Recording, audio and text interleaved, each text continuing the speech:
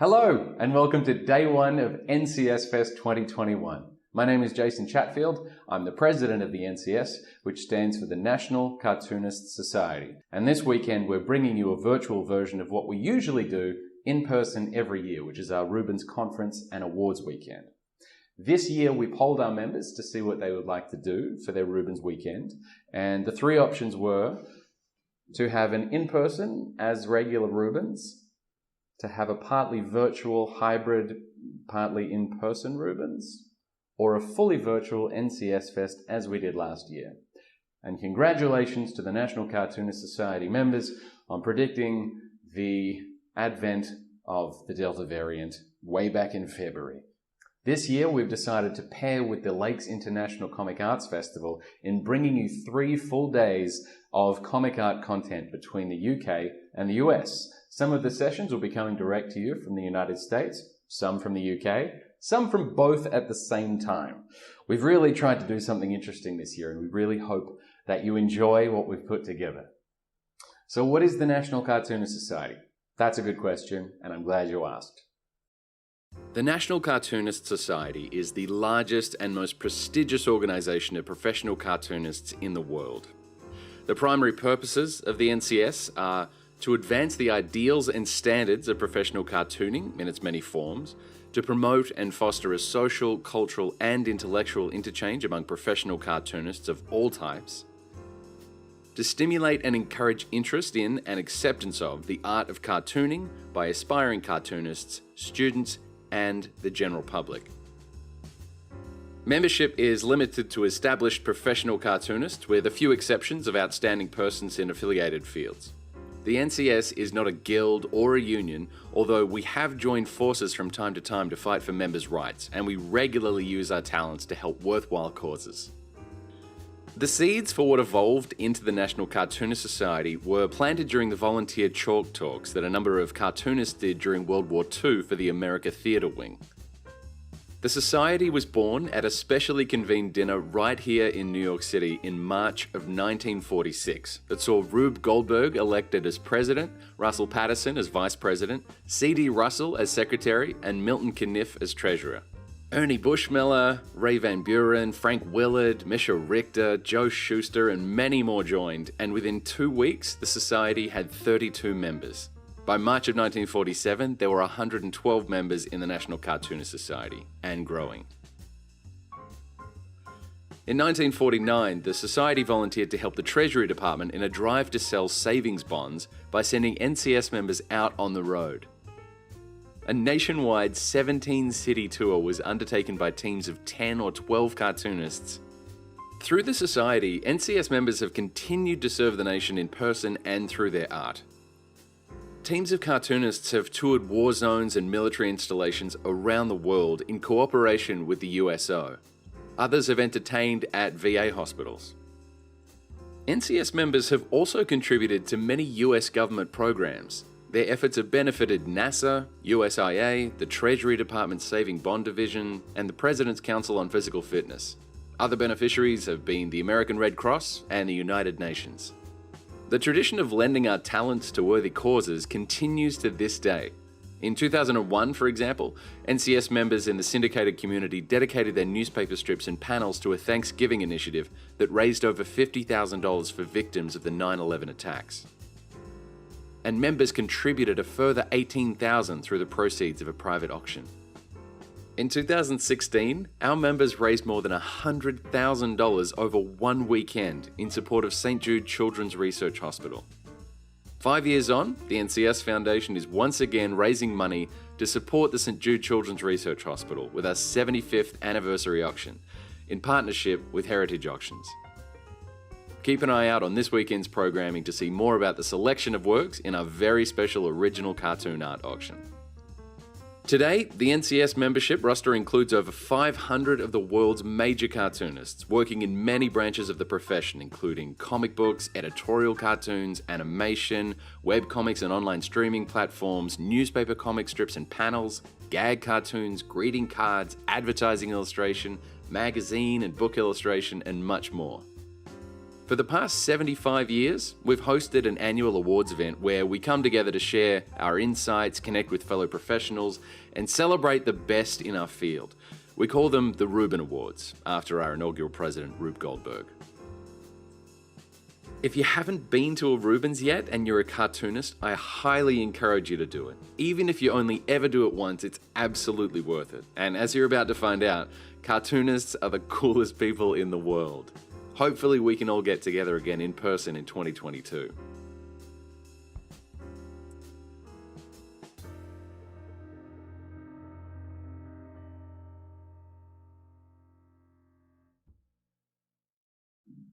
This is one of my favorite places in all of New York. It's the Museum of Cartoon and Comic Art in New York City at the Society of Illustrators.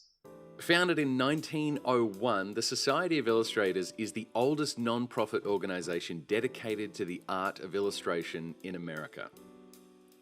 The Society of Illustrators is located at 128 East 63rd Street in a graceful 5-story townhouse on a quiet residential block on the Upper East Side of Manhattan. Originally, it was a carriage house built in 1875 for William P. Reed. It's near many of New York's famed cultural institutions like Central Park and the glittering shops of Madison Avenue. In August of 1939, the Society purchased the building for approximately $33,000, which is nearly $500,000 in today's dollars. In 1951, renovations to the third floor were complete, creating a lounge for the membership and a library in what is now the famous bar. The Bar, that amazing bar graced by Norman Rockwell's Dover coach, was on the 4th floor where the library is now. The street-level gallery opened in the 1950s. Then, in the early 1960s, the lounge was reconfigured into the dining room and bar. Spearheaded by a campaign in 1981 by Society President John Witt to create the Museum of American Illustration at the Society of Illustrators, the lower level was converted into a second gallery. The galleries, open to the general public, greatly increased the space for year-round exhibitions and a bookstore in the lower gallery offering posters and publications by the Society and many others. Their permanent collection houses 3,500 pieces that are catalogued for scholarly use and displayed periodically. Then, in 2012, the Society created the MoCA Gallery, with a focus on curated exhibitions of comic and cartoon art. MoCA stands for the Museum of Comic and Cartoon Art.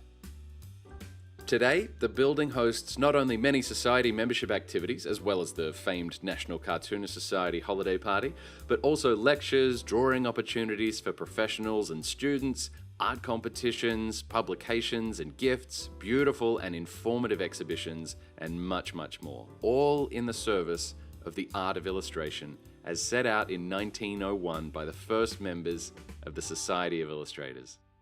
Thank you so much to the Society for hosting us for NCS Fest this weekend. Thank you so much for your support in these last 2 very difficult years for the NCS. Thank you especially to our sponsors, without whom none of this would be possible. I'm going to stop talking. We have so much programming to get to. Thank you so much for tuning in. Thank you very much to our sponsors once again. And congratulations to all of our nominees of the 2020 Reuben Awards. Yes, the 2020 Reuben Awards. They're presented in 2021. It's a whole thing. Anyway, please enjoy our programming and let's kick it off.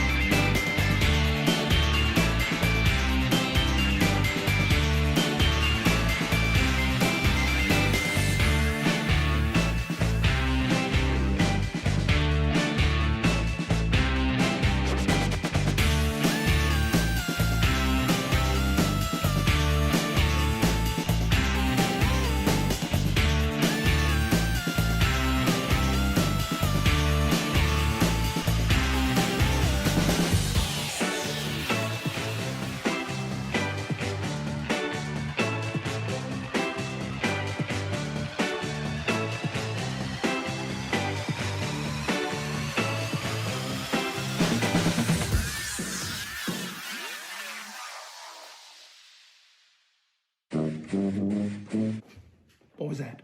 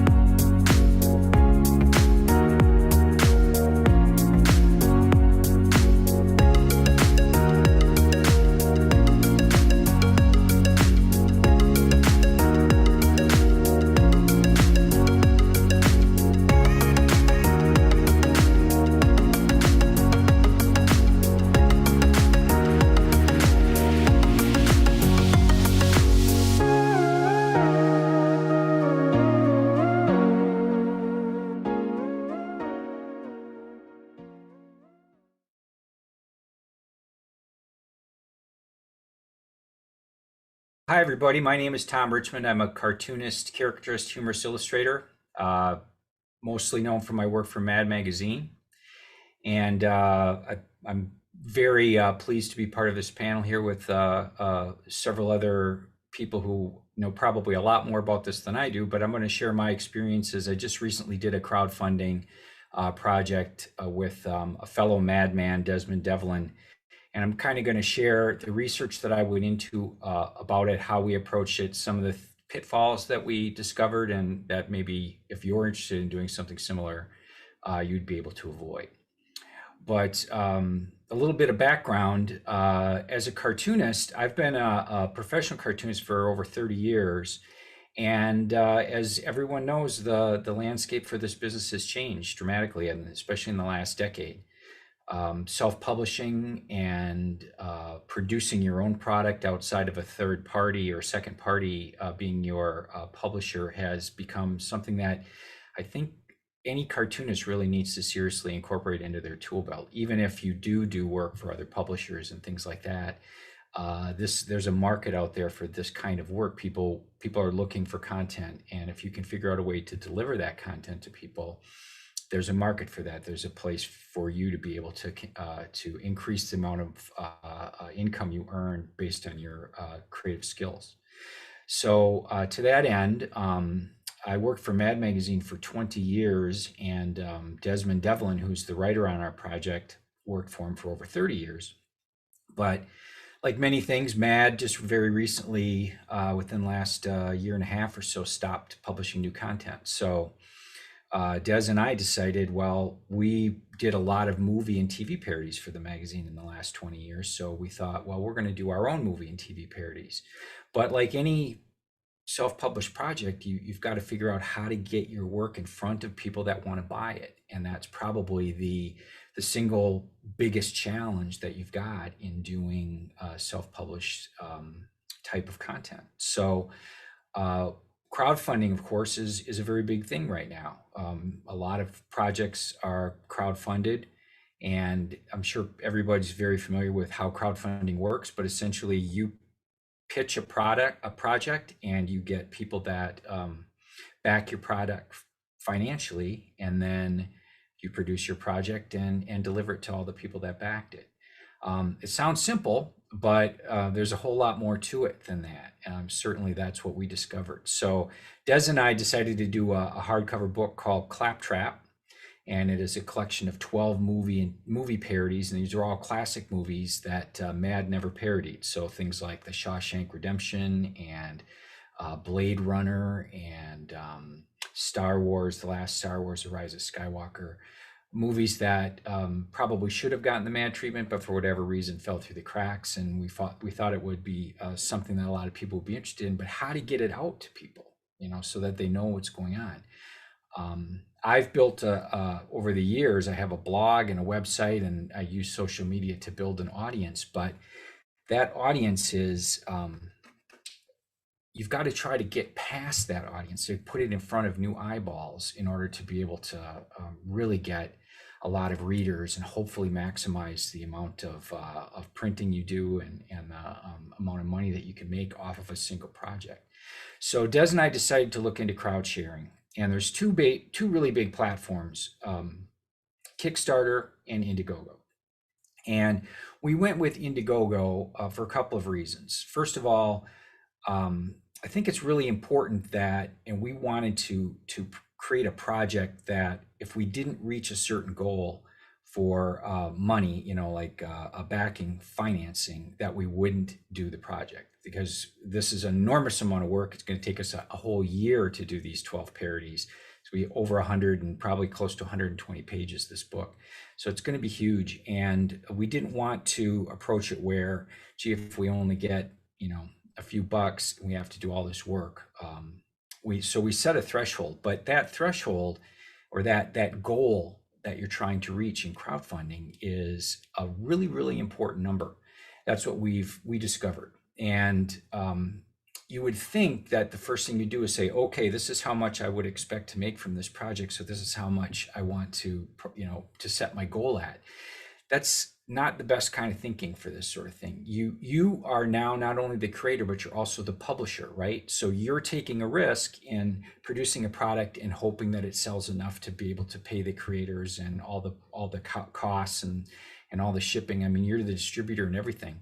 So there is an amount of risk, and I think that it's important to approach a crowdfunding project thinking, I need to take a chance on this in some way. I can't just set it at X amount of money, and if I get that much, boy, I'm paid for everything and all my work and everything's great.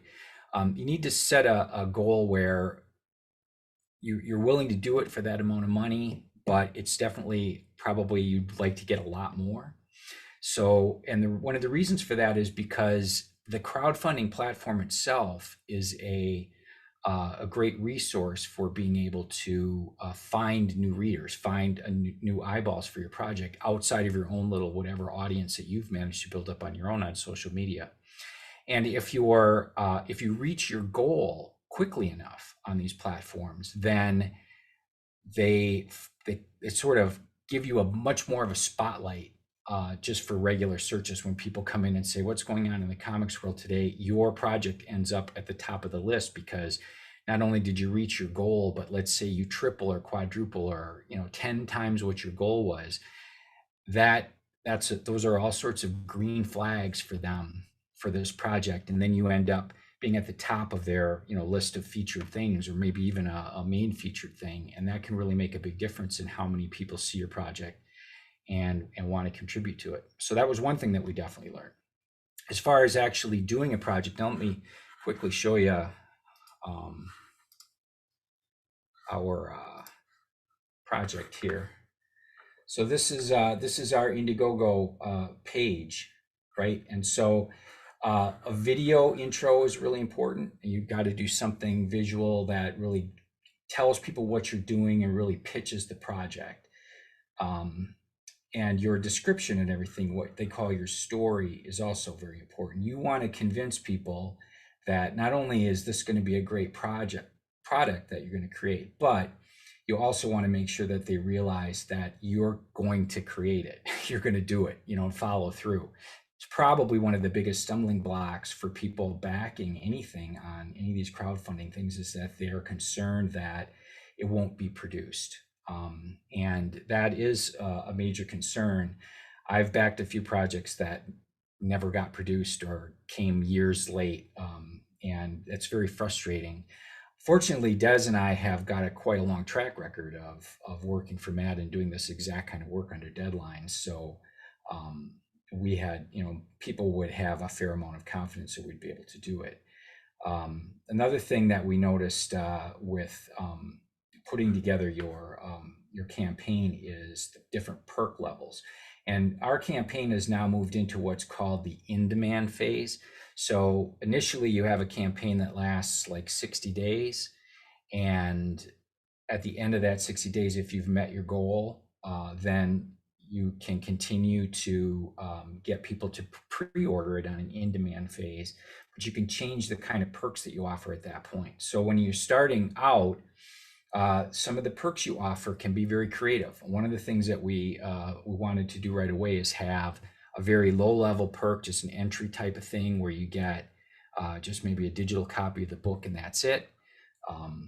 And then have different tiers that continuously go up in the amount of backing that they're giving you until you get to the point where you've got some kind of crazy, outrageous, at the very top, super backer type thing that's like you'll fly out there and hand deliver the copy and take them out to dinner and dancing or something like that for some crazy amount of money. If you probably never get anybody to do that, right? But it's a fun thing, and it kind of gives people like, oh my gosh, well, it's suddenly the other tiers don't quite seem so expensive. But we did a lot of creative things like offering to one of the original art pages from the book at a tier, drawing somebody into the book. That was one of our tiers where if you contributed at this level, I would draw your caricature as one of the characters in one of these parodies in the book. And so it's fun. It doesn't create any extra work, right? For us, I mean, I guess I have to draw an extra caricature of somebody, but I'm going to draw somebody there anyway. So it's really a way to creatively increase the kind of income and funding that you can get for these things without making it a lot more work or more time consuming on your end. So those perks are also very important, and having a wide range of them on different things that they can do. And then sharing the work. When Des and I started doing this, we didn't launch this thing until we already had the first parody in the can. So we already had done this parody of the Star Wars The Rise of Skywalker movie. It was already done so that we were able to instantly share that work with backers and show them exactly what they were expecting to get, and the fact that we'd already been working on it. So, and I think that creates a sense of confidence that, yeah, you're going to follow through with this project. And then all along, we've been sharing other sneak peeks into some of the movies that we're doing. And after the campaign is over, there's another level there that's kind of keeping your backers interested by constantly updating them. Every Tuesday we have an update, and all it is sometimes it's just a couple of jokes, and we just say, hey, we're really working on it. Or if we have something we can share, we'll share that. We do question and answers, trying to keep your audience engaged and encourage them to spread the word. That's another thing that's really important with crowdfunding. And then the nuts and bolts part of it is something that you should really work out before you get started. Like you should understand how much your printing is going to cost you, understand what that process is, find yourself a printer and get some pricing at different levels of, how many copies you plan to produce. Really, I think backers are a lot more confident about backing you if they think you really know what you're talking about, right? So you say, this is a hardcover book, this is the size, this is the binding. You need to do a little research and legwork for that, and probably call some printers and get some quotes and kind of get that all set up ahead of time. A lot of printers have done a lot of work with crowdfunding type projects where it's just a pitch, and they know that it's got to get to a certain level in order to realize it. But they're quite, I found printers to be quite willing to give you quotes, even if it's going to be 6, 8, 9 months down the road that you actually do the printing. So there's a lot that really goes into it. And then the final part of it is fulfillment. You have to take that into effect too. I mean, you're gonna have to distribute all this stuff and mail it out. And I think some of the people you're going to be talking to provide all these services for you. So that's a much better way to go, maybe, if you don't want to do all the legwork. But Des and I, we met our goal, and we're doing okay with the backing. One of the things that I think you need to understand too about doing a crowdfunding project is the funding that you get from the actual campaign isn't necessarily all the money you're going to make. In fact, it probably isn't anywhere near all the money you're going to make. And once the product is produced, you can overprint and have some copies that you're able to sell. And the closer you get to your print date, and when you are able to tell people, yes, it's in the can and the printer's got it, you might see a real increase in the amount of pre-orders, because people are a lot more confident about ordering a product that they know is already done and ready to go, as opposed to something that still needs many, many, many weeks of hard work in order to produce it. So it was a real learning experience. This is the first crowdfunding project that I've put together. And it was fun. It was exhausting. Promoting it was exhausting. We kept on sending out information to all these different media outlets and stuff. One of the things we discovered was that a lot of media that are associated with comics and cartooning and that sort of thing won't run a story or talk or promote about a crowdfunded project for precisely the reason that it's not a real product, and they don't want to promote something that never gets done. So we did run into that roadblock a bit, but it becomes a kind of organic self-sharing sort of thing that just sort of like a snowball rolling down the hill and gradually picks up steam, and hopefully by the end of the campaign, when you ship everything and fulfill everything and do all that, you've opened up a new market for yourself and built your audience up as well for possibly another project. So it's exhausting. It takes a lot of work and a lot of legwork and a lot of the stuff that publishers and people used to do for you if you're a professional cartoonist and have worked with publishers before. But it's also a lot of fun and rewarding. And I guess one of the things I like about it is I don't have any art directors telling me what to do. So I get to do whatever I want to do, and hopefully the people that get our project will enjoy it. So anyway, I understand that there might be some questions at the end that we'll be able to answer, but I'm going to turn this over to some of the other experts here and let them share their thoughts and what their experiences with self-publishing and crowdfunding. But thanks for having me. All right. So what I want to talk about is, how do you fund on day one? How do you get a fully funded project, all the money that you're asking for on that first day? And really what it's about is your pregame, how you're leading up to this crowdfunding event that you're going to be doing. And it takes, if you're starting at ground zero, I would start a year out, maybe 2 years out before this, to build up the proper audience, to get the kind of numbers that we saw Tom had posted there in his crowdfunding for his book. And same with the kind of numbers I've seen in my campaigns that I've done, which I've done 4 now, I think, at about a combined total of $200,000 or more, I think now. And it all comes down to, how do you build that audience? I was reading a biography of Walt Disney not too long ago, a couple months ago, and something really struck me. Here's this guy who is building this animation studio from essentially nothing, and he's out there, getting all the animated films in the movie theaters, and he's trying to do merchandise, and he's trying to build Disneyland. And what he was always saying was, we don't make movies to make money. We make money so we can make more movies. And that was always his primary goal, was to make more creative projects. Disneyland, the movies, everything that he kind of had his fingers in, were to make these projects that are timeless. I mean, you still watch Pinocchio and Snow White and Sleeping Beauty, and they just have this timeless quality about them. But money was always a problem for Walt Disney. He was always going back to Roy and saying, do we have enough money to do this project? How can we do this? How can we do that? And he had a brilliant solution for how to fund Disneyland. He had already mortgaged vacation homes. He was paying for the thing himself. And I'm telling this story because it does have a point. I didn't just want to talk about Walt Disney, but what he did was he went to ABC and said, and they'd been hounding him, can you do a TV show for us? TV was this new frontier, right?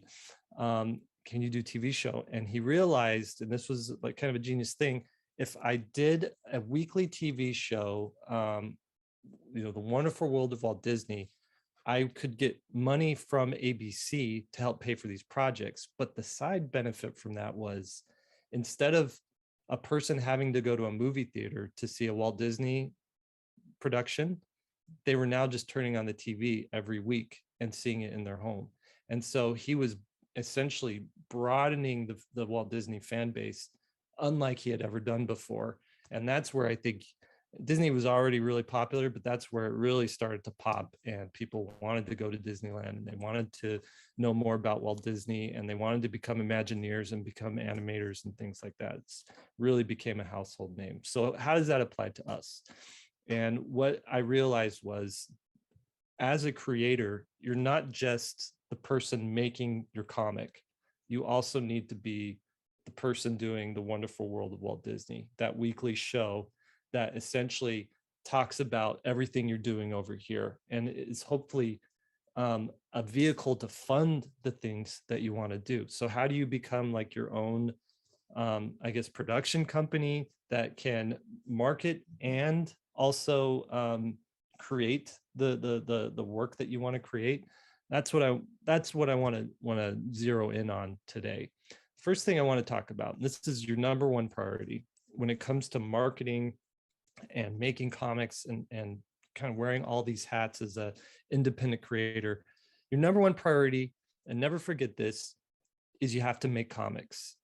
You can't let yourself put the cart in front of the horse and spend your day so focused on marketing that you neglect making your book. Okay, so first priority, get that book made, spend your first few hours of the day working on that thing, and then devote time to your marketing efforts afterwards. And I only say this because sometimes I forget which is more important.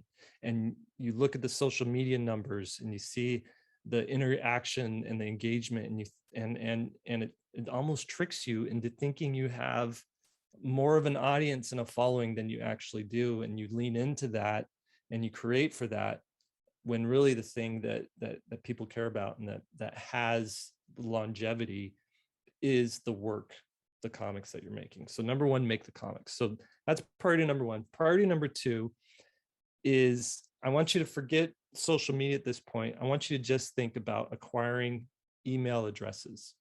And the reason for that is email is the number one most used social media. Everybody has an email account, and they check in on it daily. They might check Instagram, they might check TikTok, they might go to YouTube, and they'll come and go on those things, but everybody's in their inbox daily. And so you want to be where the eyeballs are. You want to be in their inbox. So you have to have access to these people's emails. What's nice about email is it's sort of an email is giving people, when you give someone's email, you're almost giving them permission to engage with you on that level. It's a little bit more of a commitment than just clicking follow. I think you have a stronger fan who's given you an email than just someone who's given you a follow. And I want to show you an example here of something. Let's find my right desktop here. So this is a blank page, but I want to show you this thing I posted on Instagram. I have 500,000 Instagram followers, which that's crazy. It seems like a ton of Instagram followers. And I posted this picture of a TikTok robot, and it got 53,000 likes. And I look at that, I'm like, holy cow, that is incredible, because usually I'm getting 10,000 likes on something. That tells you a lot about social media right there, to have 500,000 followers and only get 10,000 likes on something. This is a conversion rate of a few percentage points, but to get 53%, that's really good. And I was happy with that. But let's view the insights. Let's dig in a little deeper. Okay. So the reach was 454,000. That's almost all of my followers, but it wasn't just my followers. Out of those almost 500,000 accounts that were reached, 7,000 visited my profile. Now that's pretty cool. If I had a link to buy my new book, those 7,000 people would then have access to this link on Instagram where they could go check out my book. Actually, right now my Instagram account just says sign up for my newsletter. But let's go down here. Profile visits 7,600, website clicks 31. cue the Price is Right trumpet, you know, like out of 500,000 people, 31 people clicked to see my website. Okay, this is for a 50,000 liked post. Let's look at an actual normal post. So here's my personal character, Skull Chaser. I'm supposed to be making a comic with them someday. Life gets in the way. That's that's something I'm struggling with right now. But I keep posting, I keep writing stories for him, and that'll be a thing that happens someday.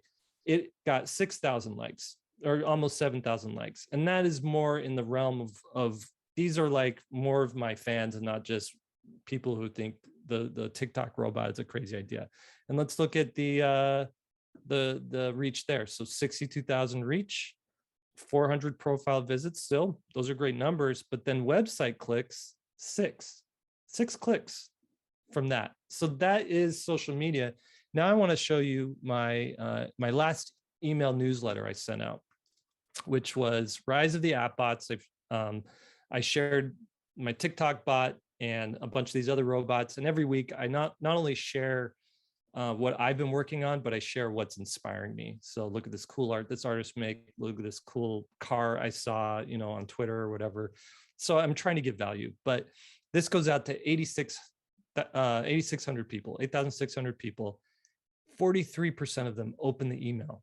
That's really good. So that's almost half of these people, and a 5.2% click rate. Okay, so let's go down. Here's my shop.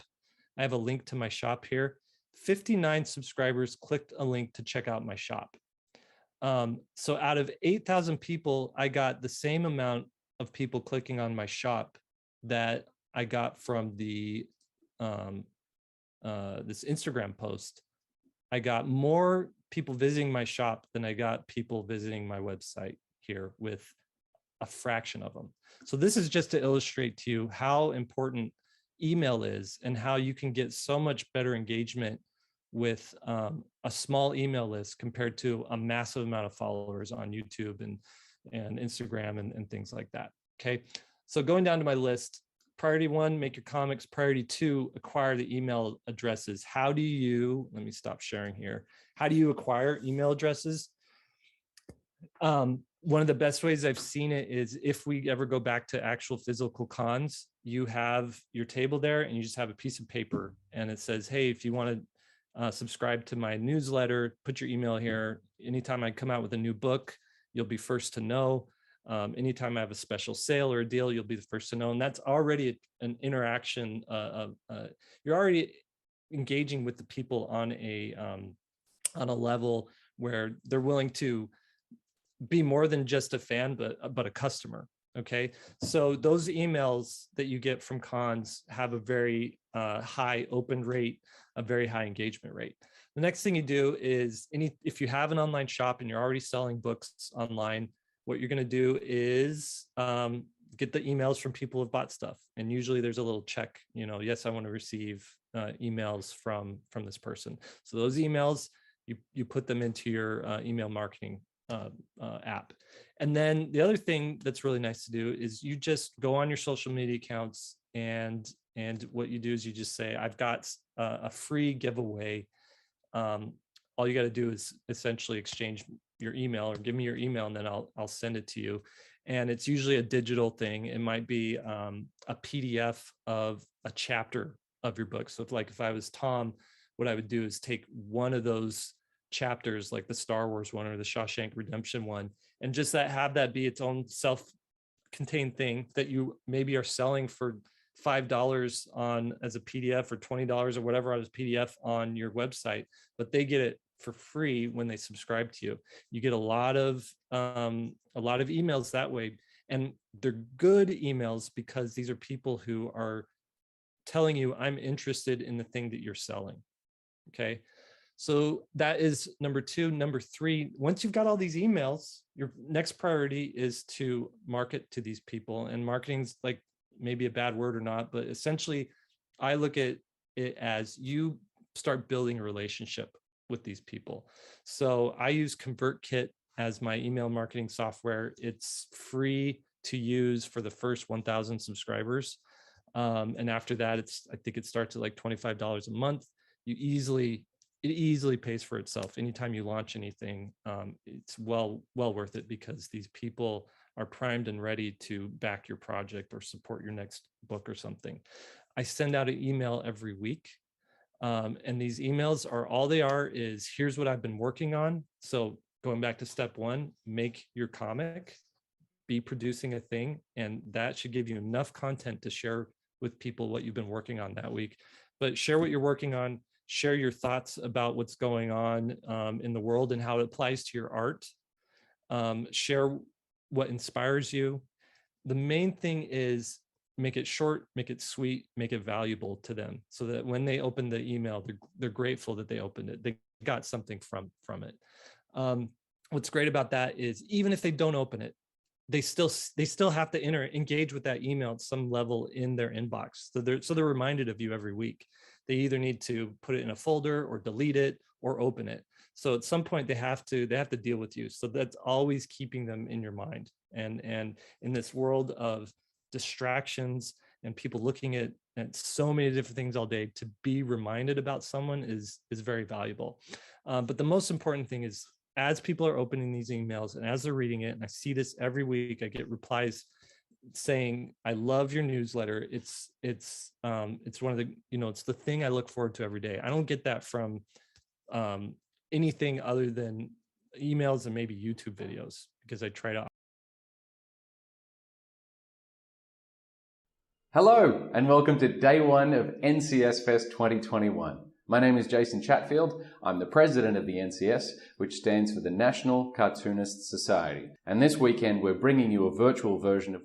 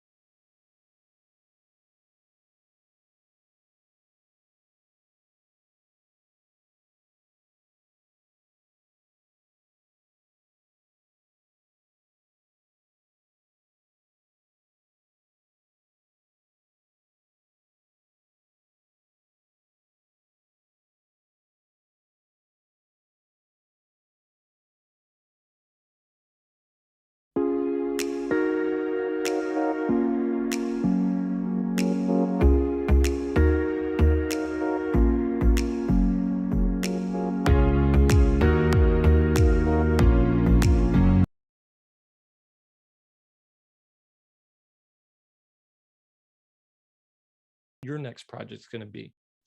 The last thing is, you can edit and repurpose that stuff into smaller formats. So if you have a long podcast episode, if you have a long YouTube video, cut out clips, and those can be a little TikTok thing or part of your story, Instagram story, or something like that.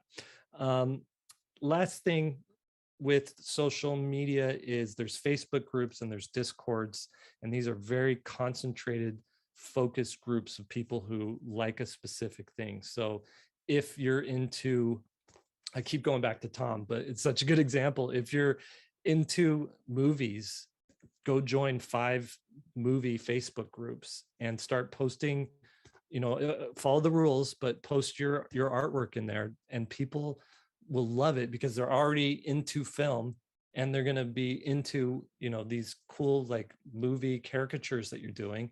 And it's just a very focused thing, instead of like trying to grab random people on Instagram through like, people searching or people, following hashtags or things like that. So that's all I had to say about this pregame. Give yourself, if you're already established on certain levels, give yourself 6 months to kind of build this email list and weekly do it. If you're starting ground zero, give yourself a year or 2 years. Again, make your comics, acquire email lists, build that relationship with them through email, and then use social media to bring people back into that. That's all I got. Hi, everybody. We're probably not going to be as polished as what you just heard, but my name is Jordan Plosky. Beside me is Eric Moss. We are the co-founders of Zoop. And you may be asking yourself, what is Zoop? In the world of crowdfunding, you guys are probably very familiar with Kickstarter and Indiegogo, as Tom was mentioning earlier during his part of this. Zoop, we are a new entrant in the crowdfunding space. We have a focus specifically on comics. We're going to try to tell you a little bit about Zoop, a little bit about our history with crowdfunding without this sounding too much of like a sales pitch. That's not what this is intended to be. But as great as crowdfunding is, as useful as a tool as it is, it came into the picture roughly 9, 10, 11 years ago, something like that, with Kickstarter and Indiegogo, not necessarily with comics in mind.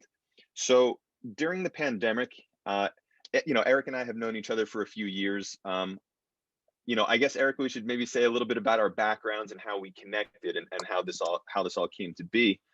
But before the two of us formed Zoop, I actually had another startup called Comic Blitz. It was like Netflix for digital comics, or for people watching this, if you know Comixology Unlimited, we were sort of a competitor to that. We wound up selling that company to a video streaming distribution service a couple of years ago. But during that time, Eric was my counterpart at IDW, and I would license content from him. I'm taking up all this time, but Eric, tell the people a little bit about yourself as well. Yeah, no, I ran biz dev for IDW for 3 years, and we were always looking for new ways to engage and get in front of customers. And there was already the direct market, the mass market. They had just signed Penguin Random House as a distributor, and crowdfunding was very new to them. Really, they had only dipped their toes in it in the games space, but never for comics. So I wanted to make some kind of breakthrough, and so really dove into the crowdfunding world and had it, kind of my own project that I pushed through and just learned everything about in the process, how to get a campaign successful, how to promote it, and how to do all those things. After my time at IDW came to a close, I just continued with the crowdfunding theme and was doing consulting, and was part of. I was a project manager for a few projects, notably Boom's Berserker campaign with Keanu Reeves, and so it was just trial by fire. I'm learning. I'm like a sponge. I'm picking up all these tips and tricks. And all the while, I'm talking to Jordan about, all right, what's next? What is needed in the comic industry? And really, the pandemic really shined a light on a big need, I'd say, for creators to get some help to run these campaigns, because a lot of projects were just left in limbo. So I was talking to a bunch of them. Jordan's talking to a bunch of them.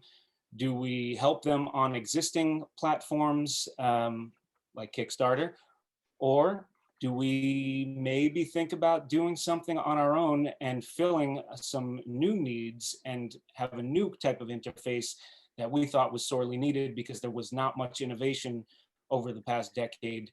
And so that's where Zoop came to light. Yeah, and realistically, crowdfunding is amazing, but after listening, to Tom and Jake talk, it's very time consuming, right? Now, all of a sudden, you're not just a creator, you're your own publisher, you're your own marketing person. You have taken on more work than you've ever taken on in your life to bring to market potentially, a comic, graphic novel, whatever your project is, that you're not even sure if it's going to get funded or not, right? So this is an extensive amount of time. You're maybe potentially learning how to, use this platform, right? Because the first time maybe you look at a Kickstarter or an Indiegogo, it's not so intuitive that it takes you, 15 minutes to put together a campaign. That's not the case. And then at the same time, a lot of creators are either working in the industry potentially and have work for hire stuff or freelance work that they have to focus on, or you have your own day job, which has nothing to do with comics. It's just what's paying the bills. And you might not have the time, to establish an email list, like Jake was saying, or, to put together this entire campaign. So what Zoop kind of did is we looked at what was out there right now, and Kickstarter and Indiegogo are great, but it's kind of like your dad giving you the keys to a car and saying, here you go, kid, figure it out. Right. And we kind of started listing like all these things that were missing from the world of crowdfunding. What would make it easier? What would make it more efficient? And that's where Zoop came in. Again, I'm trying not to make this like a pit, like a sales pitch for Zoop, because we're a small team, and but basically we're a concierge service. We're not running on Kickstarter. We're not running on Indiegogo. We have our own platform that's live now. It's at zoop.gg, as in good game, because even though we're starting with and focused on comics right now, we are going to be expanding into other categories like gaming and even high-end collectibles, sort of like Hasbro Pulse, if anybody here is familiar with that pre-order system, and things like that. Now back to the fact that we found a bunch of pain points, a bunch of holes in the model for crowdfunding. That's kind of what we do, is we are looking to fill in those holes and be a turnkey solution for creators who are looking to crowdfund their comics. I have a little deck here, just so you're not busy staring at our two faces this whole time. Maybe this will make it a little bit more interesting. But let's check out Nosferatu here, right? He's kind of letting you know there's a lot of evil in crowdfunding right now, right? There's a lot that crowdfunding doesn't offer, right? And what it really boils down to is it takes a lot of time, a lot of learning, and it's very difficult to get the visibility that you're looking for potentially on Indiegogo or Kickstarter. There are literally, I think that the number was around 1,500 comic Kickstarters each month. And that doesn't even go into, take into account the amount of comics that hit the direct market each month, which is, I think, maybe like 600 or so. So now you're competing with like 2,100 other comics that are out there right now. How do you get that visibility? And again, to some of the points that were brought up earlier, it takes a long time to prepare for a campaign like this. And when you are running it in the middle of it, it's a full-time job. We've heard from creators who we've worked with that, like, yeah, they can't focus on creating their next project. They can't draw any more pages. They can't write anymore. They're literally busy, like almost all day, every day, running their campaign, answering comments, talking to people, communicating. So that's just something else that Zoop does that we saw is like, wow, this isn't really scalable for people, for most people, rather. It's not, crowdfunding. A lot of people who do it once are very scared to come back and do it again because of their experience. And there's a little bit of that barrier to entry for a lot of people who see it as, oh my God, this is so cumbersome. And it's like, I don't even know where to get started. So with Zoop, we come in rather heroically, as you can see, and we try to solve as many of those pain points as we possibly can. We want to be that one-stop shop that gives you all the services necessary on the platform, right? So because a lot of people potentially will look for a campaign manager, right? If you have a full-time job, you have some other gigs or freelance work that you're doing, but you have this project that you want to get out there, and you say, look, I'm a creator. I am not a business person. I'm not a publisher. I don't want to handle the technology or the administrative stuff with this. I'm going to find some people. Well, now it takes you weeks, potentially months of crewing up and putting together a team of people. And that might be a campaign manager, someone to handle marketing for you if you yourself don't have what it takes. And there's no shame in that. Not everybody is built to handle every aspect of getting a product to market, and then during the campaign, again, is another full-time job.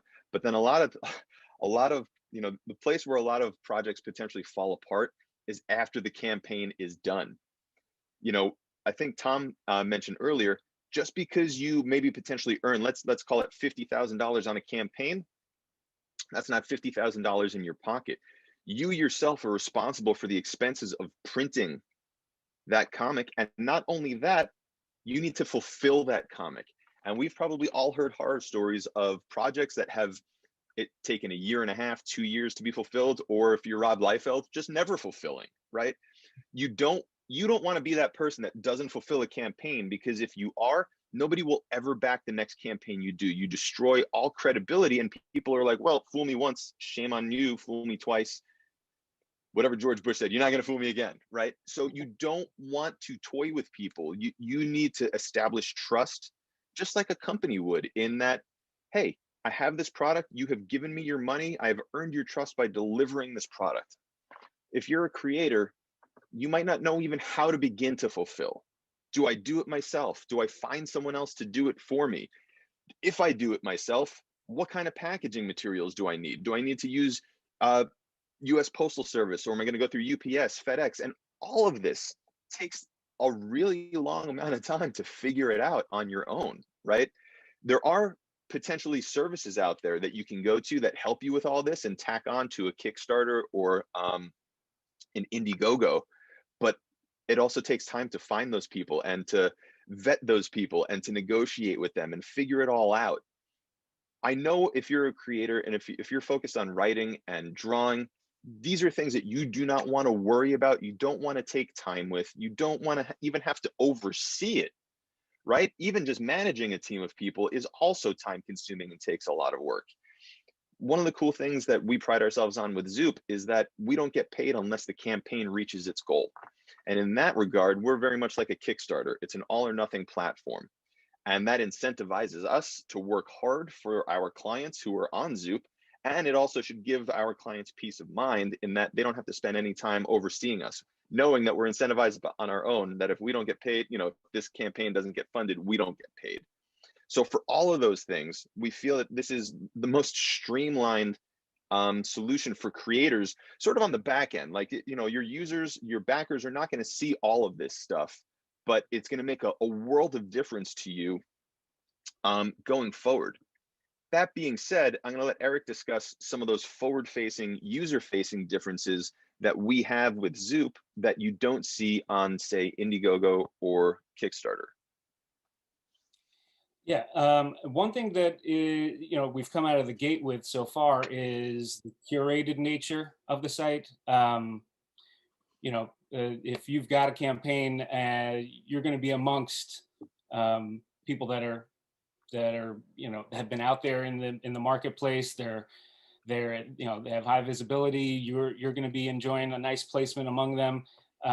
We're looking for professional people that handle their business and get things done, and they have good following.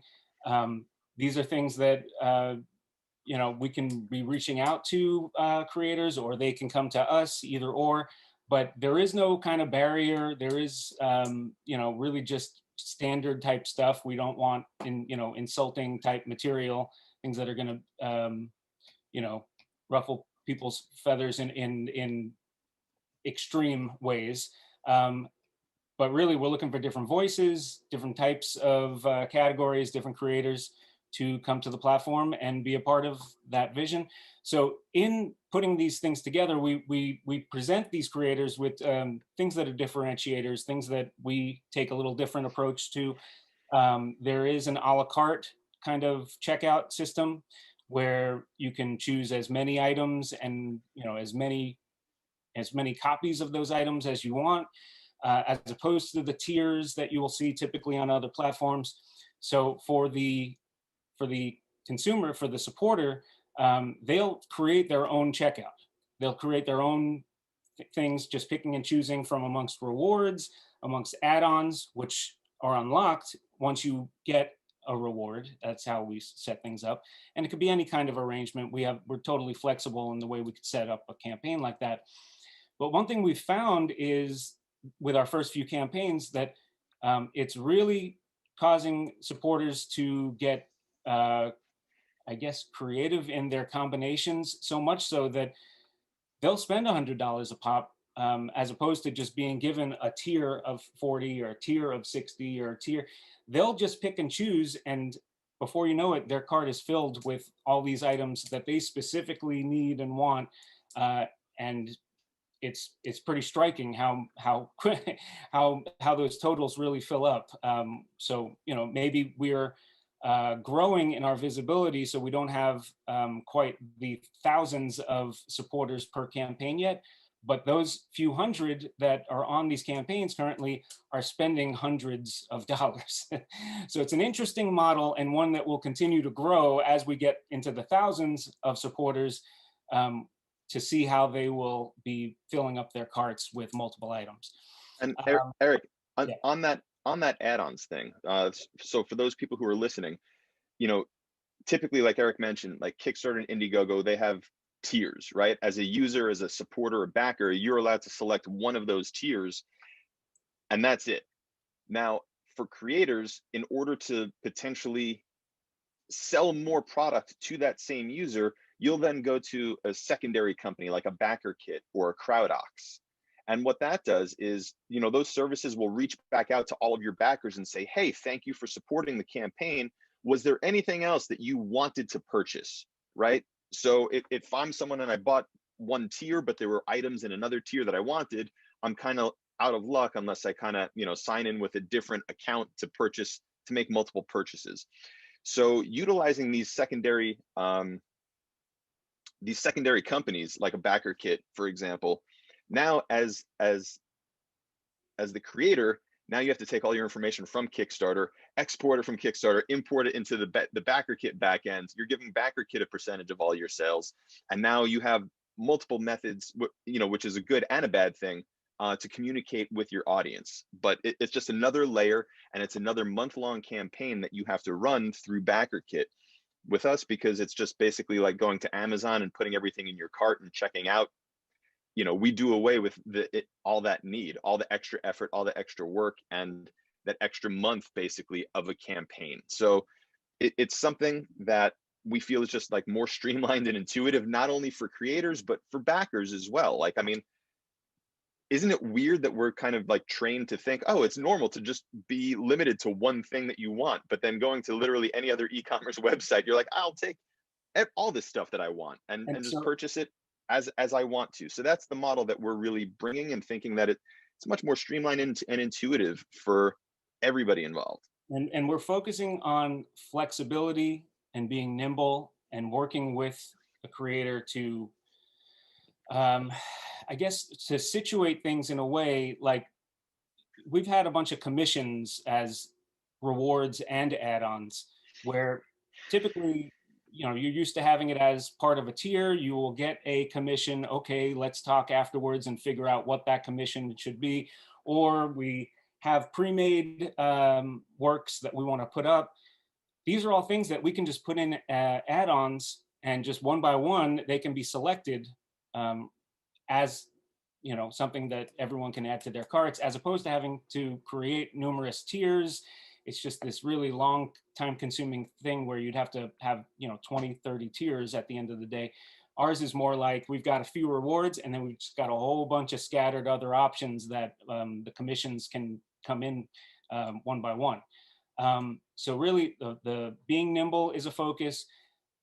We're young enough that we can kind of adapt and create our own rules in certain scenarios where we can offer items from the creator's back catalog. We can extend campaigns. We can move items around into rewards, add-ons on the fly. We could change the pricing. We can just upon demand, we can kind of gauge things and make those changes for you. We could even let's say open a campaign back up if it's been closed, if there's a need. This is the type of nimbleness that other platforms would never dream of, because they're set in their ways. If they do it for one, they've got to do it for all. So we're new, and we're we create opportunities on the fly. We can come up with, let's say, other payment methods, other things that can kind of be done after the fact to collect those kind of delinquent credit card, transactions after the fact. So these are all things where, you can kind of see that kind of personal touch with the creators that we work on. Retailer is another big thing. Depending on the client, they might have a heavy retailer focus. We can do a lot of that outreach. What else? Yeah, I think this. Yeah, I think I was gonna say, I think we covered a lot. I mean, this might be eye-opening to some people who haven't really thought about all this stuff. But when you start and break it down, you're like, oh yeah, there are a lot of holes currently in crowdfunding, and it would be nice to kind of update the process from 2009 when this kind of all came to market. That's kind of the goal. We're trying to make it easier for creators to bring projects to life. We're trying to make it easier for backers to support those campaigns. There's a lot of great information on how to run those campaigns from Jake and Tom. That's not the information that we're sharing, because technically we would be running the campaign for a creator. But we're happy with the opportunity to discuss Zoop, discuss other alternatives and options that are available to people who are looking into crowdfunding. And thank you guys for listening and for having us today.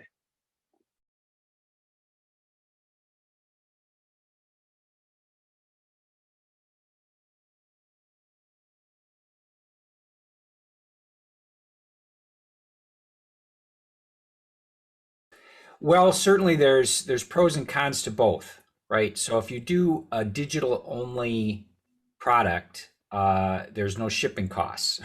It's very easy to fulfill those, which is great. But it's like, I think people still love to hold printed things in their hands, and the world hasn't quite switched to reading absolutely everything and enjoying, especially comics, on a digital platform. So we really wanted to do a printed thing, but it is going to take us an enormous amount of time and work to fulfill that. So I don't know if one trumps the other as far as sales or whatever. I guess a lot of it would depend on the type of work that you're trying to produce. So if you've got something that just looks gorgeous on the page, having a printed version is something that is probably going to facilitate a lot of sales. If it's just kind of one panel gag things or something that's a shorter format type of thing, maybe the digital is the way to go. But I think it's just up to your personal preference and how deep you want to dive into the printed part of it, because you have to print it, you have to find a printer, there's a lot of work involved in producing a printed product and shipping it out. So if you want to do all that legwork and then printed piece is a great thing. If it's not something that you want to do, then maybe you just go digital and see how it goes. I think that going digital potentially limits what you can do for rewards and add-ons, right? You can't sign something digitally. You can't really, do like a sketch on something digitally. And then if you wanted to add maybe like a pin or a print or a t-shirt or something, now all of a sudden you're getting into physical product anyway. But there are campaigns that do just, straight digital. I would set your goal lower, understanding that maybe your price point for your item might be a little bit lower because it is digital. There's no fulfillment costs, there's no printing costs. But with a lower price point, again, lower that goal, because you're going to need a lot more people to come in, at $5 a head or $10 a head, as opposed to potentially $25 or $50 a head with all the other items that you could potentially put on top of your base, printed comic, for example. Whenever I'm doing a Kickstarter, I am like hard baking all the add-ons in the front. So when I'm asking for that initial amount of money, I'm also planning on printing, 1,000 bookmarks, 1,000 stickers, and 1,000 mini prints or postcards or something to go with it. So that when it funds, I know I've got enough money for these bonus items. And my bonus items are always, or my add-ons are always something small that will fit in that same box. So I don't have to get a bigger box or a heavier box. So it's usually just something flat. If I do a print, it's not going to be bigger than the book, so I don't have to fold it or anything. You just slide it right in there with it. And then it's a way that you can really offer more value for what they're paying for up front. And really, for me, with the Kickstarter is I'm not trying to just sell the books at the Kickstarter. I'm, like Tom says, I'm ordering 1,000 extra books that I'm going to sell on cons, I'm going to sell on my website. So to kind of give people an incentive to back a Kickstarter, I don't mind putting all this extra stuff in the beginning or in the front of it, and making a little bit less money up front, knowing that I'm going to make so much more on the back end selling these things over time.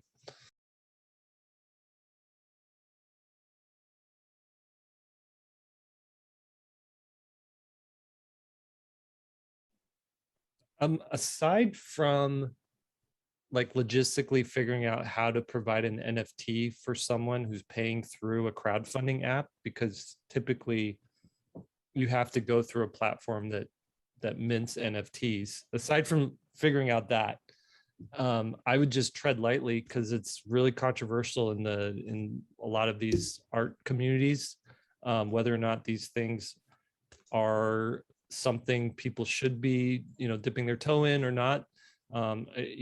I posted on Instagram that I was thinking of doing an NFT. I found this platform that is carbon neutral, so it answers like the environmental thing. It's artist centered, and they it had all these red flags that I had. It sort of dealt with all those, but still there was a massive amount of backlash and unfollows and things like that. So it's really hot, and maybe if you want to be on that front line of like being being the advocate for NFTs, go for it. If you want to just hang back until everyone catches up someday, then maybe you do that.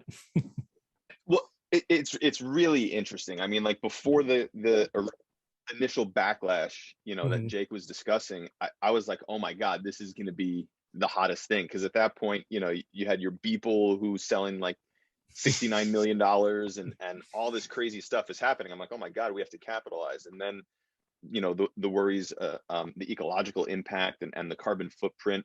And so we took a step back. We are set up, and Jake, to your point, we have a solution for, that like pre-order. How do you do it? But the piece that's sort of missing still, regardless of how people feel about NFTs, is the recipient also needs to have their own wallet. Mm-hmm. Right. And I don't know that an individual crowdfunding campaign or even our platform wants to educate, a user who's never purchased an NFT before and is like, oh, I could get this because, they're not dropping 6 at 4:55 p.m. and I have to be there at that exact time to get it. Crowdfunding could potentially give an opportunity to people to purchase their first NFT, but there's also the education about like, all right, now you need a crypto wallet. What does that mean? A lot of people don't know. So that when it comes time to potentially fulfill that NFT, there may be a little gap in the education on the backer side of things.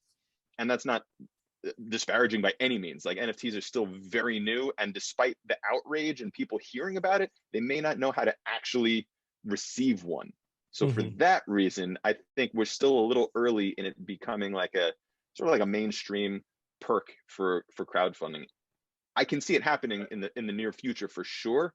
Right now, though, to Jake's point, I don't think we're ready to be on the front lines of that yet either.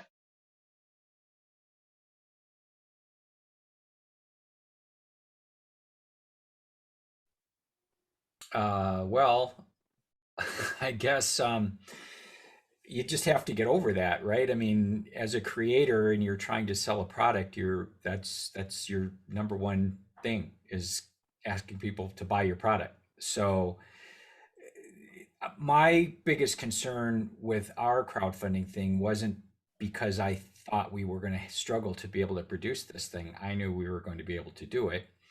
A lot of it, I found some people were more nervous about the fact that you got to do everything else. I mean, the drawing and the writing and the creating it, obviously Des and I can do that.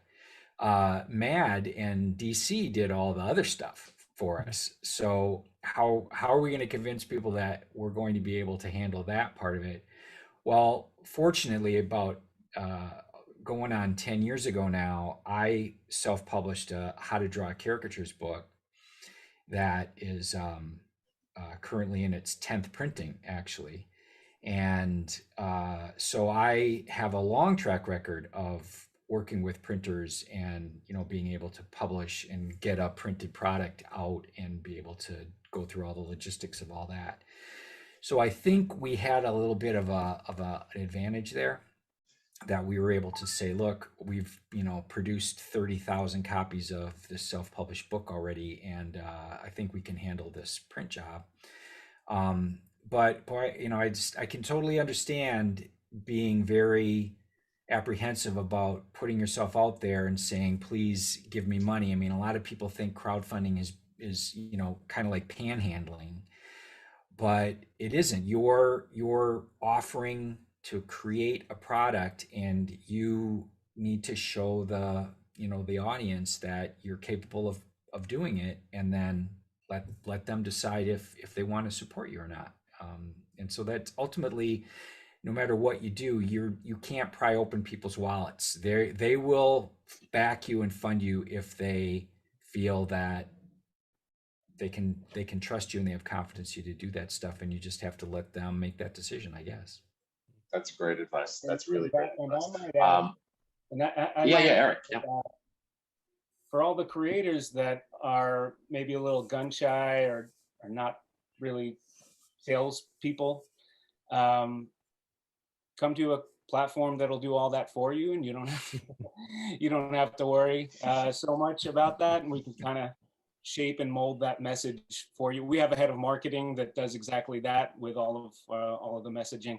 So really, you know, you can kind of distance yourself a little bit if you have someone else that is more seasoned. So that's another option as well.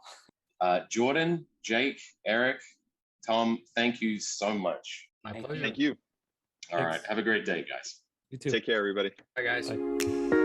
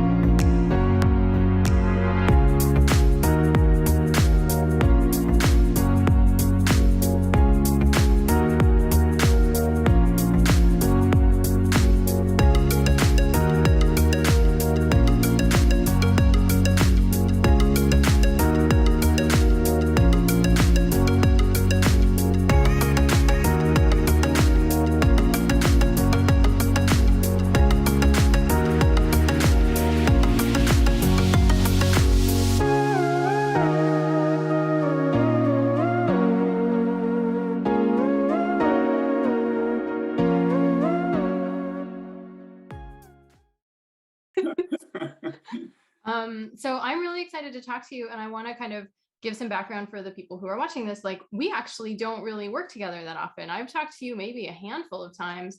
Mostly, I appreciate that you and I are both from Michigan, and so we can talk about like Michigan things. Oh, you didn't remember. How embarrassing for you on this panel that will be watched by all these people. Terrible. So yeah, so anyway, you have been doing Fraz for a while, and I'm not your regular editor, so I think maybe some background is like there are many editors at a syndicate, and so every cartoonist works with maybe a different editor. The other two panels that I've done for NCS Fest are people that I do work with, and so that's a little bit of a different relationship as far as my insight into their process. So I will be coming at this, like, this will be a mystery to me as well. So when I ask you questions, I won't know the answers when I ask them. So like, talk a little bit about like, what's your cartoon about, and how did you come up with the idea for it? Okay, we can do that. Yeah, Fraz has been going on a while. We hit 20 years back in April. So that's still kind of astonishing to me too. It always has felt from the beginning like I was getting away with something. This is really a dream job. And back when it was still just a dream instead of a dream job, it kind of came up. Go back to before I was doing the strip, and I had written and illustrated a children's book back in the 90s. And when you do that, you spend a lot of time at elementary schools, reading the book, doing assemblies, drawing for kids. And it was at those assemblies that I noticed a pretty interesting pattern. For anyone who doesn't know, Fraz is the title character in the strip, and he is a janitor in an elementary school. So I'm at elementary schools, among other schools, but in this case, at elementary schools doing assemblies. And I noticed a pattern really quickly that when when students are waiting for an assembly to start, that's like the next best thing to recess, right? Or even better, because it's the last thing before you go home. A lot of times it's the last thing of the day. And so the kids are all riled up, and some poor teacher goes into the gym or the auditorium or the assembly hall to calm them down a little bit before I get them riled up again. And it usually doesn't work. You know, the kids, they're enthusiastic, they're excited, they're kids. And so teacher couldn't get them to calm down. Principal may come out, can't necessarily get the kids to calm down. The janitor would come out, and he or she wouldn't really even have to do anything. The kids would calm down. It's not that they were afraid of the janitor. The janitor was just one of them. You know, it was kind of an adult, but also kind of a kid too, and crossed the line in a certain way. And the kids could relate to the janitor. And this was at school after school after school. And I just kind of filed that away. This is still some years before I started doing Fraz. And I filed it away, and I thought, wow, this could be a good book or a story or a comic strip someday. And fast forward a few years, I was working as an art director at a news bureau for a chain of newspapers then. And as I was seeing the bureau, you know, the business model was looking like that particular bureau might dissolve. And I thought, okay, probably time to go back to college, finish my degree, and get serious about this stuff. But first, let's try the comic strip idea. I had drawn a comic strip when I was in high school and college age, and that stayed with me, but I went and did other things for a living for a while. And so I thought, well, let's do this. Let's try one more shot at it, mostly because I didn't want to turn 70 years old and wonder what if. Well, now I know what if, but I had to come up with a premise. And that's when my brain went straight back to the janitors in the elementary school. And just a few sketches and a few storylines later, I didn't even come up with a plan B. That was it. All I could think of was, why didn't somebody come up with this earlier? And I worked it through, and we have Fraz. And I think That people is, did. I think people did come up with it earlier. They just put it in movies, you know, like The Breakfast Club had a janitor in a pretty key role, and but not really so much with the comic strip in the main role. And yeah, I think it that just main role worked. thing is the key. Yeah. It just worked. I really enjoy hearing that story because when I look at Fraz and when I read Fraz, I do remember as a child in schools, like the janitor was always cool and everybody always knew them because you have different teachers, you know, you have different teachers and you're in different classes throughout Mhm. the school year, but generally the janitor is the same person. And so you get to know that person and like, yeah, they don't get mad at you for stuff. Like maybe they tell you to pick stuff up, but there is that weird, like you're saying, like that hybrid role of like authority figure, but also like a normal person that you can kind of talk to as a kid. So I think that having that as the focal point for Fraz makes so much sense, and it is shocking to me that hasn't been pulled out more in storytelling, just because there are very few people in children's lives who occupy that space. And everybody has a favorite janitor from when they were in school. Yeah, And yeah, the janitor's in an interesting spot too, because the janitor gets to see, I won't say the worst side of kids, but sometimes the more embarrassing side of kids. You know, the kid has an accident, the kid throws up at school. It's the janitor that says, it's okay, I got this, you know, or even worse, you know, you drop your lunch tray in front of the whole cafeteria. That's even more embarrassing. And the janitor helps clean it up. And yeah, he's the guy or she's the guy who can say, it's okay, it happens to everybody. I got this. And it's a neat personality. yeah, and it's also definitely something that carries through in the storytelling that you do in Fraz, because you have this very compassionate world. Like you have children who are trying to reckon with stuff that's happening outside the school, and then you have this an adult person who can kind of give a little bit of context to them while also being very relatable. And I think for the audience, I think that your audience is probably like everybody, because it's newspapers, and so like obviously children are not necessarily buying newspapers, though I don't know why not. They're I'll not get into my series of jokes about that, but I think that it is a thing that adults and children can really relate to and also connect with. So I'm sorry, Jason, there's a dog barking in the background. I cannot stop it. It's not my dog. Like I could if it was my dog. So Jeff, what's your favorite thing about reading comics? I'm just gonna close this window real fast. So please talk, Yeah, and no I will problem. do this thing. My favorite thing about reading comics is that they're fun. I mean, who doesn't like to have fun? And they're instant fun. I mean, either, you know, you read a strip and either it works or it doesn't that day. And whether it works or it doesn't, you move on to the next one, you know, because whether it's Go Comics or a comics page, there's the next one. And you just bing, bing, bing, you get that reward, you get that dopamine rush, you get that little thing that you learned that you didn't know. That new different way of looking at something. It's so quick, which doesn't mean it's superficial. Sometimes it is, but doesn't mean it's superficial. It's just so quick and so reliable. You know, you can count on it coming back the next day, and there it is again. I love the consistency of it, but it can be anything, but it's almost always fun. And I like that. The comics have always been fun for me to read. As a kid, which maybe I didn't buy the papers when I was a kid, but I certainly read the newspapers that other people bought, whether they were at home. You know, we were definitely a multiple newspaper family, or at school. You know, school, library, everywhere. I was always a newspaper reader and always a comics reader. Yeah, I have distinct memories of waiting for my parents to be done with the section of the paper that had the comics, because I wanted to read the comics. And so that's definitely that very foundational memory that now that things are so digital, I don't know how, like, I want to know what people like 10, 20 years from now are like, I remember this process, or like, I remember waiting in this way, or like, I always feel like so many foundational memories are like, there's a tension, like there's something that you're waiting to do and you can't do it immediately.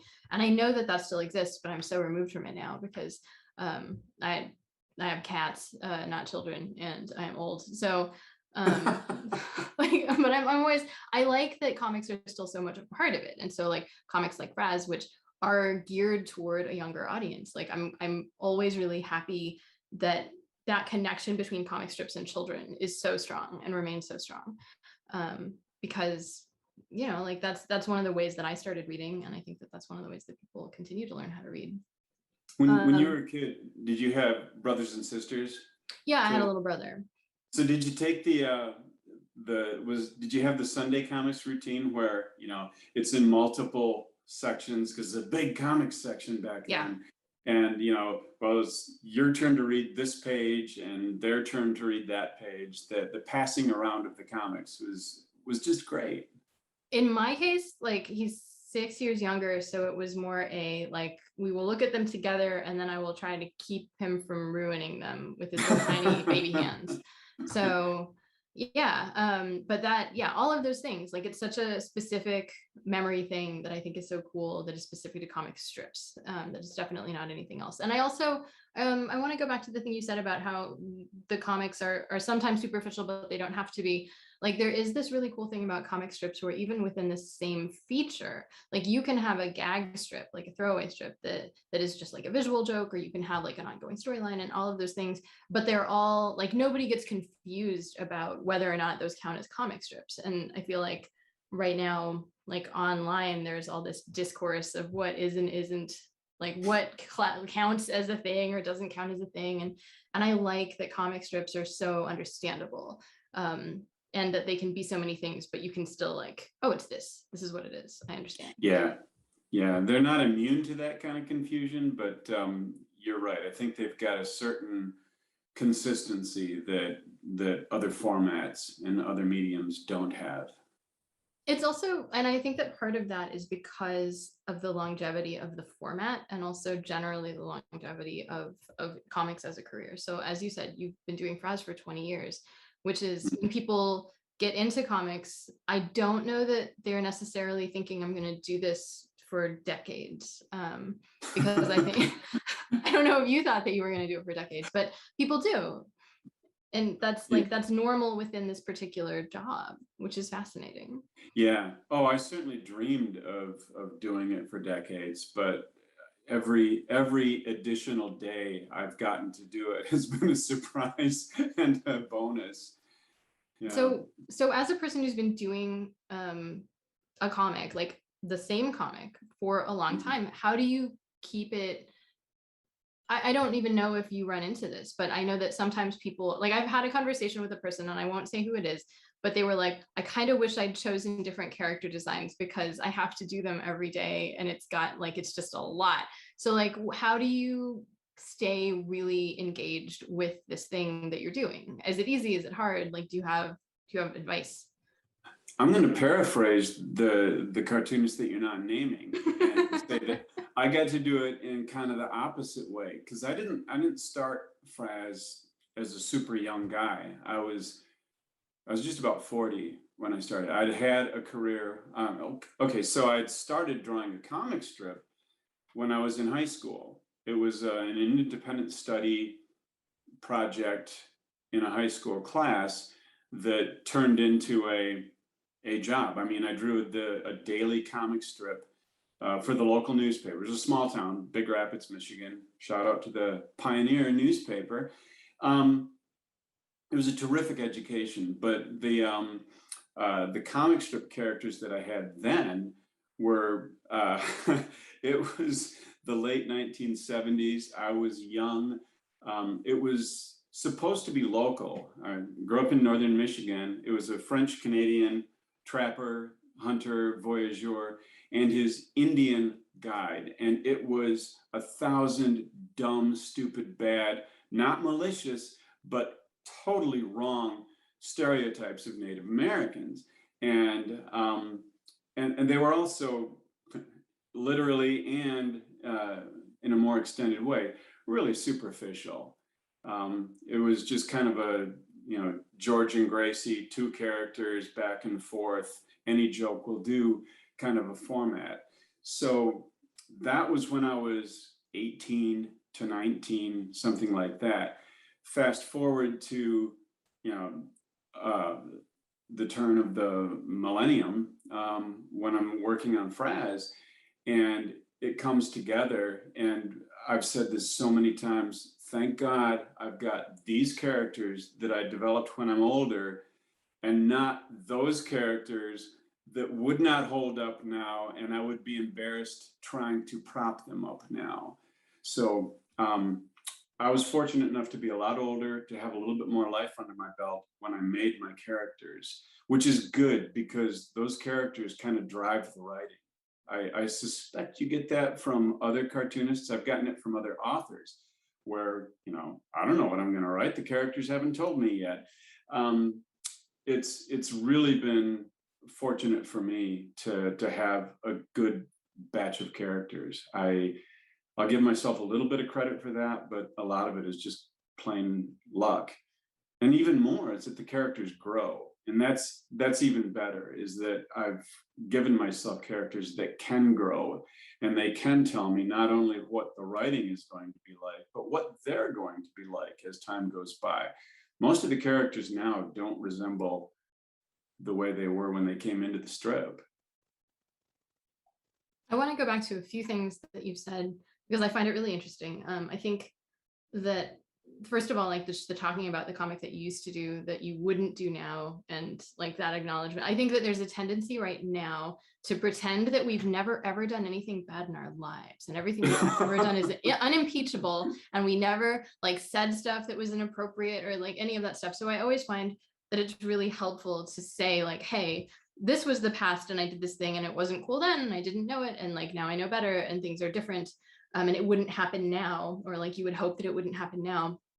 So I always find that acknowledgement really refreshing. So I appreciate that. And the other thing is I'm going to make us both feel old by explaining to the younger people watching this panel, when he says George and Gracie, he means George Burns and Gracie Allen, who were a very famous comedy couple that were married. And George and Gracie were like also obviously very in love, and they had a television show and it was fantastic. And you might think that like, I don't even know of kids these days who know who George Burns is. But anyway, so that I just wanted to provide some context for people who like, I he said a appreciate phrase that. that I didn't know.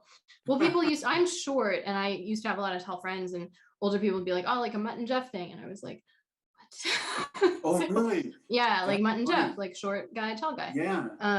So I think it's also kind of fun to see how just idiomatic phrases change over time and what the common references are and what they aren't. Like I made a Golden Girls joke to a couple of younger cartoonists because they were like tall, like cool, and I was like, I'm really the Sophia Petrillo of this group because I'm the oldest, and they were like, we don't know what you're talking about, and I was like, even more the Sophia Petrillo of the group at that time. That's funny. So I like, one of the things that I do know about you is you are a man with hobbies. Like you do other stuff that is not cartooning.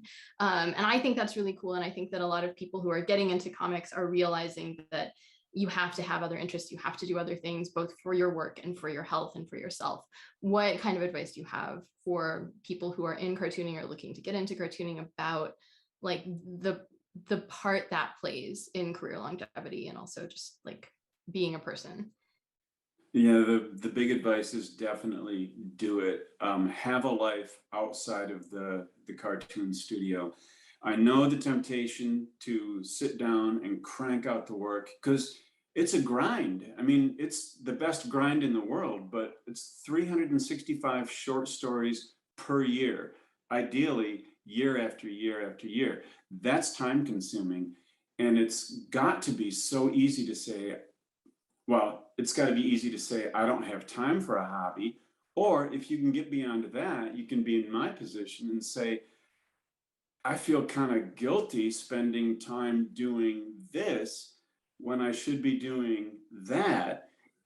And it's hard. That's, I guess, in a weird way, it sort of adds to the grind. And it doesn't help that a lot of my hobbies have been kind of time consuming and require a certain amount of discipline too. I've fancied myself some kind of an athlete, mostly an endurance athlete, that the training takes a fair amount of time, and you have to do it, if not every day, you have to, consistency matters.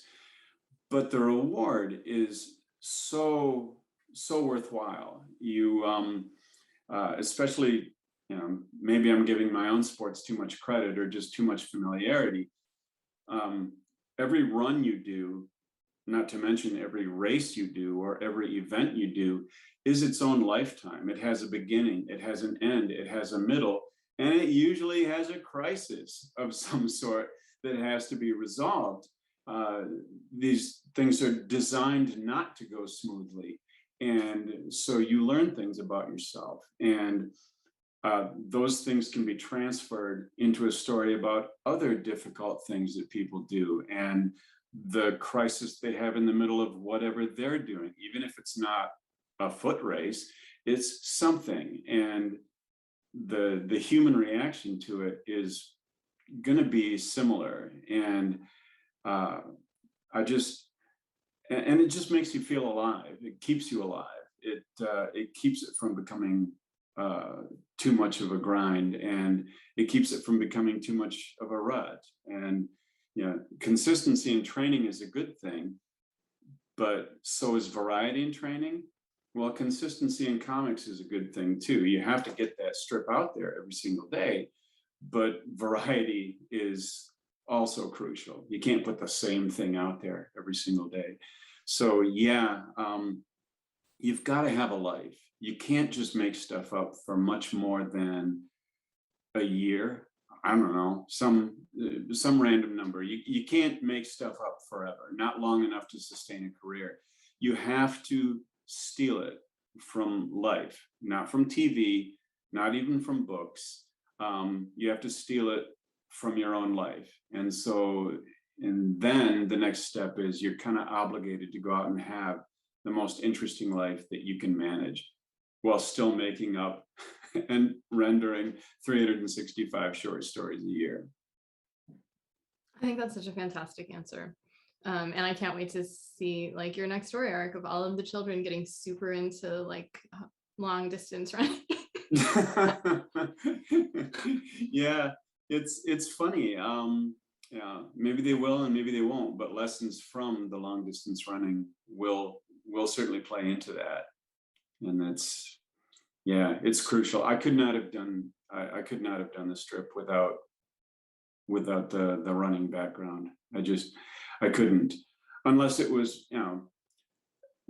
the strip started out, it was supposed to have more of a musical background. Fraz, his character, the backstory is he's a singer-songwriter that was working as a janitor to make ends meet, and then had hit it big, but still stuck with the job. I thought that gave him some depth as a character, and it also helped to take economic issues out of the picture. Well, how can he afford that? He's a janitor. Well, no, I've got this cheat here that he's maybe loaded, he's maybe just getting by, but he can do things because this isn't his only job. But it was supposed to be, that was his main thing. I had started the strip, it kind of came out of a sequence in my life where my athletic stuff was actually kind of on pause because I had gotten mono, which as an adult, that's a bad thing. It really shuts everything down. And so while I wasn't racing, I got into editorial cartoons, and then from there segued into the comic strip. And finally, once the strip was on its feet, I was able to get back into a little bit of sports, and the sports crept into the comic strip a little bit more. And the response was so good, and it felt so natural to me that I turned Fraz into an athlete as much as a musician. And again, the response was good. So, I'm not sure where I started with this, but apparently where I ended up is someplace where the characters grow on their own, whether you've got plans for them or not. What I will say is that your delivery makes it seem very deliberate. So I just assumed that you definitely knew where you were going with that. And then we all arrived here together. It's perfect. I am so glad to hear that, because I'm just trying to hang on. You're doing great. We're all just trying to hang on, man. That's right. Oh, that takes me into my next question. So there's Okay. been a thing happening. Oh, has there? Pandemic. In the old world, when we had friends and got to see them, like, do your friends understand? Like, I know that some cartoonists run into this problem of like people not really understanding what you do and then not really acknowledging it as a real job. Is this a thing that you've run into, or is this like a young person problem? No, I run into it all the time. It's one of these cases where I get one of two questions and there's nothing in the middle. Either the question is, how do you do it? I have no idea how you do what you do. How do you do it? And the other question is, what do you do all day? And there just doesn't seem to be the question in the middle. Or just, I think by the time anyone gets to know me, they're well aware of the middle. But when people first get to know me and that's their first question, it's one or the other. It's why would anyone relate to this job? It's not very many people have it. So, and even other writers, if they're, a lot of times a writer is a technical writer where they're writing for other people on other people's schedule, or they are writing something that doesn't have quite the same schedule. I think comic strips are pretty unique in that it's a day after day after day thing. Newspaper columnists were pretty close to that. But what's a newspaper columnist? Those were back when George and Gracie were a thing. You said it. I didn't say it. No one can get mad at me. I didn't make that. Newspapers are doing great. What are you talking about? What is the other interesting thing for me, like the thing about people who are doing comics and doing them entirely themselves, because there are teams of people who will do comics where you have a writer and an artist, but like you do everything yourself.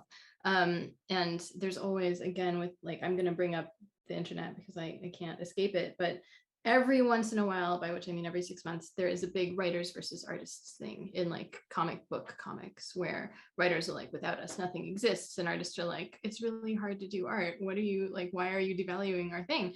And then it's this big, dumb, non-issue issue that spirals out of control for a little bit. Do you have a favorite? This is not going where you think it's going. You're a comic strip creator, you do all of it yourself, you are a one-man studio. Like, do you have a favorite part of that process, or is there something that's easier or harder? Do you do it all together? Like, how does that work for you? That's interesting. That's a good question, and I've got either a really good or really lousy answer for you. Obviously it's broken up into parts, but those parts repeat themselves. The process repeats itself so regularly that it's kind of hard to separate it into parts. But it is in different parts. And there are pluses and minuses about each one. My weekly process, first, my weekly process is I will do all 6 dailies. There's a giant cat behind my computer. I'm very sorry. Like, I'm just trying to keep him from like, no, you're fine. I don't know if you saw me reaching down, but I was reaching down to pet a cat that wanted onto my lap. And no, we're very cat friendly around here. There he is. Yes. Yeah, that's a 25-pound cat. Whew, that's a lot of cat. That's a lot. That's anyway, impressive. Let's focus. Is it an only cat? You got multiple? I got 4 cats. 4, okay. Yeah, a normal number of cats. I've got 3 cats and 1 dog, and did have 4 cats up until fairly recently. So yeah, we are simpatico that way, We will chat after this chat, but yes, continue to talk about. So to answer your question, the process goes with the dailies. I will write all 6 at once, and I will jot them down as if they're teeny tiny little screenplays. Just like little 4-line or 6-line, if I'm too wordy, screenplays. And I will write them out as such. And then I will put one big board up, piece of paper on my board. Here we go. All in one sheet. Nice. Like this. Yeah. And first I will, I'll block out the frames, how many frames does each little screenplay get and what goes in which frame. You got to block out pace out the dialogue. And then after I've done that, the sketching goes in, very light sketching, and then more refined sketching with a darker pencil. The light sketching goes with the non-photo blue pencil. Then in comes the darker pencil that's almost a finished looking version of it. And then I scan that in. So yeah, what I showed you just right here, the next step is this all gets scanned in to the computer. Because for the past, I don't know, 5 years or something, I've been, instead of inking with ink, I've been inking on either a Wacom tablet or an Apple iPad as a tablet and doing it that way. So I'll ink it digitally and then send it in. So while I'm writing those little screenplays, that's probably the most stressful and the most unpredictable part of the job. And it's in a lot of ways probably the hardest part of the job, which is funny because it looks like the part of the job where I'm wasting time. If you were to walk in on me when I'm writing, it looks like I'm just daydreaming, which I guess I am, just constructively so. And then the next step where you're blocking things out, that looks like it should be easy because, all you're doing is, you've got a ruler and deciding what goes where, but you're deciding what goes where, and everything builds on everything that you're putting down. Then comes the sketches. That takes a little bit of brain power too. And a lot of eraser going on there. Once I get the rough sketches in where everybody's in their place and I get the posture done, I do a lot of gesture drawing, what they call it in art school, where it's really quick scribbles, but a lot of erasing. Well, that scribble didn't work. Do another one, do another one, do another one. And then actually doing the finer stuff with the darker pencil is a little bit easier. And if I'm in such a mood, where I often am, this is where I can put on the headphones and listen to podcasts or audiobooks or something like that. I can't carry on a conversation when I'm doing that. I've tried, but I can listen to some stuff.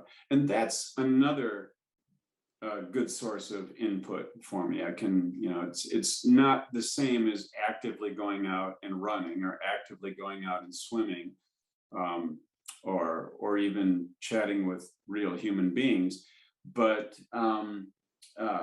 it's a form of something going into my head, and that's good. So from there on in, I guess in some ways it looks like it's more work because you're seeing something actually concrete taking place. And in a sense, it also looks like it's less work because I'm just building on what I've done before.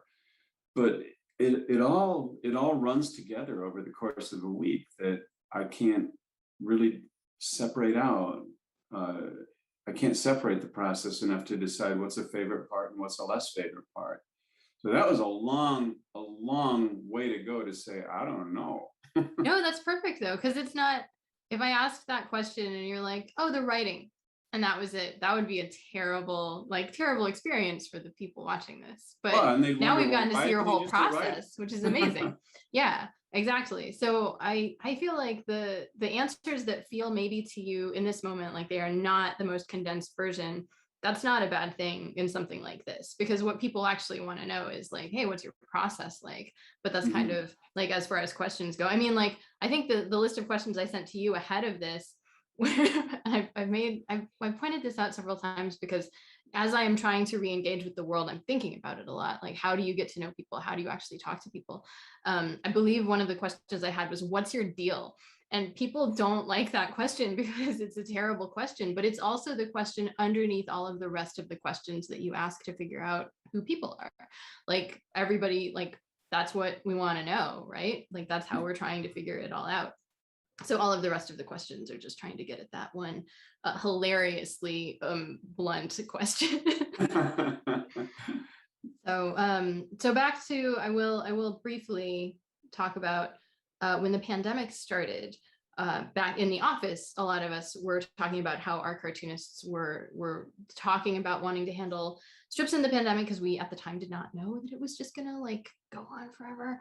No clue. So No clue. like, how did you decide to handle it, and why did you decide to do it that way? And it's a work in progress. I try and shift. You have to make some decisions that you're going to stick with, but some of it you can shift with a lot. The big question for me was masks or no masks for the characters, and I still get grief from readers in the comments sections here and there. Why don't you have the characters in masks? Well, they're two-dimensional characters, and they're immune to this thing, and I can appreciate. I try to make the strip as real world as I can, but it's still a comic strip, and facial expressions are important. And I guess I could have made it an interesting challenge for myself, because facial expressions are important, but they're not all important. Body language is important, and I've always tried to make that a vital component of my strip too, of how the characters communicate and interact. So maybe I'd have done well with masks, but that also it locks those characters into a specific time frame, and you're always hoping that people will be reading your stuff 10, 20 years down the road. But it was a big question. It's like, mask or no mask. And of course, when the pandemic first hit, we didn't even know how long we were going to have to mask up. So with even with standard cartoonist deadline time, I'm not one of these guys that's doing strips 2 years in advance. What happens when all the masks come off and your characters are still wearing masks? It's all probably stuff I didn't need to worry about, but I did worry about it. And in the end, it kind of came off, to overuse the phrase, it is what it is. It's just, you just put you just put out there what you can put out there, and let the pandemic take its course. I will use it as subject matter, but usually not directly.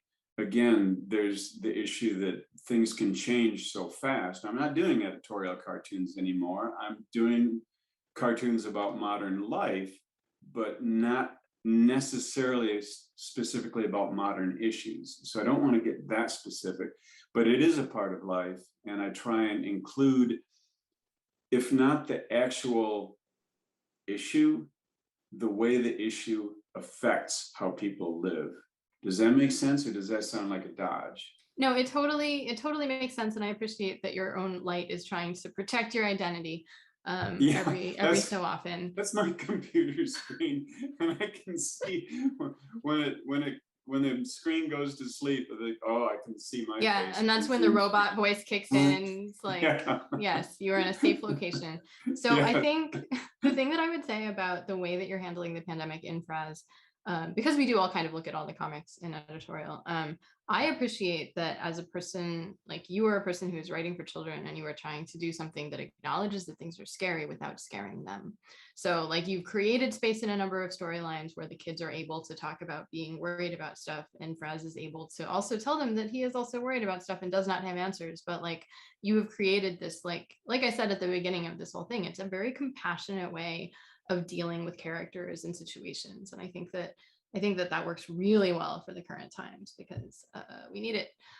And it makes me so happy to hear you say that out loud too, because compassionate that's exactly what I was trying to convey all along. If there's anything at the strip's core, I want it to be compassionate. That's the perfect word. So I'll be smiling all day just because you said that. So I think we're wrapping up. Okay. So is there anything, like, as the last question, the last thing, I know two. I have two last things. The first Okay. thing is there anything we didn't talk about that you really wanted to talk about that you just like want people to know about yourself or your work or comics as a whole or whatever? Oh, probably, but I can't think of it right now, so we must not have missed anything too bad. Um, Cool. Boy, yeah, usually what I try and tell people is get a life and steal from it. And we talked about that right away. Um, be consistent. People will ask, how do you come up with so many ideas? And we'll go back to the sports thing that way too. It's you practice, you just keep doing it. It's not like, a marathon, you have a certain set of miles to go. And when you do 1 mile, you have 1 mile less to go. But if you're a marathoner, there is no finish line. There's just the temporary finish lines, and then you start it over and do it again. And the more miles you run, the more miles you can run. And that's drawing a comic strip. So if anyone's wondering how you do it, that's how you do it. It's a simple answer, but it's the hardest one possible.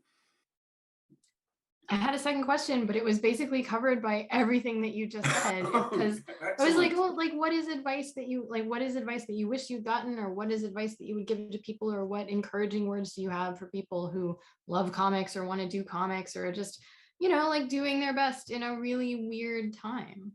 I will. The really weird time. That's a good way to go with it, because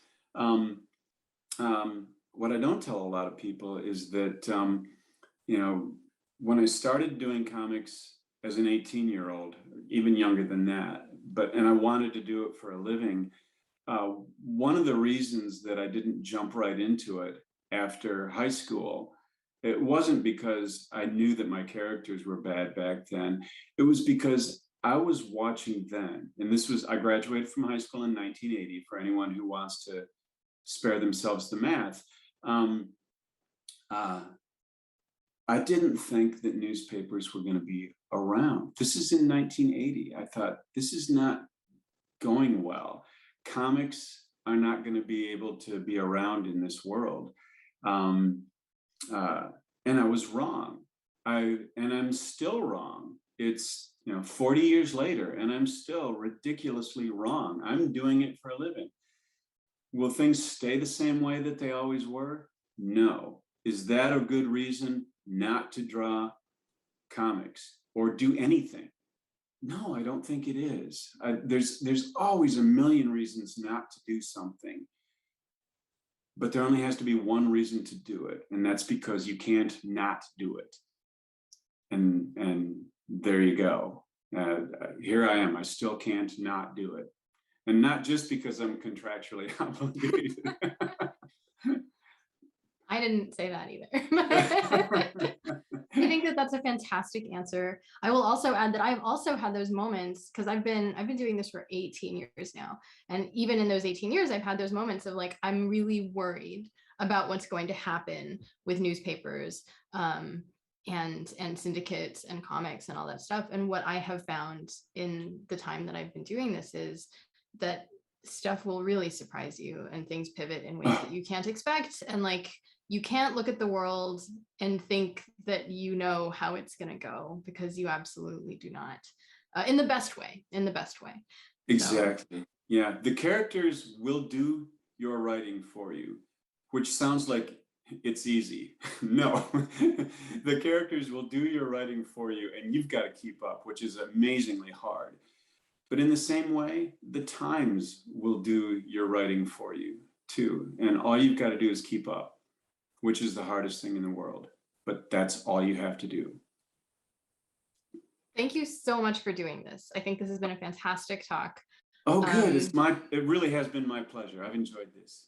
That's awesome. I'm really, really glad. So thank you to everybody who's watched this panel for NCS Fest. You can read Fraz at gocomics.com, or you can read Fraz in your newspaper. And if your newspaper doesn't have that comic, you should call your newspaper and tell them to get it. And you can read Fraz on Facebook. There's a Fraz Facebook page where not only do you get the strip or the link to the strip on Go Comics, but every day there's a little bit of a mini blog that's a little bit of the scenes, my scenes, my life behind the comic strip. It's just a little bit of a bonus. And so you can go to that too. That's one more way that you can read Fraz. And please do, and I hope you enjoy it.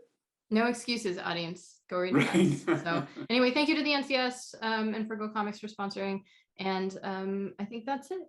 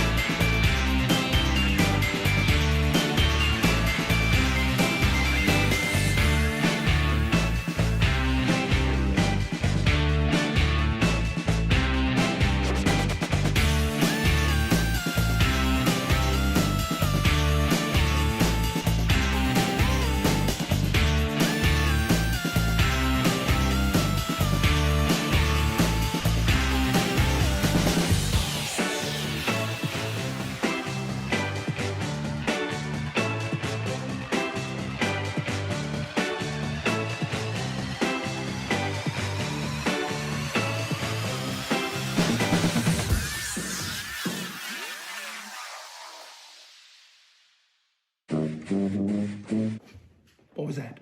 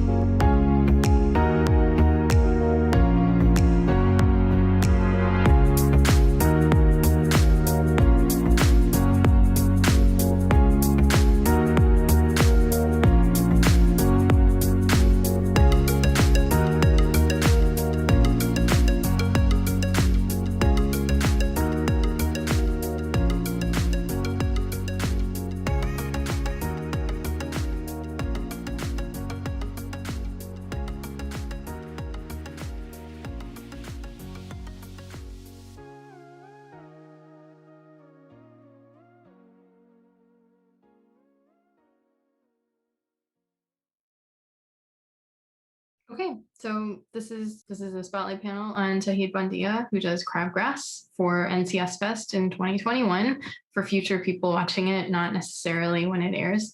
My name is Sheena Wolf. I'm the Director of Comics and Acquisitions at Andrews McMeel Syndication, and I'm talking to Tahid today, and I'm really excited about it. So welcome. Thank you. Thank you. Thank you for having me. It's really great. Go ahead, sorry. Nice. See, I don't think I've ever seen you in person before. That's kind of cool. It's true. I was thinking about that earlier today. Like you and I talk on the phone, so that's very normal. And then being on camera is a totally different thing. And I'm going to tell a small story that will make the audience feel like they're privy to secrets. I had to get a different headshot from you, and I noticed that it's just like a picture that you took 5 minutes before we are doing this panel because you're wearing the same shirt. So Yeah, I don't. Yeah, exactly. I don't do a lot of selfies or anything like that. So it's not surprising that the only picture that you could find before that was from like 5 years ago. these things happen, like cameras are terrible and selfies are the worst. So that makes perfect sense to me. Okay, so we're going to talk for about half an hour and we're going to do kind of an overview of what your deal is and then the comic, and it'll be super fun and hopefully informative. So a thing that I like this is a terrible question to ask people because there's not a great answer to it, but like, hey, what's your deal? Because it's the question underneath other questions, right? Like those are the kinds of things that you want to try to figure out when you start talking to somebody that you don't know very well. So I think for this particular audience, like you're a newer creator, even though you've been doing cartoons for a long time. So like what are the key things that you like people to know about you? Oh gosh. There's not much I want people to know about me or that I need for people to know about me. I really just like try to put the work front facing. I just really, really love drawing comics and sharing them with as many people as I can. I've always just kind of been a fan of doing something cool. So people thought I was cool. And so this has just been really great that things have gone the way that they've gone. I've been able to do this for a living. That's awesome. So how did you first get interested in comics? Honestly, I didn't have. Oh, you can hear that. That's dogs. Don't worry about it. It's fine. Yeah, no, honestly, we didn't have like newspapers or anything in our house when I was growing up. So I never really had that, reading the Sunday Funnies experience as a kid. But thinking back, I think probably my first memory with comic strips was around 4th or 5th grade. Our teacher would take us to the school library and we'd get to pick out a book. And a few of us figured out that it counted if you picked out one of the Garfield collections as a book. I'm not a huge fan of reading, but I loved those comic strips. And so I probably read every Garfield collection that way. But I didn't really get into comics, I think, until around 9th grade, when a friend of mine introduced me to Calvin and Hobbes. I was a freshman in high school. And he did get the newspaper at home. So he would actually take the Calvin and Hobbes strip, just that strip, out of the paper and paste it into a scrapbook that he made. And he let me borrow that. And I took it home one day and I fell head over heels. I had no idea that comics could be like that, Up to that point, my entire experience was those Garfield, which I love Garfield, but it was those Garfield collections and just like, Snoopy or Peanuts, Halloween specials, things like that, Yeah. When I first set eyes on Calvin and Hobbes and Watterson's work, my mind was blown. And that was, I think, probably the first time I took the medium seriously and thought maybe I want to do this, I always enjoyed drawing, but up till then, I think I wanted to be a comic book artist more than a comic strip artist. That might have been where I made the turn. Yeah, that was going to be like my next question. Have you always done art?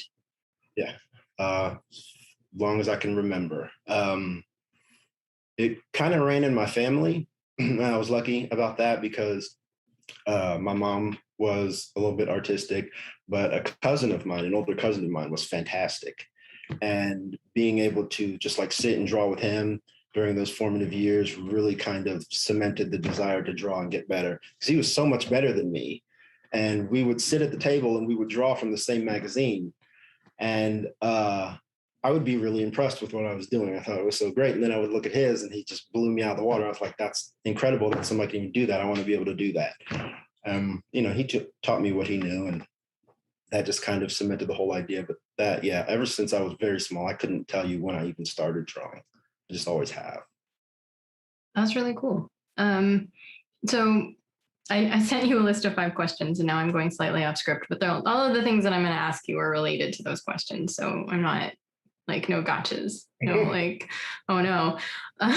So one of the things that you and I have talked, I suppose I should so a cool thing that we're able to talk about today is like, you have a strip called Crabgrass, and you and I have been working together to get it ready for print syndication, which is going to happen in 2022, which is super, super cool. And I'm very excited to be breaking this news at NCS Fest in this panel from the past, because we're recording this in August.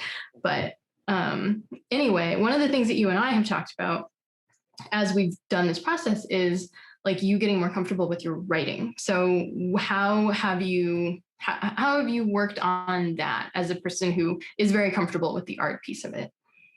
Yeah, I think I've just kind of tried to take it to another level. I've always just relied on my innate talent or aptitude for a thing, being good enough. But I think probably this is the first project. Well, this is the longest I've ever worked on a comic strip project, and this is probably the first project where I've decided, okay, whatever ability I have innately is not going to be enough. I need to get better. So, I've been reading books and things like that, and about story writing, and really just kind of taking my time and planning a little bit more. Just to try and hit the beats and make an actual arc and focus on character development and things like that. I still feel like I'm in my floaties, but I think it'll get there. It'll get a lot better. And not to say that it was terrible to begin with, but it's just like I think I do like the progress that I'm making on that front. Yeah, and just a cheap plug, like people can read the strip right now at gocomics.com/crabgrass. So how did Crabgrass come together as a concept for you? Well, there were a few things happening at once. I had worked, my last paying gig at the time was I was working for Wet Pumpkin, Andrew Hussey's company that he built around his webcomic Homestuck.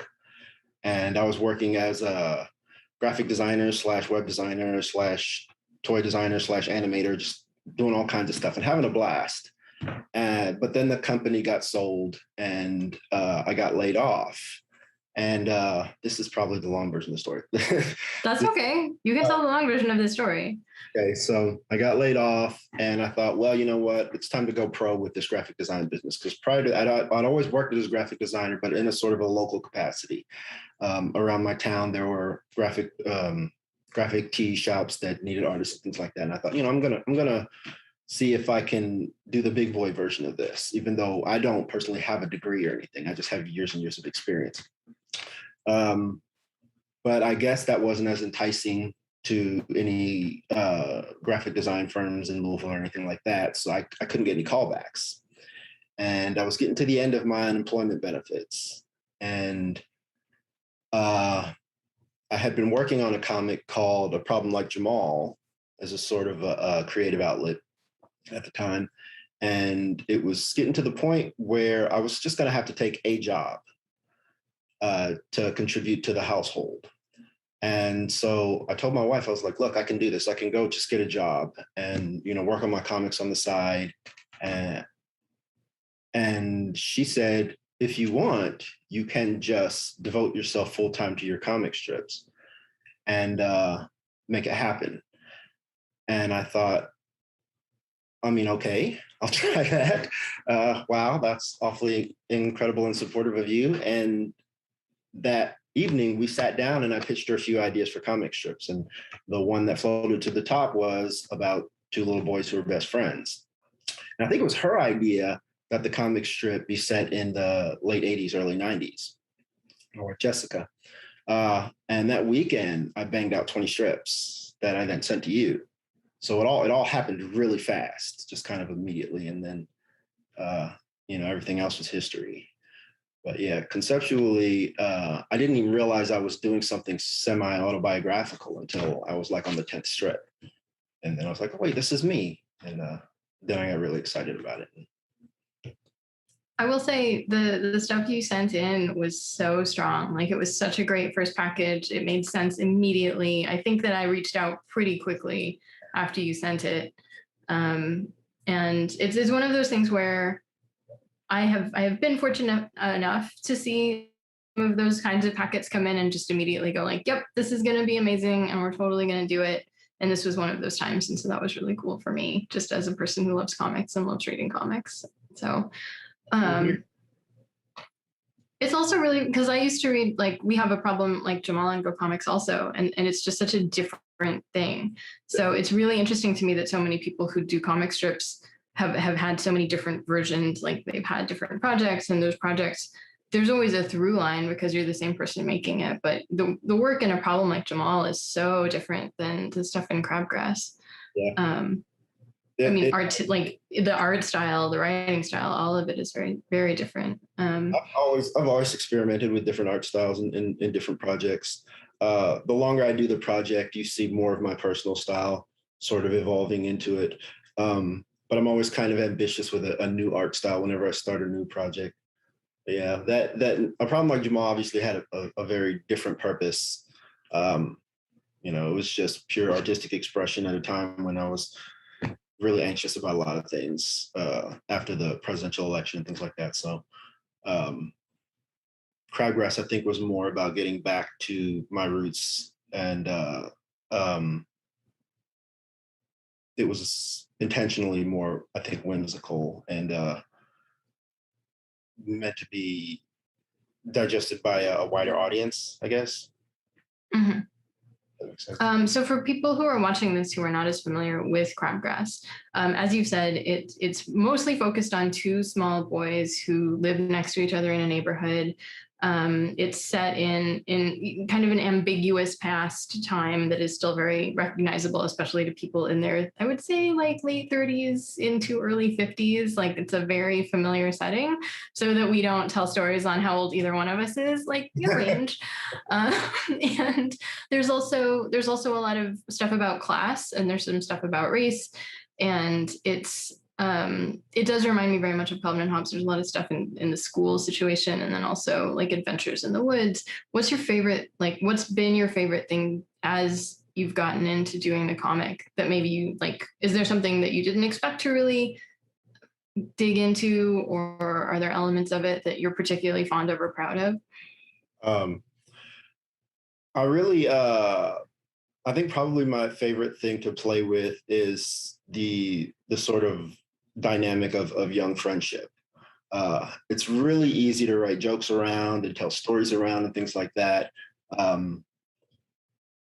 It's really easy to do that, but I also like to try and reflect what, for me anyways, my experience of childhood friendship was. And there's actually a lot of toxic elements to that. Kids can be really possessive of each other, and then they can be kind of rude to each other and things like that. And it's all jokes and everything in the comic strip, but that stuff is there too. I like to, but then, kids get into fights and they fuss, and then they have really short memories and they make up. That's also, I think, kind of reflective of actual childhood friendship. I just really like capturing that in the dynamic between Kevin and Miles. The social stuff kind of leaks in there. I never really intend to put that in, but I can't not put it in. I can't seem to escape it. I think it's just a part of my voice or whatever. But yeah, I mean, that, and I like the idea of just doing a strip that took place in my childhood, because I don't have to try to pretend like I know how kids are today, or that, the experience of youth is somehow universal across all ages and areas. It's not. And so I'm kind of writing from what I know, which is, if that answers your question. Yeah, totally. It's also, you have different ages of children in the strip. So like Kevin's family, he has a baby brother and he has a twin sister and he has an older brother, and all of them are dealing with stuff in very different ways. So when you have the kids interact, it's clear that these are not, like, there's no universal template for children in your work. Like, these are children at different phases who are reacting to things in specific ways. And so like the slightly older one is remembering the stuff that the slightly younger ones are dealing with, and then the youngest one is like the most innocent. And it's just really cool to see all of those things come together. And you're very good at differentiating voices. So all of your characters are specific characters. It isn't like this is the parent template, this is the teacher template, like this is, like children talk like this kind of stuff. So that's, I think, something that has really come out the more you've done the strip and as the cast has kind of expanded. That is a good point. I try to and that's something that comes out obviously the longer that you work on something, because all of these characters were, I guess, more two-dimensional earlier in the strip. They were kind of working from archetypes. And I really thought that Kevin was going to be the star of the strip because he's the Calvin from Calvin and Hobbes archetype. You know, he's this rambunctious and always getting in trouble, and he was very easy to write to because there's that's a very thorough trope. But as time went on, learning to play with Miles's sort of neurotic nature became more fun and interesting to make jokes around and have him interact with. And also it's just as different as they are, the fact that they're so tight and I get to do these heartwarming friendship moments between them, it just feels good to write, and it's really fun. Yeah, I think the dynamic when it first started out was more Kevin was very chaotic and Miles was more of a straight man. And it was one of those challenges to try to make sure that, because straight man characters are really important, but for him specifically, I remember the process of like you making him weirder and that coming out in the ways that they were interacting, because as it turns out, you can have two very different personality types and they can both be really interesting. And all of that can come out. So that's been really fun to watch. I also, since it is something that like you and I have been working on, and I'm privy to all of these secrets, there was also a point at which you wanted to, you have been subtly redesigning the way that you draw them over the course of the entire thing. And then there was a point at which you really wanted to change it. And I was not super excited about it because I thought that they looked adorable and I didn't want you to change it. But then like you did it and I was very relieved because you were like, I think I liked it better before. And I was like, I didn't have to do anything. I just watched this process unfold and it was perfect. But I think that willingness to experiment with it is a really great thing as like just for a creative person to be open to that stuff. And so you're never so precious with the things that you've come up with that you're not willing to see where they go. That's just a story about how sometimes my job involves doing nothing, but it's been really cool to watch it come together. So like for me, reading it is delightful and I have very minimal notes at this point, but like, what's your favorite thing about reading comics now? Like as a person who's making comics, like how has that changed how you engage with comics as a form? Don't do it. I don't read comics now. It's bad for me. Mostly because it's such a strong influence on my inspiration and even my work. You know, I read a handful of comics by people who I am personally, personally friends with, Mm-hmm. But comics at large, when I started really working on Crabgrass and trying to hone it into its own thing, my reading of other comics just dropped off precipitously because I kept having ideas and realizing where I got them from, thinking they were my ideas. And then I would post them on Ghost Comics or Instagram. And then somebody would make a comment that this is just like such and such episode of such and such comic. And I thought, I don't want to be doing that too much. I know it's unavoidable because there's so many comics out there and everybody's already done everything. But I just want to be working from a fresher pool of ideas. So I don't read comics that much anymore, but I do enjoy comics. I love comics, one of my favorite things about them is probably just that they're short, because I have a very, very short attention span and I read slowly. So, books and things like that, it's just way too much of a commitment. I will power my way through a really, really good book, but I'm not somebody who just devours books and hopes that it's good by the time I'm halfway through. And, even comic books, it's really, when I read comic books as a kid, it was really hard for me to get involved in a long drawn out involved storyline. I was basically just tracking artists that I liked, and whatever books they were working on and looking at the pictures essentially. But comic strips were always short, 4 panels, 3 panels, 1 panel, boom, you're done. And that gives you momentum to read the next comic. And then next thing I know, I looked up and I just finished a whole 100-something page book of comics. It just was effortless. It is really a good match for my style of media consumption, I guess. And also, I think that it's interesting that, you know, that short form, that short format applies a certain kind of limitation to the creator. You know, you have to hit that punchline in the end. You have to recap the story in the first panel, you know. So when you're trying to tell a story like that, it sort of breeds creativity. You know, you have these limitations to work around, and there's a lot of shorthand that's created in comic strips that comic strip readers understand and comic strip creators understand. Somebody coming from outside might not readily get it, but yeah, I like that unique aspect too of comics as well.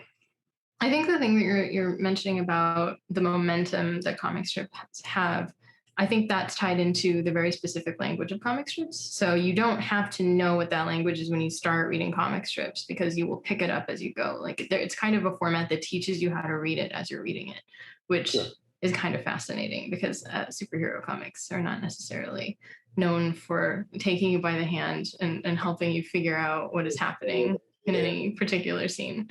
Do you have a favorite thing about creating comics? Like, is there a part of the process that you like the best, or a thing that you are most happy to see when it's done? Probably finishing. Just because I have aphantasia. If you're familiar with that, just I don't have the ability to conjure a mental image. And, you know, all my life when people would say, imagine you're at the beach, or picture an apple, I thought that meant think really hard about the beach, you know, or just mentally list all the things that you know about an apple. And I've never been able to conjure a mental image. And I didn't discover that until probably a couple of years ago. And it was weird because I have a lot of artist friends, and a lot of them were kind of, you know, shocked by that, because they assumed being able to conjure that mental image was a prerequisite for being an artist. So for me, when I have an idea for a comic strip, it might as well just be, you know, words on a page. And I don't get to see what it looks like until I finish drawing it, you know? And so every time when it's finished, there's an element of, wow, you know, where did that come from? Where'd that really come from? And that never goes away. You know, I've had that my whole life. Just getting to see what the idea that I had looks like by the time it's over. So when I finish, that's probably my favorite part. It always has been. That's so cool. I had no idea. And I am also in the camp of like, wow, that's amazing that you're able to do the things that you do without having that visual image like to work from. I think we probably have time for like one more question answer-y type thing. And since it's NCS, like National Cartoonist Society, like in the old world, this would be a thing where people would gather in person, and then cartoonists would get to talk to each other, which before the internet was really rare and only really achievable in those situations. But have you found a community with cartoonists online? Like, do you have friends who do this and understand what you do? And like, you know, like, what is that like for you? Because I know you don't necessarily live in one of the main cities that is full of cartoonists. Honestly, there's a couple of guys that I can reach out to and bounce ideas off of and things like that. I've worked as a cartoonist pretty much in a vacuum my whole career, so I'm used to that. I'm a very awkward person, meeting new people and making new friends. It gets harder and harder every year. But the internet does facilitate me keeping in touch with a few people and just like, you know, making social calls and things like that. But the last community that I was really a part of artists was probably back in 2004, 2002, 2004, when I was a member of there's a webcomic called Penny Arcade, and they had a forum attached to their site. with a bunch of different categories. One of them was the Artist Corner. And I joined the Artist Corner because I fancy myself an artist and thought I could go in there and show off to other people, and I actually made a lot of friends. Some of them I'm still friends with to this day. But yeah, that was the last time I really had a strong artist community where we just like kind of would compete with each other and celebrate each other's victories and things like that, you know. And I still kind of keep tabs on some of those guys to this day. But yeah, mostly it's just me and my Netflix in my studio. I mean, I think that we're all kind of doing versions of that in the current time. I picked up, I got takeout last night. It was a boring story, but I'll finish it out with a question that makes sense. But I'll tell this boring story first. And the guy at the restaurant was like, "How have you been? What have you been up to?" I'm like, "Yeah, I sit in my house and sometimes I order food and that's it." And so I feel like the pandemic is really impacting restaurant owners' ability to banter with their customers because we're not doing anything. So the last thing I want to ask and talk about, so we're gonna, like, the plan is we're gonna launch Crabgrass into papers. Like, how are you doing about that? How are you feeling? I'll tell you what, you know, I have to tell you that if I can go back to that sort of story that we mentioned earlier about when I submitted the comics to you and you contacted me, this was my concerted effort to try and make it in comics. And I had at the time no idea what that meant. You know, the template before me was to be webcomics famous, to self-publish. You know, that was the route now. Anytime anybody was talking about syndication or newspaper comics, it just kind of was that ship has sailed sort of attitude. And but I'm old enough that that's kind of, the newspaper comic artist is kind of the touchstone as far as my mental definition of what an official cartoonist is, you know? So when I sent you those comic strips, I guess I was hoping that I would be able to run it on Go Comics, and you know, and then I'd also run it on Instagram and Facebook and wherever, and try to garner an audience and self-publish, run a Kickstarter at some point. So when you contacted me to see more, I thought, yeah, sure, I can crank out more of those. And then you contacted me for a call. I didn't know what to expect. So much thrown was I that when you actually, you know, offered me a print contract, I don't think I understood at first initially what was happening. I thought, well, maybe this is some kind of weird second tier of Go Comics. And so I had to ask, is this what I think it is? You're like, yeah, dude, I could have sent you an email if we were just going to put it on Go Comics. And it was a moment of pure joy for me. It was just pure joy. I couldn't rationalize it away or downplay it in any way. It was just absolute pure joy. And I swear I can go back to that moment anytime in my head that I want to. Anytime that I want to feel good or really happy, all I have to do is go back to that moment. And it happens for me.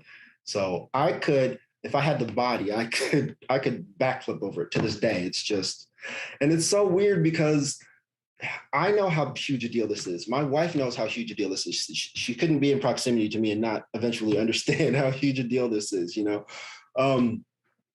But it's also, it's not like I have a band and I got signed by a record label, you know, it's not the sort of universal thing.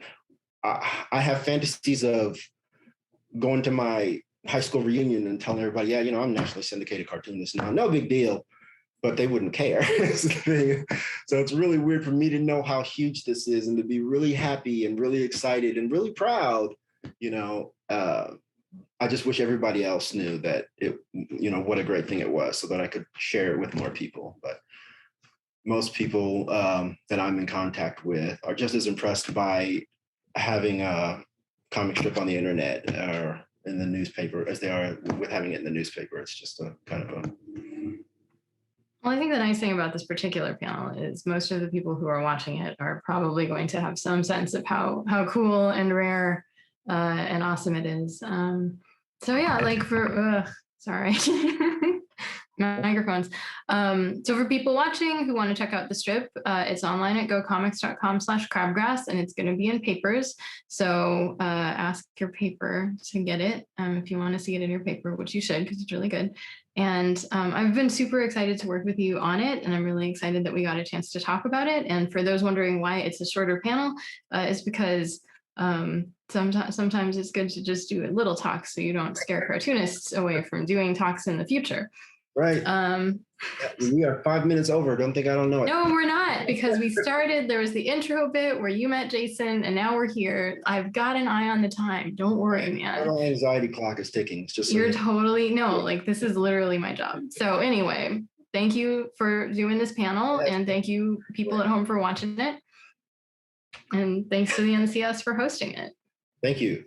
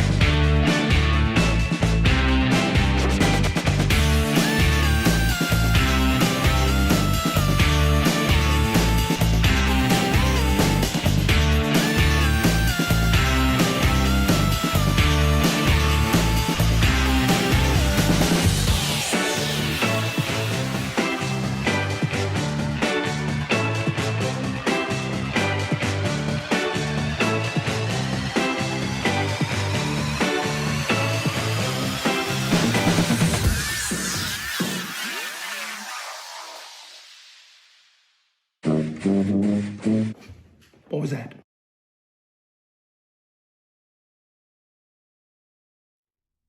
Beginning on October 27th and running through November 3rd of this year, the National Cartoonist Society and the National Cartoonist Society Foundation will hold a major art auction online through Heritage Auctions, with all proceeds going to benefit St. Jude Children's Research Hospital. The NCS first forged a relationship with St. Jude in 2016 when the Society's members held their annual Reuben Award weekend in Memphis, Tennessee, and were invited to tour the St. Jude facility, drawing cartoons for many of the patients.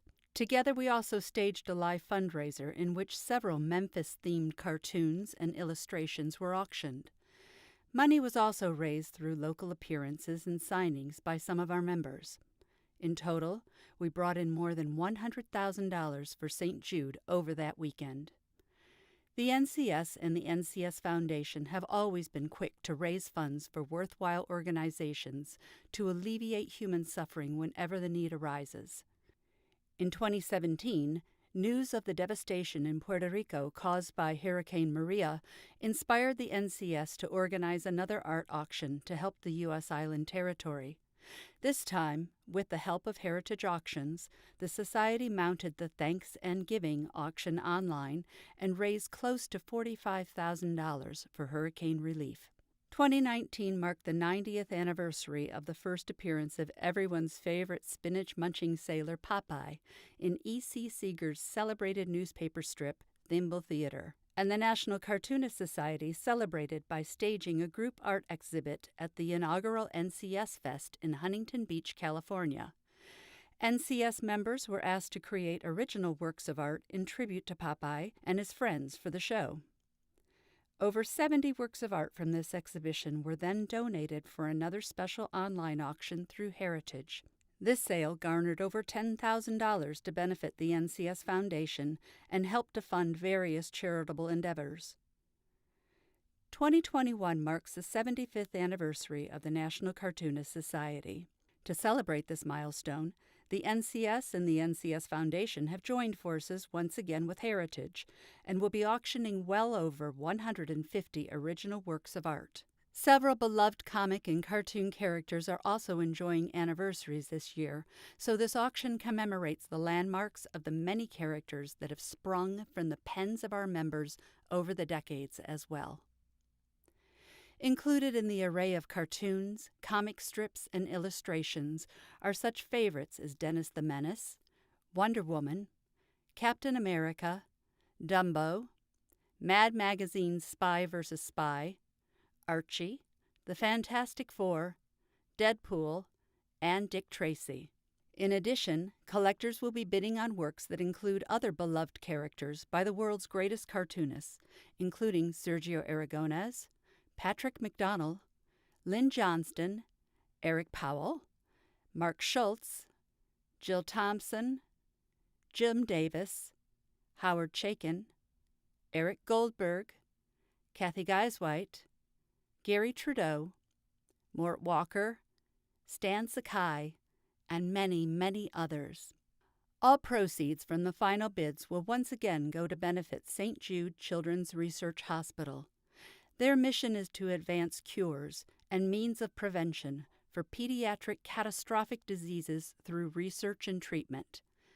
Consistent with the vision of their founder, Danny Thomas, no child is denied treatment based on race, religion, or a family's ability to pay.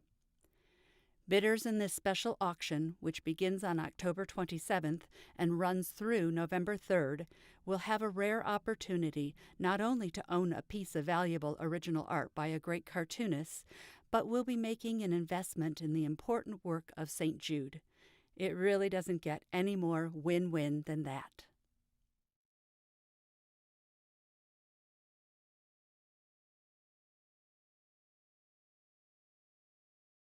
Hello, and welcome to Day 1 of NCS Fest 2021. My name is Jason Chatfield. I'm the president of the NCS, which stands for the National Cartoonist Society. And this weekend, we're bringing you a virtual version of what we usually do in person every year, which is our Rubens Conference and Awards Weekend. This year, we polled our members to see what they would like to do for their Rubens Weekend. And the three options were to have an in-person as regular Rubens, to have a partly virtual, hybrid, partly in-person Rubens, or a fully virtual NCS Fest as we did last year. And congratulations to the National Cartoonist Society members on predicting the advent of the Delta variant way back in February. This year, we've decided to pair with the Lakes International Comic Arts Festival in bringing you 3 full days of comic art content between the UK and the US. Some of the sessions will be coming direct to you from the United States, some from the UK, some from both at the same time. We've really tried to do something interesting this year, and we really hope that you enjoy what we've put together.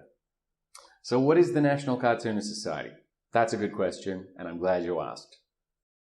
The National Cartoonist Society is the largest and most prestigious organisation of professional cartoonists in the world.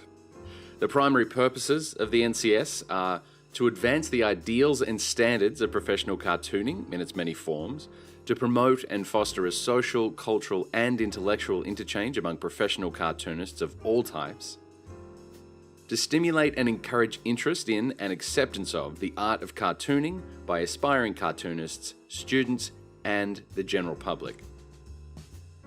Membership is limited to established professional cartoonists, with a few exceptions of outstanding persons in affiliated fields.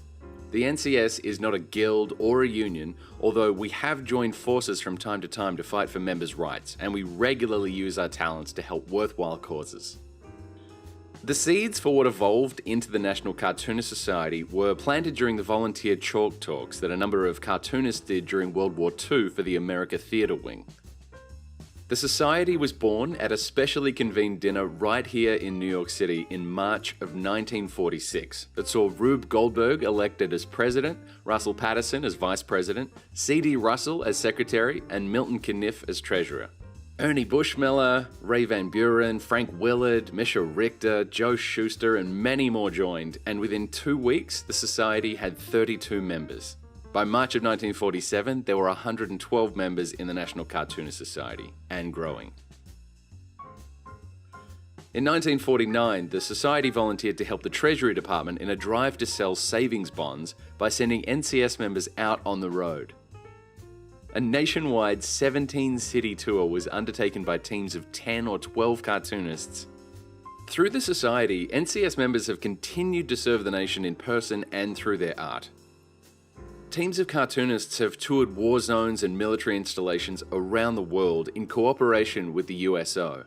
Others have entertained at VA hospitals. NCS members have also contributed to many US government programs. Their efforts have benefited NASA, USIA, the Treasury Department's Saving Bond Division, and the President's Council on Physical Fitness. Other beneficiaries have been the American Red Cross and the United Nations. The tradition of lending our talents to worthy causes continues to this day. In 2001, for example, NCS members in the syndicated community dedicated their newspaper strips and panels to a Thanksgiving initiative that raised over $50,000 for victims of the 9/11 attacks. And members contributed a further $18,000 through the proceeds of a private auction. In 2016, our members raised more than $100,000 over one weekend in support of St. Jude Children's Research Hospital. 5 years on, the NCS Foundation is once again raising money to support the St. Jude Children's Research Hospital with our 75th anniversary auction, in partnership with Heritage Auctions. Keep an eye out on this weekend's programming to see more about the selection of works in our very special original cartoon art auction. Today, the NCS membership roster includes over 500 of the world's major cartoonists, working in many branches of the profession, including comic books, editorial cartoons, animation, webcomics and online streaming platforms, newspaper comic strips and panels, gag cartoons, greeting cards, advertising illustration, magazine and book illustration, and much more. For the past 75 years, we've hosted an annual awards event where we come together to share our insights, connect with fellow professionals, and celebrate the best in our field. We call them the Reuben Awards, after our inaugural president, Rube Goldberg. If you haven't been to a Reuben's yet and you're a cartoonist, I highly encourage you to do it. Even if you only ever do it once, it's absolutely worth it. And as you're about to find out, cartoonists are the coolest people in the world. Hopefully we can all get together again in person in 2022.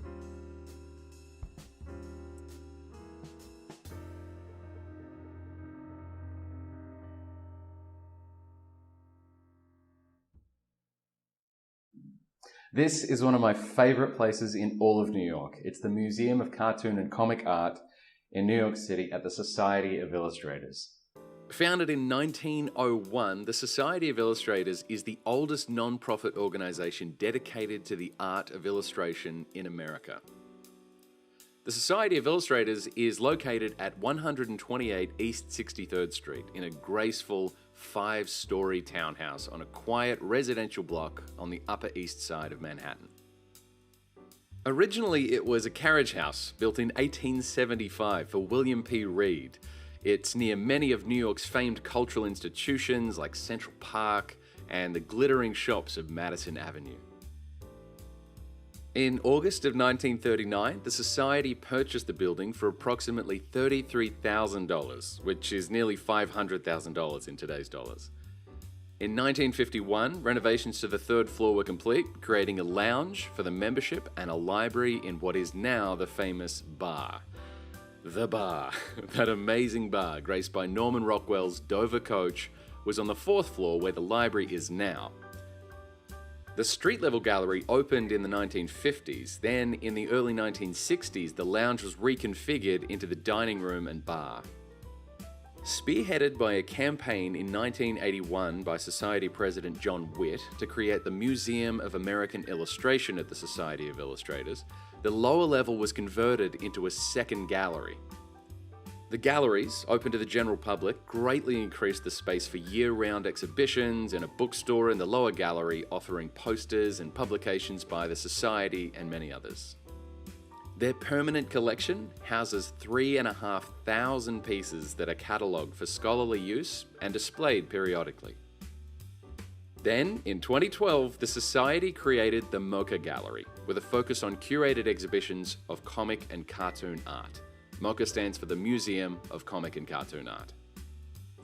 Today, the building hosts not only many Society membership activities, as well as the famed National Cartoonist Society holiday party, but also lectures, drawing opportunities for professionals and students, art competitions, publications and gifts, beautiful and informative exhibitions, and much, much more, all in the service of the art of illustration as set out in 1901 by the first members of the Society of Illustrators. Thank you so much to the Society for hosting us for NCS Fest this weekend. Thank you so much for your support in these last 2 very difficult years for the NCS. Thank you especially to our sponsors, without whom none of this would be possible. I'm going to stop talking. We have so much programming to get to. Thank you so much for tuning in. Thank you very much to our sponsors once again. And congratulations to all of our nominees of the 2020 Reuben Awards. Yes, the 2020 Reuben Awards. They're presented in 2021. It's a whole thing. Anyway, please enjoy our programming and let's kick it off.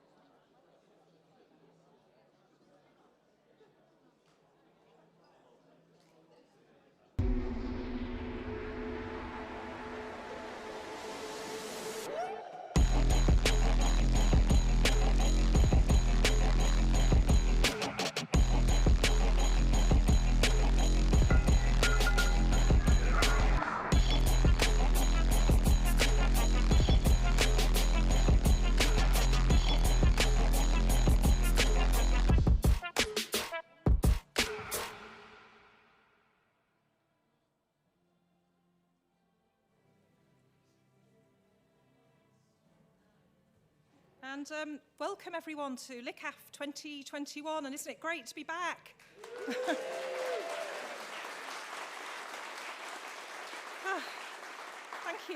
Thank you. And despite all the challenges, I'm really excited to announce that we have 10 countries represented this weekend in the flesh at the festival, as well as dial-ins from America, China and Philippines. And some of the highlights include the launch of our new project, 10 Years to Save the World, and also a focus on the comics of the Czech Republic. Tonight kind of follows in the tradition of our opening night events in that it's A, madcap, and B, we completely overstretch ourselves and our unwitting creators too. So watch out. And it's extra special because tonight is a partnership with our friends at the National Cartoonists Society in America. We'll be attempting to simultaneously broadcast live from America and the UK this show, and it's part of LICAF but also part of the virtual NCS Fest. So what could go wrong? Let's try and find out. And I'm going to take you now, all things being well, over to a city where you can get a bag of chips after 9 p.m. Over to New York City and Jason Chatfield, who's president of the National Cartoonist Society of America. Jason, are you there? Founded in 1901, the Society of Illustrators is the oldest non-profit organisation dedicated to the art of illustration in America. There he is. We can see you. Hiya. I'm going to give you a bit of a walkthrough of where we are here at the Society of Illustrators. Yep. Feel free to have a little look, and then I'll have a little chat with you. How about that? That sounds great. All right, wonderful. Founded in 1901, the Society of Illustrators is the oldest non-profit organisation dedicated to the art of illustration in America.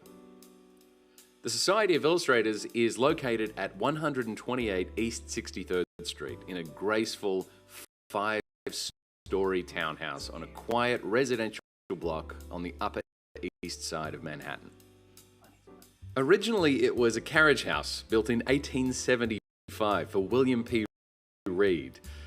It's near many of New York's famed cultural institutions like Central Park and the glittering shops of Madison Avenue. In August of 1939, the Society purchased the building for approximately $33,000, which is nearly $500,000 in today's dollars. In 1951, renovations to the third floor were complete, creating a lounge for the membership and a library in what is now the famous bar. The Bar, that amazing bar graced by Norman Rockwell's Dover coach, was on the 4th floor where the library is now. The street level opened in the 1950s, then in the early 1960s, the lounge was reconfigured into the dining room and bar.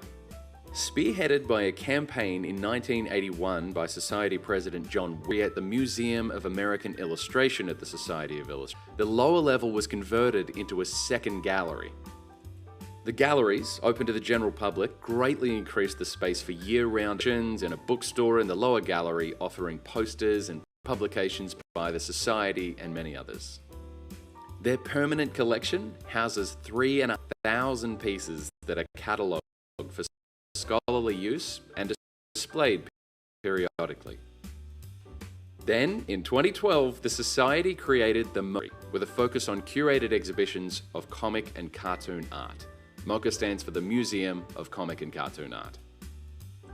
Today, the building hosts not only many Society membership activities, as well as the famed National Society holiday party, but also lectures, drawing opportunities for professionals and students, art competitions, publications and gifts, beautiful and informative exhibitions, and much, much more. All in of the art of illustration, as set out in 1901 by the first members of the Society of Illustrators.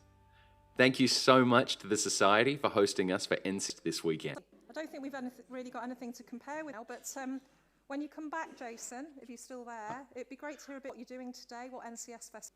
Yes, NCS Fest is the Lakes International Comic Arts Festival this weekend. For our sexual NCS Fest weekend, we're sort of cross-pollination with yourselves, where we have 2 days of cartoon and comic art programming, live on streaming on ncsfest.com and across YouTube Live, and doing a few sessions as well that will be simulcast, like this one between the UK and the US. A bit of a hands across the pond initiative. So we're excited. So anyone who wants to tune in can do so over the next 2 days at ncsfest.com. And of course, there's so much programming. I feel like everyone's really spoiled for Comic Arts programming this weekend between the Lakes and the NCS. So yes, we're trying something different. Brilliant. Well, we'll see you a bit later. All A right. few more announcements, and then we'll be back to join in the fun with you. Sounds great. Thanks, All Julie. right. See you in a bit. Jason Chatfield. Brilliant. It worked. Okay. And now, to officially open tonight's proceedings and also the festivals as a whole, please welcome raconteur, musician, avid football fan, lifelong Viz Comics fan, and when he's had enough of having fun, he's also the Member of Parliament for Westmoreland and Lonsdale, Mr. Tim Farron.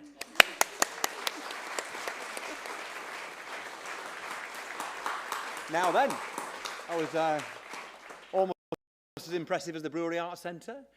You are very, very welcome. I'm delighted to be able to say that this is truly an international event, not just with the 10 countries who are here, talented artists from around the world, but also the fact that this is a simultaneous event, very like Live Aid, which I didn't, I'm very close to, missing the cut, obviously, for Live Aid back in '85 on account of my band being utterly terrible. But it's great to be here, and it's wonderful. So New York, the city that never sleeps, and Kendal, the town that's rather fond of its afternoon nap. And so we're delighted to be partnered up. It's a beautiful place to have any such event. We're proud of the area that you have come to visit, and from New York and other parts of the world that you are looking in on. Here we are in beautiful Kendal, the old grey town. You are a mile, I think, that away from the Lake District, about 5 miles that away from the Yorkshire Dales. You couldn't have found a more glorious place. And we're here to, celebrate celebrated artists, talented artists from around the world, and there's thousands of us nerds here to enjoy their work. I'm proud to be a comic nerd. What is it to be a nerd? It's to be somebody who's so into the stuff that they're into, they've stopped giving a stuff what anybody thinks about them. And that's why nerdery is a perfect and beautiful state to be in. So we're proud of that and of our status, and we're really proud to welcome you. Very proud of the brewery, which is an absolutely glorious location and the heart of many of the events over the next few days. Proud of Kendal and of the Lakes and the Dales. And so why comic art? Why is it, and what is it that grasps our attention? What is it that makes us fans? What is it that intrigues us and sustains over generations a fascination with comic art, with cartoons and all the rest of it? And I think it's because to call it a genre isn't right. It's an absolute diversity of genres, from the macabre to the surreal, to the light, the dark, the infantile, the incredibly serious, the challenging, the bleak, the puerile, all of those wonderful things. And there's something for everybody in it. I think it also speaks of the phases and to the phases of our lives. I mean, for me, as a young child, the Beano. As an older child, Asterix books. As a 17-year-old, Viz. As a 51-year-old, Viz. It is, and I think that comics also kind of trigger something about the impossible, because before CGI, and even with and beyond CGI, the impossible is possible with comics. Is to take you places that are not, they're not normal. They're not things that you can expect to see in normal life. They are things that are impossible. And so, for instance, Gary Larson's Far Side with dinosaurs smoking fags, impossible. Apparently that's why they died out. That's the real reason. And Calvin and Hobbes, a tiger who talks, a 6-year-old who flies F-111s, impossible. Asterix, a small ramshackle village taking on and defeating the Roman Empire, impossible. And of course, Viz, that kind of cornucopia of impossibilities. A fish that plays in goal. I mean, come on, impossible, but possible in Viz. A boy called Felix, whose underpants are literally amazing, or would be impossible in any other universe, but not in Viz. Mickey and his moped run on renewable fuel. Impossible anywhere else, but possible in Viz. And also, gingerbread sex dolls. They don't exist in real life. At least I don't think they do, because I was going to Google. And then I thought, you know, it's a House of Commons computer, could end badly. So gingerbread sex dolls may exist, but I don't believe that they do, but made possible because of Viz, because of Comic Art, where all things are possible. So I'm absolutely honoured to be here to kind of metaphorically cut a ribbon or what have you, and to wish you a wonderful few days here in and around Kendal, enjoying the beautiful town and enjoying the Comic Art on offer. And we have got some spectacular artists here, people famous for their involvement, not just in Viz, but with The Simpsons and many more. And I told Rosie, my wife, earlier on, and said, guess where I get to go tonight? Guess, you know, the kind of people I'm going to be alongside. And I told her, I said, in your wildest dreams, when I, you know, first started on this business several years ago now, you think I'd be, you know, engaged in an event, an opening event where, you know, one of the artists for The Simpsons was present. And she said, love, you never in my wildest dreams. So, but that being so, and on that dark note, I want to encourage you to enjoy a weekend of impossibilities. Have a great weekend.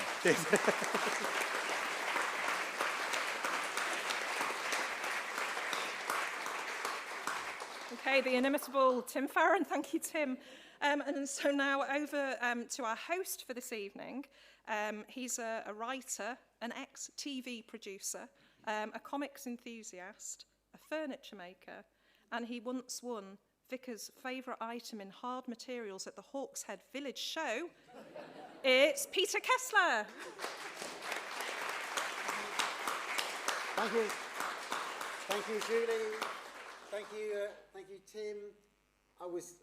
You've completely ruined for me the experience of buying a Greggs gingerbread man, unfortunately. Never be able to eat one again, but I will have other fun with it. So, just going to explain to you, first of all, what's happening tonight. Battle of the Tunes, a balloon debate.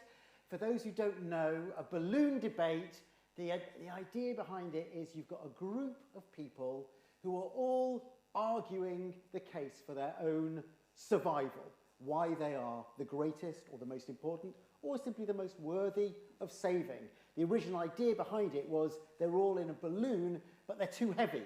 So the balloon is going down and you need to chuck people out in order to get the weight right, to keep the balloon up in the air.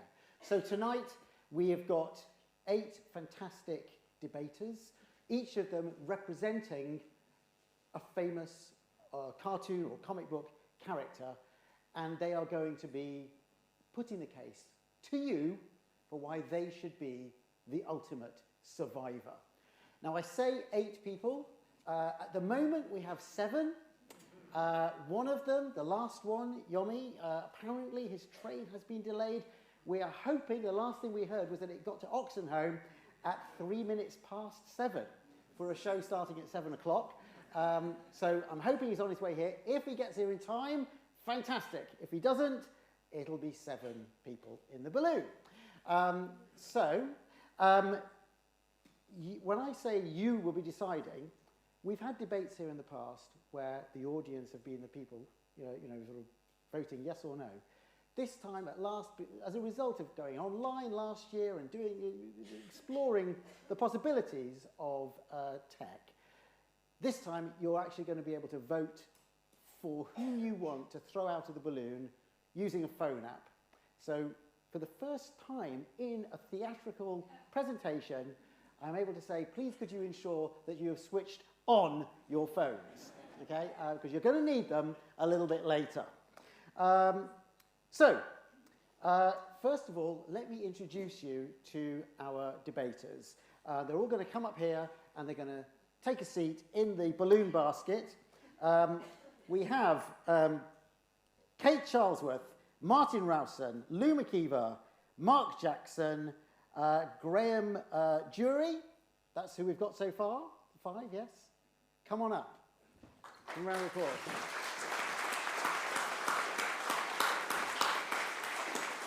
And Yomi has arrived! Well done. Just in time. He knows how to make an entrance. Okay. And we also have 2 contestants taking part from the USA. That's Tom Richmond and Bill Morrison. So you'll be seeing them a little bit later. Now, while they're all doing their debating and discussions, we have got Boule here, our great cartoonist, who's going to be watching what's happening, listening carefully, and making little drawings of it as they go along. We will pop in and have a look at him from time to time. Well, not just have a look at him, but have a look at what he's doing. Can look at him right now. For some reason, he's centre stage. There, Boule. But in the link up with NCS Fest, NCS National Cartoonist Society in the United States, we also have a live drawing master in, I think, are you in California? I'm in sunny Southern California, yes, there I am. Luke McGowan. Very good. Okay. You got your pencil ready? Luke, you got your pencil? Very good. Yeah. Thank you. Wonderful. Okay. So Luke's going to be watching carefully.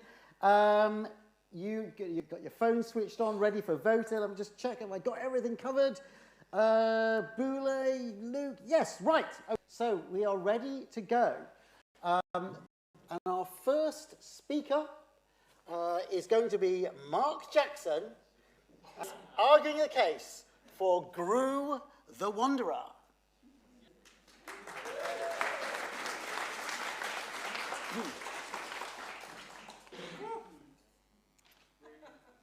With me, not on me, obviously.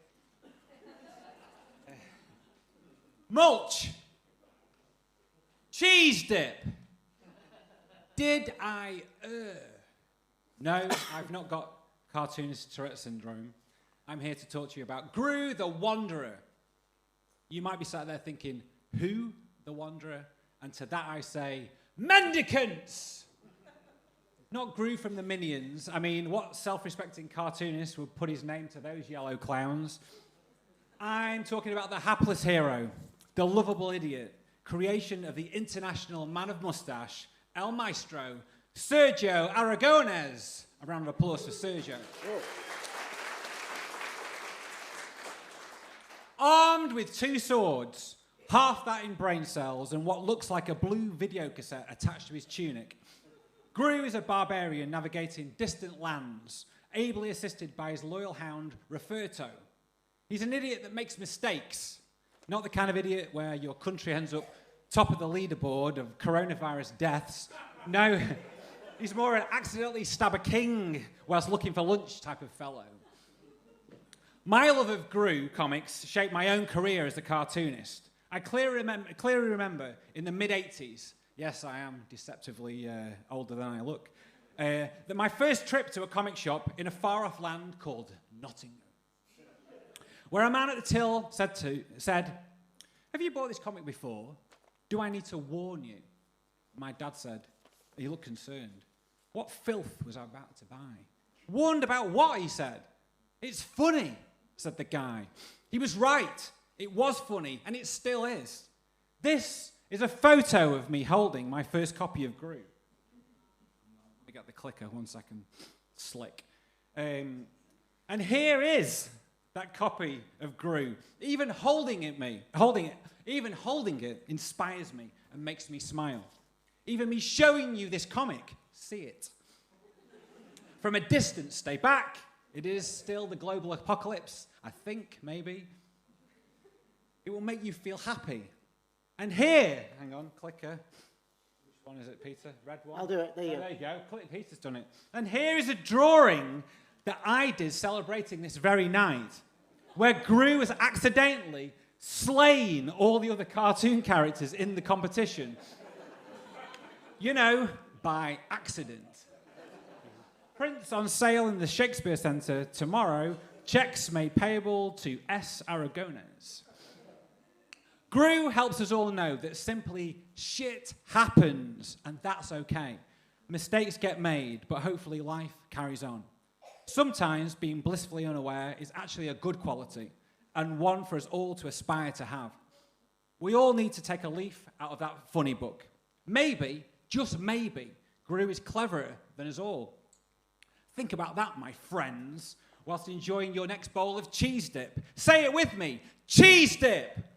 Cheese dip. Better than that, like half. There you go. And finally, reading Gru comics actually taught me something.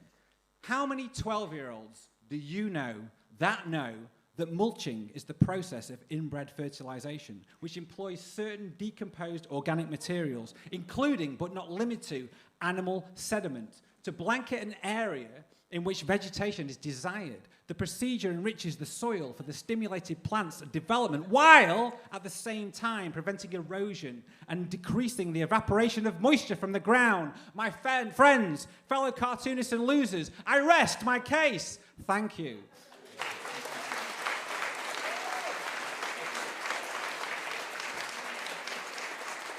Thank you, Mark.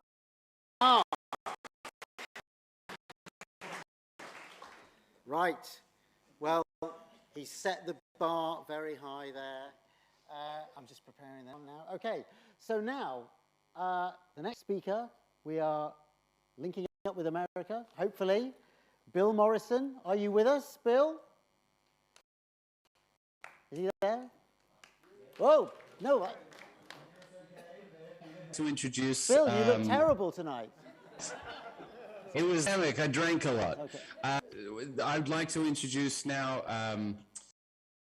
ladies and gentlemen, Homer Simpson's band. Please welcome Homer Simpson's band. Round of applause. Hi. Yeah, very good. Hi, how are yeah, you? very good. Hi, everyone. Okay, all right. The camera's here. Very good. Okay, there you go. Hi. So, Homer Simpson's biggest fan, ladies and gentlemen. Yes, I am Homer Simpson's biggest fan. Screen name is Guy Incognito 1, number 1. And Okay, what's your real name? my real name is Mort Mortensen. That is my real name. Okay. So I am here to make the case for Homer Simpson as the greatest cartoon character in the universe. All right. And why? Oh, by the way, Yeah. he's not just a cartoon character on Okay. TV. He's real. And I know this because he comes and visits me at night when I forget to take my pills. I speak to him and he comes and sees me. Is that right? That's right. Okay. So, well, tell us why. Why is Homer Simpson the greatest But character? before you, Hey, oh, there we go. well, I will tell you. Okay.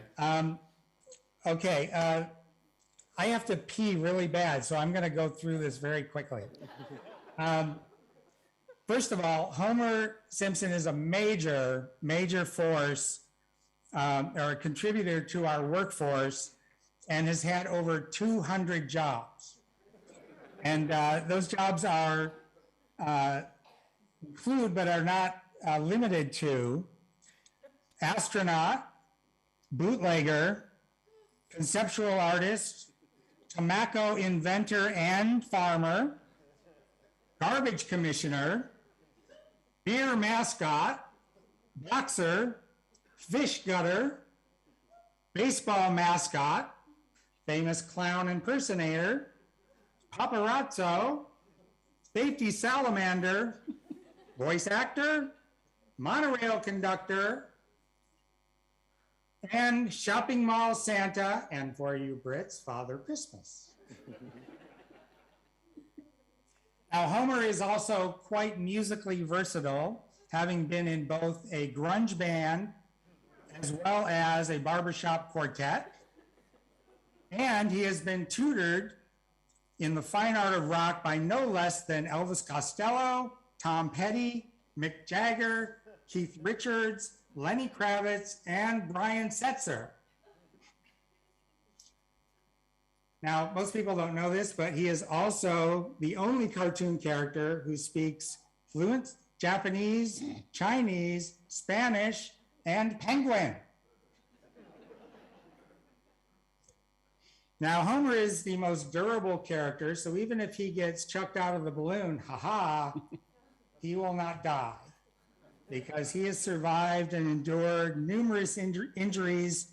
I would say outside of a Tex Avery cartoon character, Homer has survived hundreds of injuries, including electrocution, repeated cannonball fire to the stomach, or heart attacks in a row, losing a thumb in a brownie slicing incident, inhaling a nest of spiders, getting eyeball stitches, having a crayon wedged in his brain, being vigorously raped by a panda, and falling to the bottom of Springfield Gorge in a skateboarding accident. Homer's skull is 1/4 inch thicker than the average human skull, allowing him to survive blunt force trauma that would kill an ordinary human being. And for that, I rest my case. Wow, that sounds very convincing. What do you think? What do you think there, Peter? I thank you.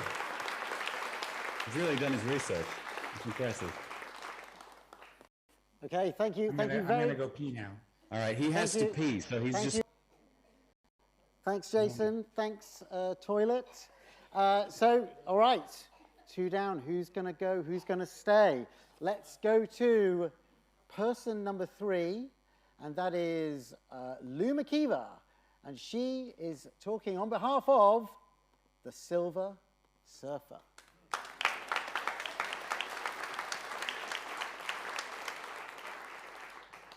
Hello, Kendall.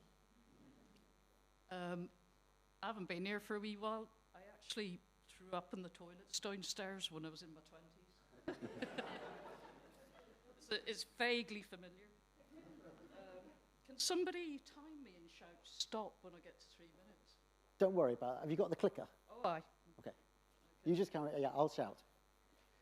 Right. The reason why I picked the Silver Surfer is because I just went, oh, the Silver Surfer, I knew about him, and I don't really. I decided to go on the premise that the internal dialogue of the Silver Surfer is not actually an alien who, you know, got his basically, he's actually a housewife, a menopausal housewife who is obsessed with her electric bike. So how do you click this? Is The left, right-hand button. Right-hand button. Ah, there we go. Right. This menopausal housewife with her electric bike draws political cartoons. I was going to say, like, one of the reasons why I picked the Silver Surfer is I can't act. I don't want to come on as Boris Johnson or Priti Patel or something like that. Do you know what I mean? It's kind of like, because there'd be no arguments, you'd be straight over, you know? So that's why the Silver Surfer. Blah, blah, blah. Right, okay. So the Silver Surfer was drawn by Jack Kirby, and apparently he was sort of like an analogy for sort of Vietnam vets and all the rest of it. And his original name was Norin Rad. You can see why he changed his name. Right. One of the other things I like about him is his superpower of intangibility, which any women here who've had children? What you do is, like, you get a pram with a child in it, and you hold the handles, and you become completely invisible to all people. Like, let's see now. The other reason why I hope I get thrown out. Honestly, seriously, just throw me. The other reason why I really like him is, as a political cartoonist, you sit there going, "Humanity, why? Why are you doing this? You know, Brexit, you know." etc. My other argument for keeping him in is basically people who try and dress like him. So,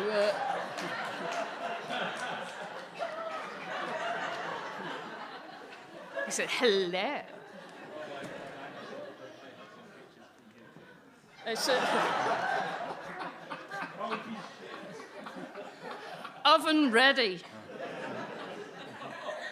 So, yeah, this is my particular favourite. We'll just stay on this, shall we?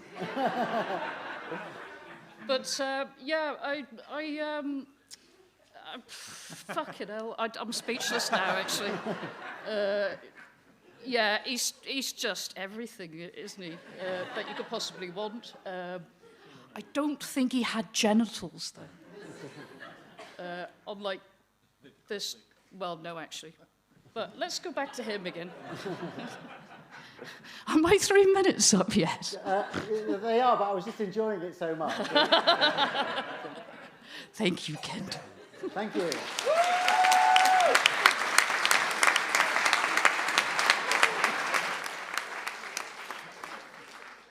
That is, I mean, I know you can't get degrees of uniqueness, but that is the most unique defense of the Silver Surfer I've heard. I didn't know it was literally just a choice between Boris Johnson, Priti Patel, Surfer. Do you know what I mean? Okay, I think we've given you long enough to settle down. He's got, here for the rehearsal, he's got no idea what's going on. Yomi, you've got, welcome. So, he's arguing for Shuri from the Black Panther. Now, you've got a clicker there. I've got a clicker the here.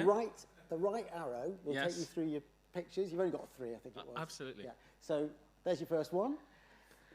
Okay. You're on your way. Thank you. Well, getting here has been a bit of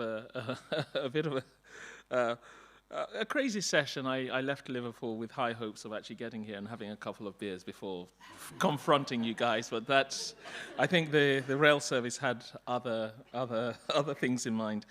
Anyhow, when I was asked to do this, I kind of thought high and low of how best to approach it with such an esteemed number of colleagues who I hope we can push out as time goes, that I will be the sole survivor. But I thought, you know what? Let's bring a bit of Wakanda to the table. Yeah. Now, as a kid, grew up reading all manner of comics and connected with quite a few. You know, I had my Batman period, I had my Superman period when jumped out in front of a car and a police car ran me over, which was kind of sad. So it happens the same policeman ran me over twice and almost got fired because I was the only black kid in the village. Yes, it was quite dramatic. Anyhow, back to this. I thought, you know, I love my sister, and if I were to choose someone who I felt the hope of society could fall on their shoulders, I don't think there'll be a better person than Shuri. Now, we live in a world where, being a man, I'm allowed to say this, where men have actually lost fucking touch, you know. And it'd be great to have a sister who just whips out some amazingness and shows people how things ought to be done. Maybe that amazing necklace or those kick-ass trainers, which she's renowned for doing. And I think she hails from a place that most people wished actually existed.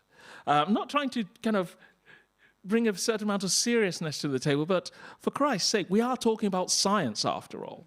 And, you know, to think Africa could be the place where you find solutions to so much. I mean, we're talking about medicines and all the rest of it, but what about vibranium? You know, if, for instance, we introduce that into the world to get rid of petroleum, get rid of, even solar becomes a secondary sort of thing. And then you have the magic associated with that beautiful aesthetic. And I kind of thought, she is a dream come true, the sister everybody wishes they had. The genius that we hoped was running the world. You know, give it World Bank and all the rest of this stuff, I'm sure Shuri could deal. And if you needed that hope personified, there she is. Kick-ass as well. So that is the reason why I'm bringing Shuri to the table. She is and can be the last hope for mankind, womankind, worldkind. I love Gru. Absolutely. Red Gru, I mean, with that dog of his and that saber that he tucks to, he's the lunatic. To be honest, I compare Gru to our current Prime Minister.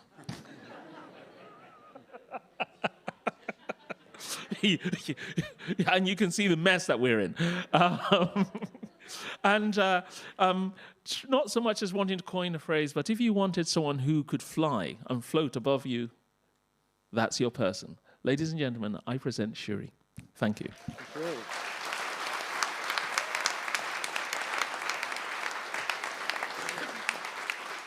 Okay, so 4 down.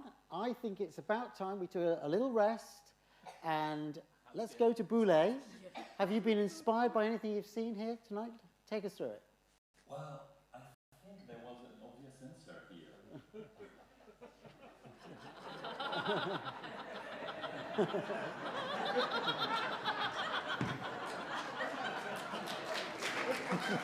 There you go. Whoa.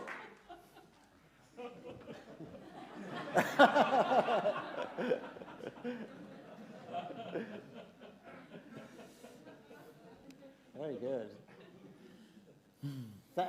Is that all you've done? I have more if you want, but for later. Okay, I'm keeping some for later. I can't believe the detail you've done in just a short time. That's fantastic. Thank you very much, Boulay. Thank you. Right. But don't forget, on the other side of the world, we have Luke McGarry, who's also hopefully been watching. Luke, were you able to see any of that? I did a couple drawings. First of all, Mike Jackson inspired me. This is Gru and Steve McGarry and the Minions giving him a kicking for that unwarranted Minions dig he threw in there. Next up, I have Silver Surfer as a housewife on his exercise bike watching Jeremy Kyle. And finally, we have Yomi turning up late. But pulling it out and making a very solid argument for Shuri. But I imagine he's a bit puffed out. Thank you very much. Fantastic. Okay. Right, so now we're going to proceed with the debate. By the way, I should just explain, after we've had all 8 of them, when you vote, we're going to throw out 4 people. Yeah? It was that. 4? My God, you must be joking. The remaining 4 will then have another chance to persuade you. Then you're going to throw out 2. And then finally, you'll throw out 1 more at the end. So it's not all going to happen in one go. So let's move on now. Who's number 5? It is Martin Rowson. And he is representing Crazy Cats. Colleagues, comrades, chums. I come here to represent my client, Kay Cat, who cannot be here this evening because they are 108 years old. Their creator died in 1940 and they don't exist. But nonetheless, Crazy Cat exists in more ways than it's possible to imagine. If you're unfamiliar with the antics of Crazy Cat, drawn by the great George Herriman, the great African-American comic artist George Herriman, from 1913 to 1940, and the same story told over and over and over and over and over and over and over again of Crazy Cat who speaks in a weird Dickensian argot mixing up with Yiddish and New Orleans Yat patois, and loves Ignatz Mouse. Ignatz Mouse finds crazy really annoying because crazy is crazy. Officer Pup loves crazy, hates Ignatz, is constantly putting Ignatz in prison for throwing bricks at crazy. And that's all that happens. And yet, it happens with such an infinite variety of beauty and wisdom and everything you could possibly want from the proto-American cartoon character. The brick. The unrequited love. But also the surreal landscapes that pass behind Crazy Cat as they go about their adventures. Created 10 years before the Surrealist Manifesto. And better yet, the Crazy Cat movie. How do I start this? Just click one more time to the right. This was made in 1916, 3 years before Felix the Cat, 12 years before Steamboat Willie, decades before Avengers, the Forever franchise. And it only lasts 3 minutes because of the brevity and the beauty and the wonderful things about crazy, because crazy is crazy and they are wonderful. And you'll notice I keep on using the pronoun they, because the thing about Crazy Cat is that George Herriman refused to name the gender or to announce the gender of Crazy Cat. So Crazy Cat is not only a great transsexual hero, is also a great African-American hero, created by a great African-American artist, and if you miserable motherfuckers vote to throw him out, you'll expose yourself as the transphobic, racist scum you truly are. Therefore, and anyway, crazy will land on their feet. They're a cat. And so I implore you to save Crazy Cat. None of these other characters would exist without Crazy Cat having been created. None of them would exist. And so it'd be like throwing out your grandmother. Actually, in a balloon debate, you probably would throw your grandmother out because you get in the way. But that's beside the point, because Crazy Cat is about the inalienable, eternal verities of human existence, unrequited love and violence involving a brick. So vote for your own humanity and vote for the cat. Thank you. Thank you.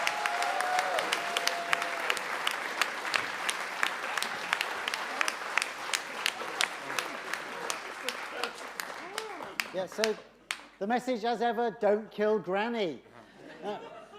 Thank you, Martin. I actually thought you were getting so excited, I thought you were going to fall out of the balloon just by yourself there.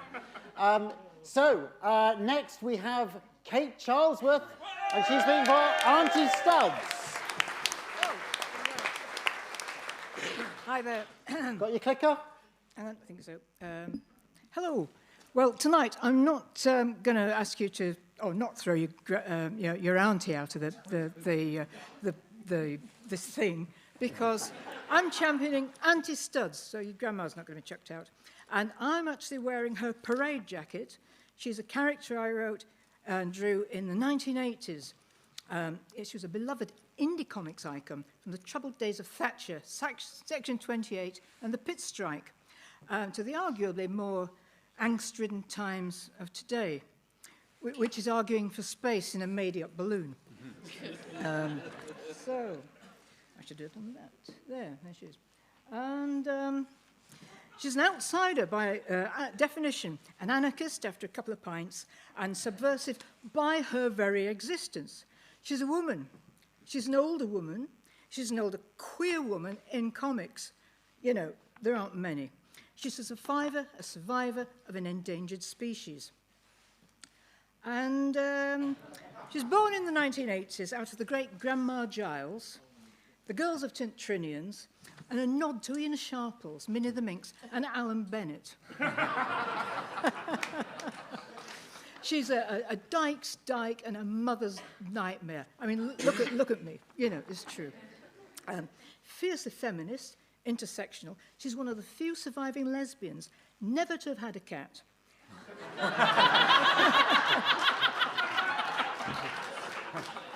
Never to have moved in with a girlfriend on the second date. and never have to have watched The L Word because there was only one butch in it, and frankly, that was being generous. She's... Sorry about that. So Auntie Studs, otherwise known as Maureen Fairclough, is... oh, thank you very much. Is a woman of many parts.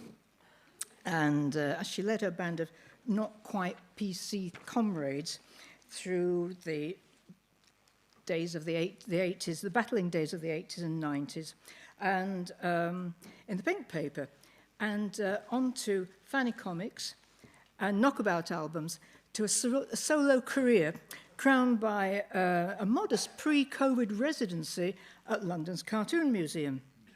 Then there was the guest celebrity spot in The Simpsons, voiced by the fabulous Miriam Margolyes. I'm sorry, she dreamed that bit, yeah. But she is the world's most honest and possibly only agony dyke. Her advice is best described as, do as I say, not do as I do.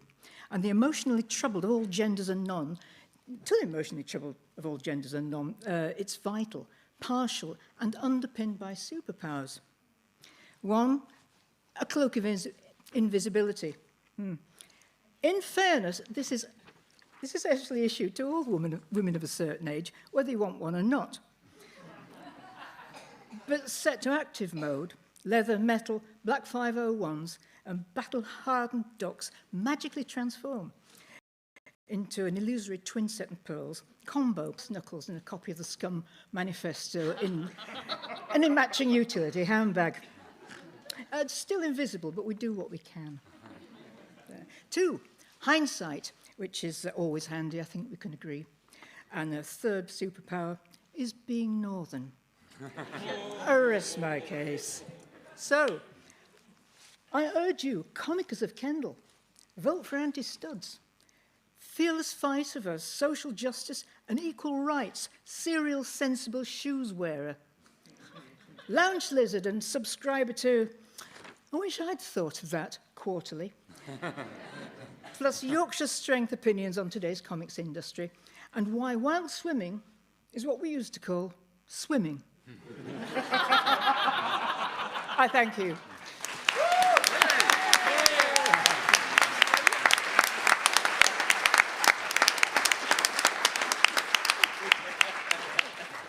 Yes.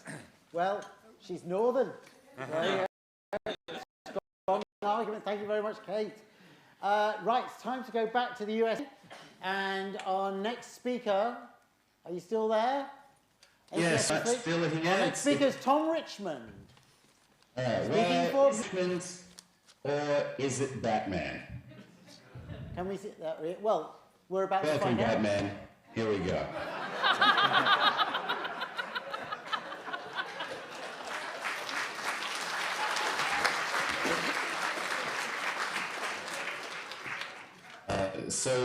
Listen, Batman, welcome to the Balloon Challenge. What do you listen?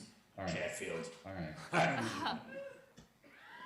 The Justice League is having some stupid public outreach program that Superman made me come. I don't even know what this is about. I ought to be out there fighting crime. All right. Well, listen.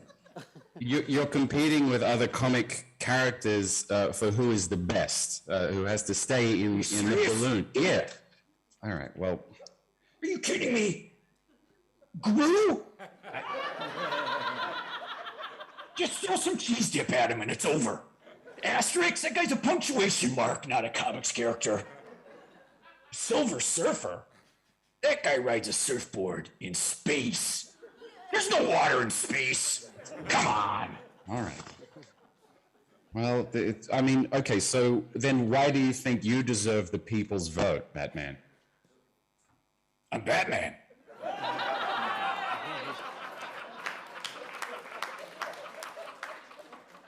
Yeah, but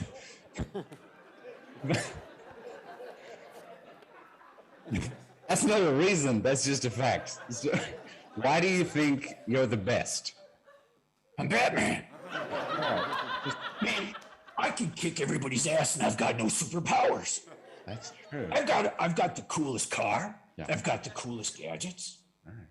I'm 80 years old. And look at me. Look, does these other comics characters have their own meme? Alfred. You see that freaking thing everywhere.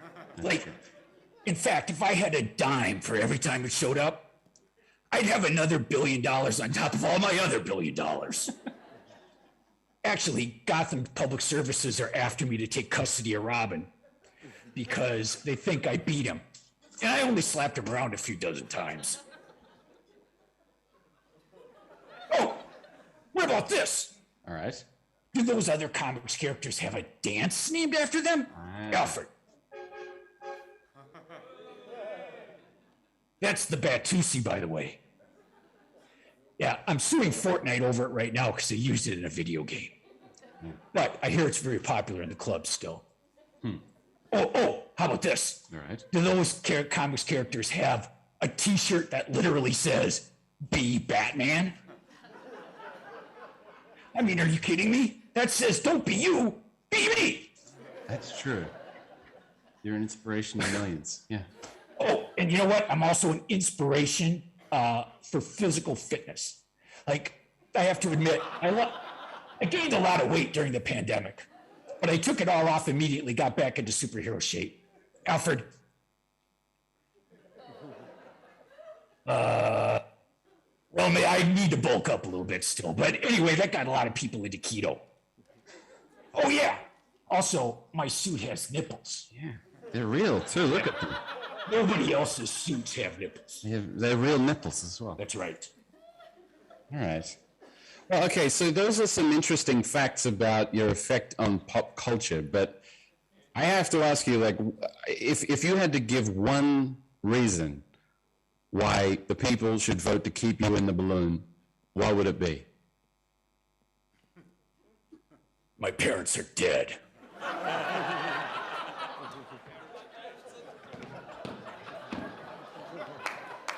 Thank you.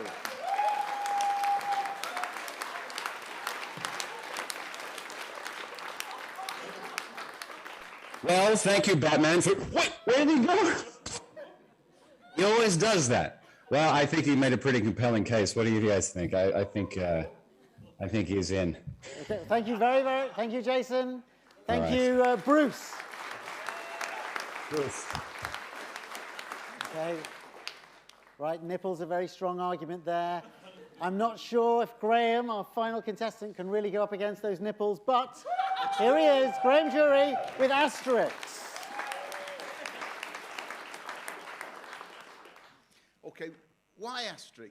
Well, I'll grant you he's the smallest person in the balloon. He's the smallest character in the balloon, possibly a little bit smaller than Crazy Cat. But without a shadow of a doubt, he's the biggest personality there. He's got his magic potion, his sort of special, his Gaulish special brew. That with that, he could chin anybody in the basket, chuck them out, no debate necessary, over the side. But he wouldn't do that because he's the perfect superhero. But more than a superhero, he's more than a cartoon character. He's a national icon. He embodies an entire country. He is France. When the French need somebody to represent them, and Gerard Depardieu's not available, who do they call on? Who do they call on? Well, it's Eric Cantona, but if he's not available, it's this man. He's huge. He is more than a cartoon character. He's so significant that none of the tunes in this balloon can hold a candle to them. It's a little difficult to overestimate how important he is, but I'll have a go. So, I mean, I love Sergio Aragonés, and I think Gru's a great character. Sergio's one of the best cartoonists. But have NASA ever launched a satellite named after Gru the Wanderer? I don't think they have. But this is the Asterix satellite that the French Space Agency sent up in 1968 or sometime. And it's still there whizzing round. And it'll be whizzing round long after Gru is just a dusty relic on a museum shelf. Homer Simpson's loved by everybody. He's a great character. But Have the US, is he so loved that the US Navy have named a warship after him? Well, of course he isn't. Nobody's that well loved. Or are they? Because that is the Canadian warship, the MV Asterix, a supply ship named in 2007 after this fantastic cartoon character. And the lifeboat on it, incidentally, is called Boaty McOblicksface. Now, if you queue for a ride at the Silver Surfer theme park, you'll be waiting for a very long time. And that's not because it's a particularly popular park, it's because they haven't built it yet. And they're not going to either. Yet Park Asterix, on the other hand, here, he's got his own theme park named after him. It was opened in 1989, and it attracts up to 60 billion people a year. Up to 60 billion. Now, Yomi's character, Shuri, she's a powerful character. She's made away from the page to TV, films, video games, but has she ever appeared on the cover of Time magazine? Well, in common with Donald Trump, no, she hasn't. But Asterix has, and there he is again in his ambassadorial role, representing France in 1991. Time magazine, ladies and gentlemen. Now, Crazy Cat, yes, Crazy Cat's a lovable character, I'll give you that. Everyone agrees, Crazy Cat's lovely. But is Crazy Cat the type of character you choose to host your 1996 bid for the Olympic Games? Well, certainly not. No, I'm afraid they're not. But heckling's in round 2 now. Please, keep it down.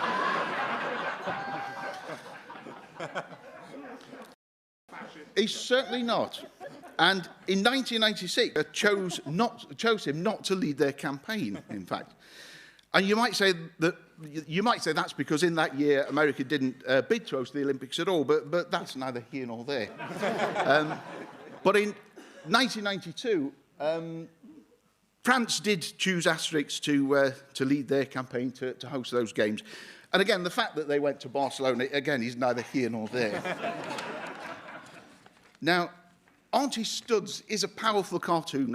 Nobody's denying that. It's a powerful cartoon with an equally powerful and important message. But has it got a packet of cheese and onion crisps named after it? Well, it hasn't. I'm very sorry, but it hasn't. In fact, any flavour crisps that... But you can buy Asterix cheese and onion crisps. Actually, it's ham and cheese crisps. I'm doing that down. My French is pretty poor. And the French buy these, and they sell up to 6 billion packets a year. Up to 6 billion packets.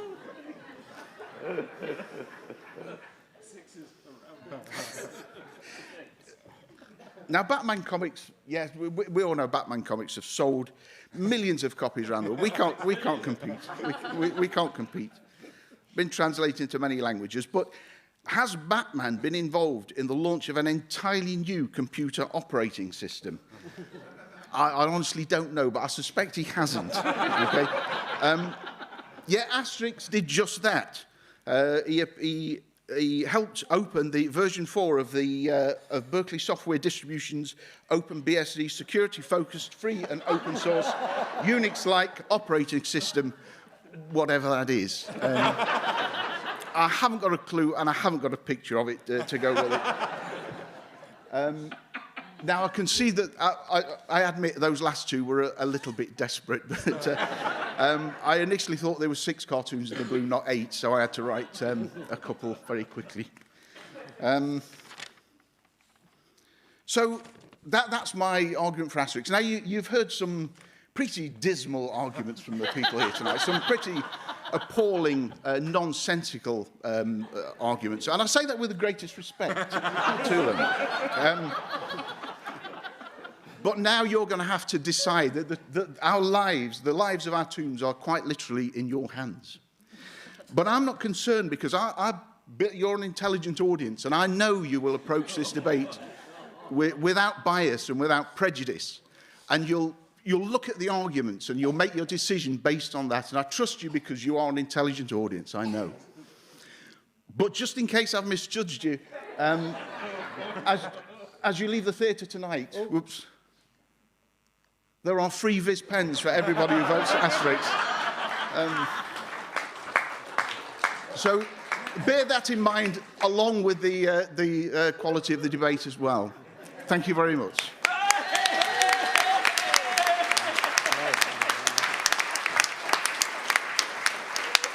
Right.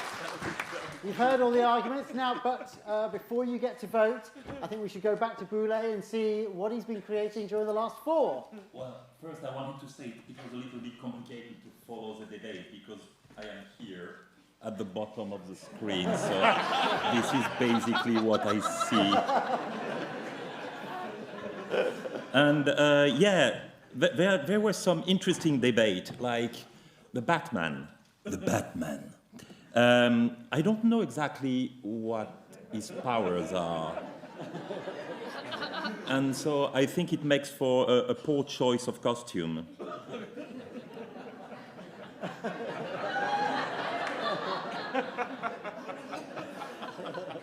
And yeah, about the cat, I didn't grow up with Crazy Cat, so I'm not familiar with him, but I'm pretty sure it's not a good idea to take a cat in a hot air balloon, you know, regarding the clouds and stuff, plus the poop.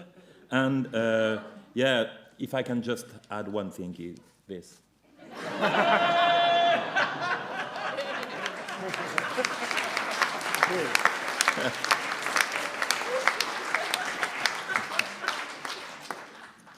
Thank you very much, Boulay.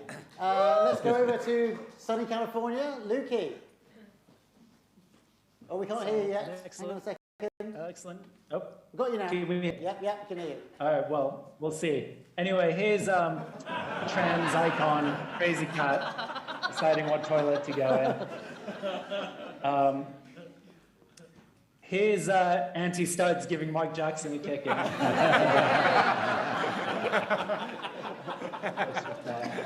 Poor Mark Jackson. And finally, oops, here's Catman. Thank you. One more thing, I'd like to say, I've got my Viz pen here. But my vote's for Asterix. Lukey, you've got your Viz pen, but the good news is even you are able to vote. Because everybody, obviously this is being streamed live on the internet, so anybody who's watching, as well as the audience here tonight, you can all take part in the voting. Now is the time to get your phones out. No, just get your phones out, not get out. Okay, fine. Right. So, could you go to, on your phone, go to Menti, www.menti.com. M-E-N-T-I, the address is right at the top there. www.menti.com, and then use the code 4342095. 4342095. Don't hold it. Don't vote yet. It's so desperate to throw Batman out of the balloon. Stop it. Okay. 4342095. I don't want you to start voting yet because we've got a little sort of window of time when we want to see it all happen. So, have you all got to the right website? Anyone not got there yet? They're mostly there. Okay. So, if the music is ready, you may start your voting now.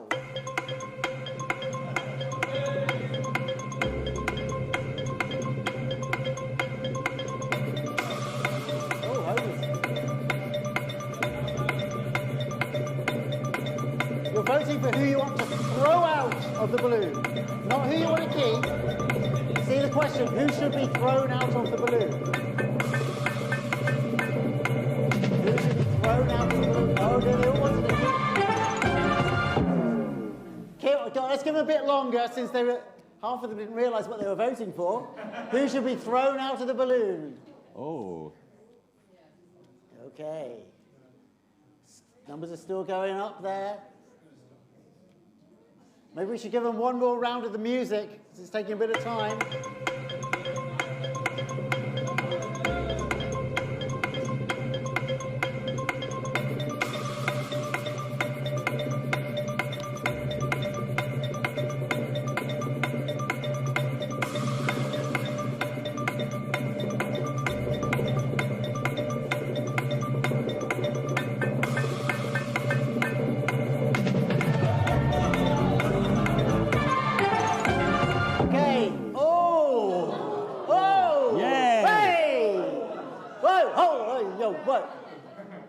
That's it. Okay. So, stop throwing the Silver Surfer out of the balloon. So, the four that are going are Silver Surfer, Homer Simpson, get down, Gru the Wanderer, yeah, all right, and Batman. They are the ones that. So, it's Silver Surfer, Gru, Batman, and Homer are leaving the balloon. Let's see them. Okay. No, not Crazy Cat. Yeah, Silver Surfer. Can't fly without the surfboard. Okay. Who else is going? Gru's going. Yeah. Gru's out. Who else is going? I can't remember now. Batman's gone. And finally, who was the last one who went? I can't remember. It was Homer. Where is Homer? Okay, out he goes. Bye-bye, Bill. Okay, so let's have a round of applause, first of all, for our great 4 first dead bodies. Okay. But, oh no, the balloon is still going down. We need to throw more people out, I'm afraid. So while they prepare their next bit of argument, it's time now to go to a brief couple of awards from the NCS Fest. So, Jason, if you're still there, if you've recovered from your close encounter with Batman, can we hear about the NCS Fest Awards? Sound? He's just having a chat with his friends. Yeah, I paid them so much, I told them you'd stay in the show. Sorry? They're videos. I know, yeah, but I'm pretending they're real. Sorry. All right, yes, can we go live?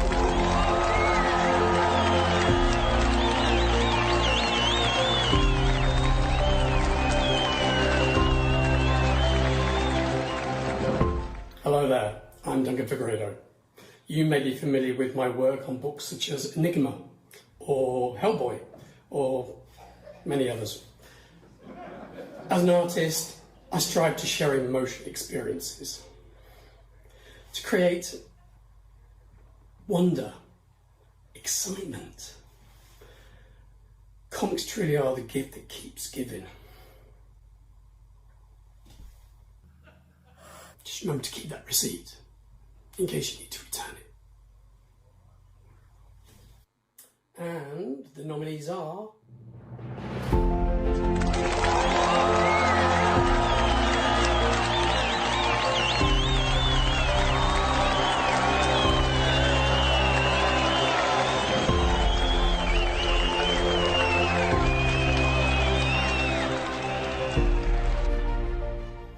And the winner is...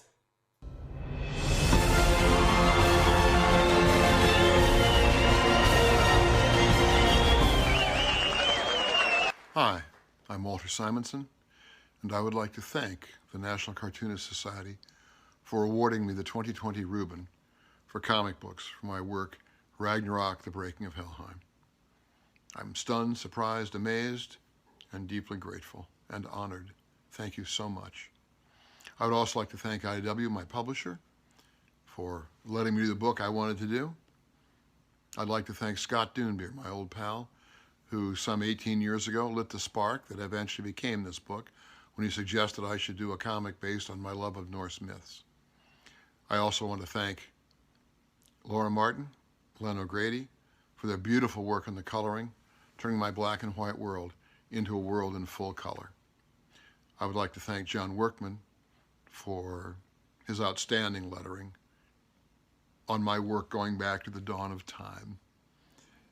Much of the distinctive look of my work is based on John's lettering. And finally, I'd like to thank my wife, Louise, one of comic books' finest editors ever, and I've taken full advantage of that for her oversight, her cheerleading, her kindness. The work I do would not be what it is without her help. Again, to the Cartoonist Society, thank you so much. I'm deeply grateful. Stay safe. Congratulations. Enjoy the rest of the show.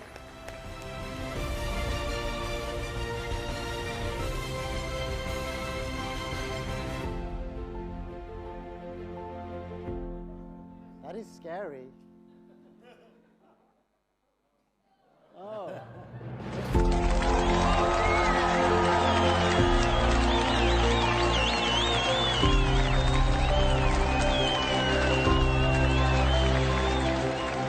Hi.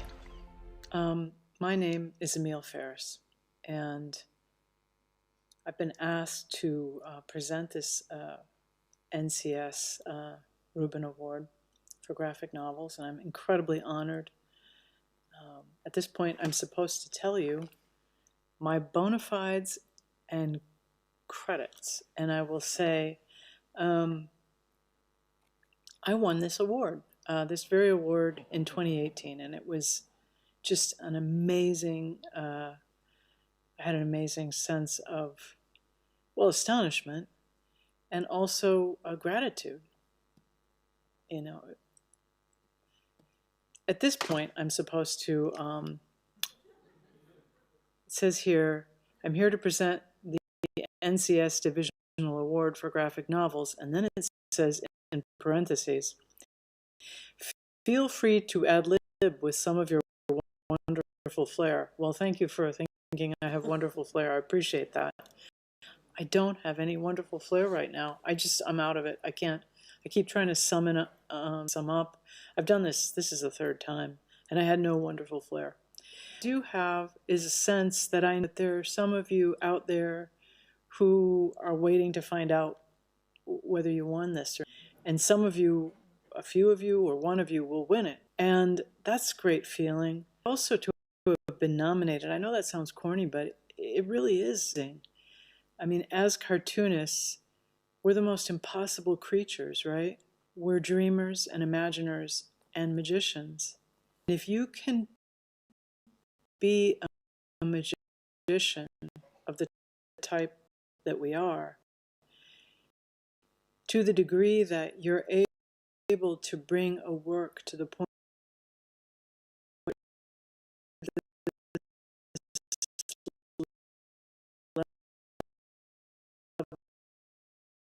of recognition,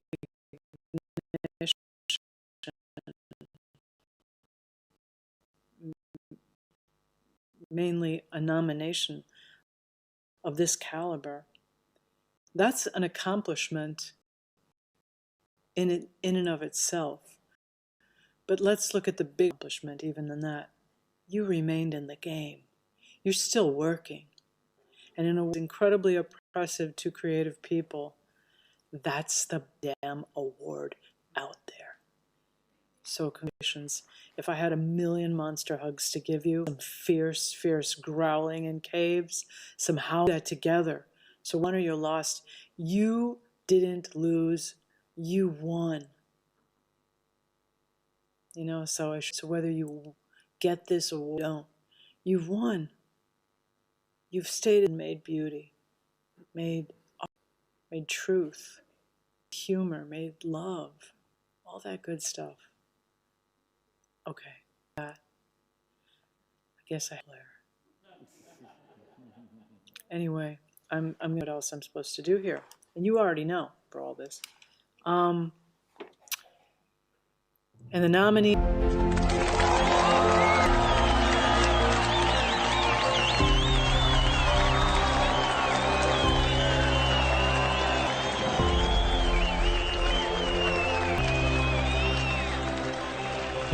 And the winner is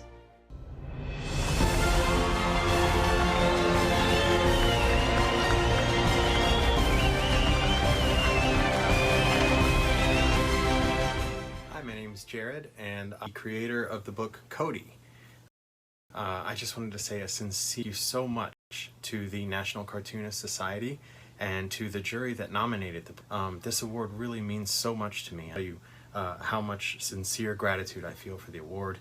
And looking back on the work, I can't help but think of the encouragement of my wonderful wife and my two beautiful kids. She's there for me, And thanks again so much for being a part of the Reuben Awards. It really means me. Thank you. Congratulations. Congratulations to you. Enjoy the rest. That's what I'm supposed to say now. And, enjoy everything. Enjoy the rest of your lives. Everything. My best to you. Okay, thank you very much.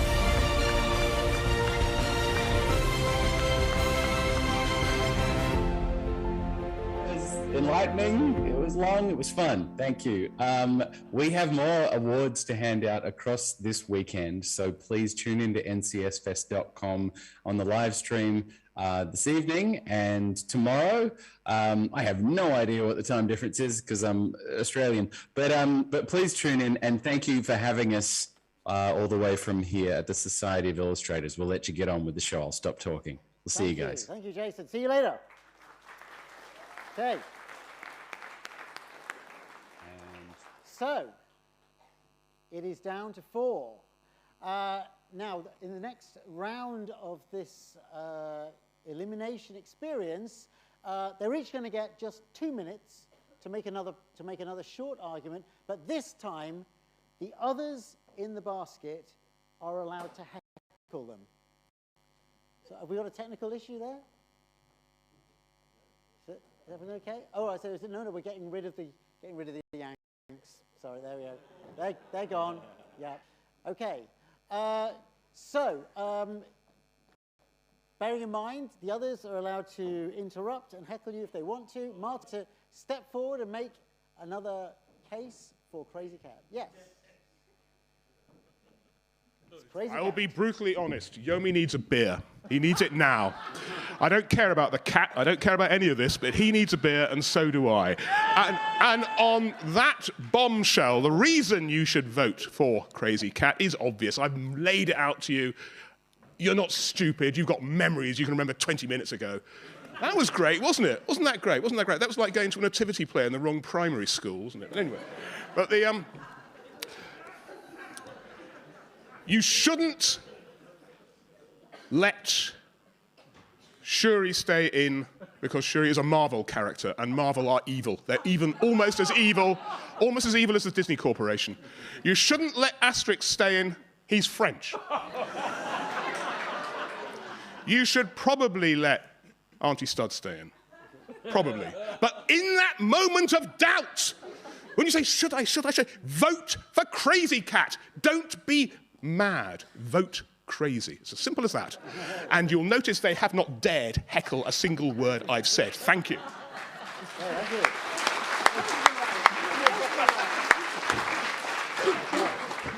Bear in mind, after you've heard these 4, you'll be going back to menti.com, so keep it open on your phone. When you refresh the screen, it'll go back down to these 4 characters. So, Kate, would you like to step up and run the gauntlet for Auntie Stud? That's not working. Okay. Well, actually, I'm kind of inclined to agree with him. That wasn't the plan at all. I was going out in the first round. But I happen to have brought a little something here. So, but more about Auntie Stubbs. She's a radical indie antidote to the old woman stereo in comics. The miserable crone, which is hardwired into Western culture and Marvel and all the rest of it, and into comics.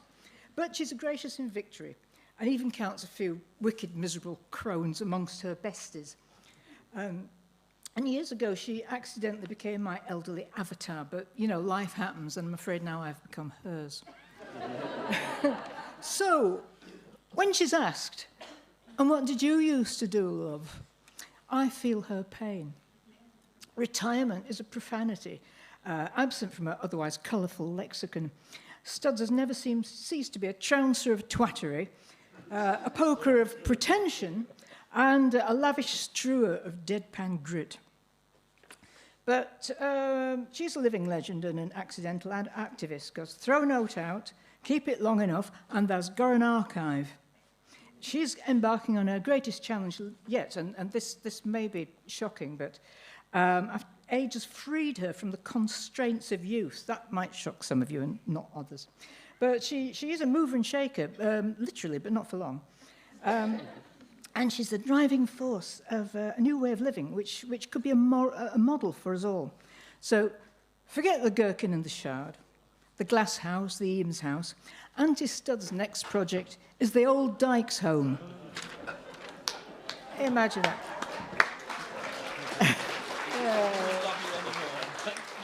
There's one for me. Yay, fantastic. On that note, not just a home, but a party house, where the Dusty Springfield Memorial hot tub rocks around the clock, where youngsters who can't remember Top Cat or the Clangers lie about their age to get in, and a new home for her vast publishing empire. Ta-da! Which is currently operating out of a shepherd's hut liberated from a Tory politician's garden by the senior wing of the Lesbian Avengers. So, vote for Studs and future-proofing and fun. And to quote the Flintstones, we'll have a gay old time.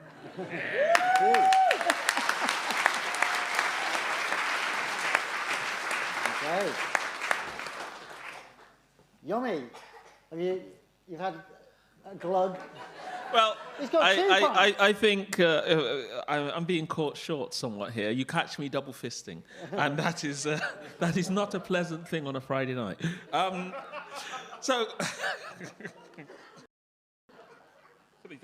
So Shuri, she's a great sister. She's an inspiration. She's what I would call light of the world. She connects with the past, learns from the past, and projects to the future. You've got two female characters up here. The men, well, one gets high on mushrooms all the time, and the other one, well, hey, it's a cat, 9 lives, chuck it overboard. But on a serious note, we have to pay attention to what we have going on ahead of us, and this is a lady who more or less represents the best in society. She understands science, and let's not forget what science has done for this world. Vote Shuri. Wakanda forever. Thank you.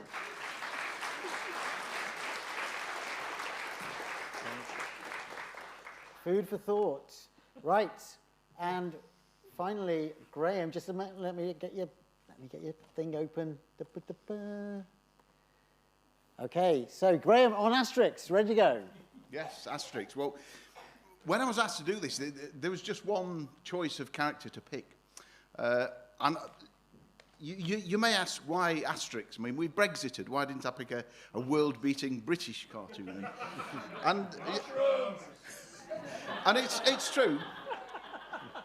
It's true. We've left the EU for better or for much worse. And there are many great British cartoons I could have chose. But when I was growing up, there was 4 people inspired me to be a cartoonist, and 3 of the 4 were French. I shall carry on. 3 of them were French, and this man was one of them. Now, I don't believe in God. I'm not religious. I don't believe in heaven. But I truly believe Uderzo's up in heaven now, sitting at the side of God, and he's looking down on you, and he's asking you to vote for Asterix tonight. You're on mushrooms, mate. But more than for Uderzo's sake, I want you to vote for Asterix for this creature. Oh.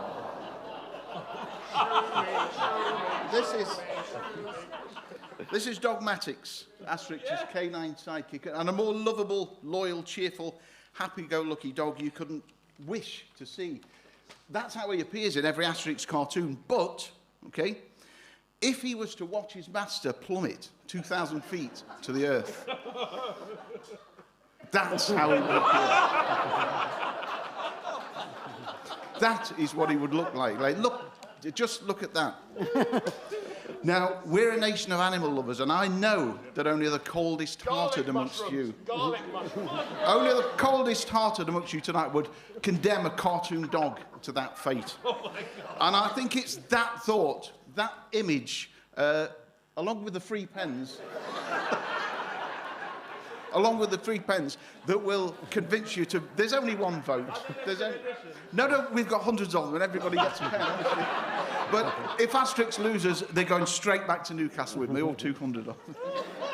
Okay. Thank you very much.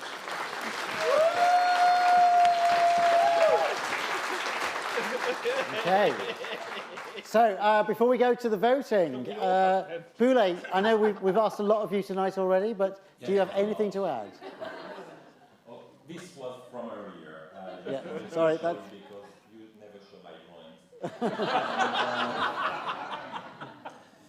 Well, I wouldn't be too concerned about Asterix. I think, you know, French people are basically unkillable. What I have to say, well, there are a lot of discussion and it's taking forever.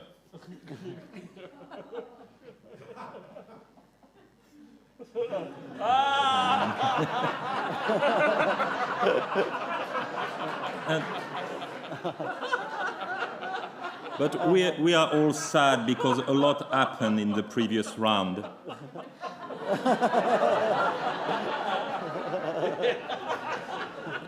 And so if I could influence your vote, I just wanted to add one last thing. Think of me. Thank you very much. Thank you.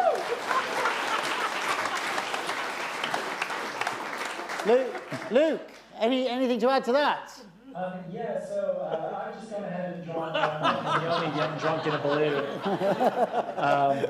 But then everyone else is just shouting mushrooms. That's all I can hear down the end of the line. That's really all I have to add. Thank you very much. Good. Okay, so it's time to go back to Mentimeter. That's www.menti.com. Can we see that? So remember, it's who should we now throw out of the balloon? Okay. I'm going. Yep. Who do you want to see thrown out of the balloon?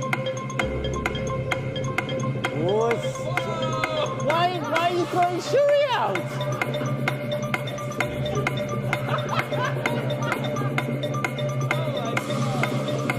What's going on?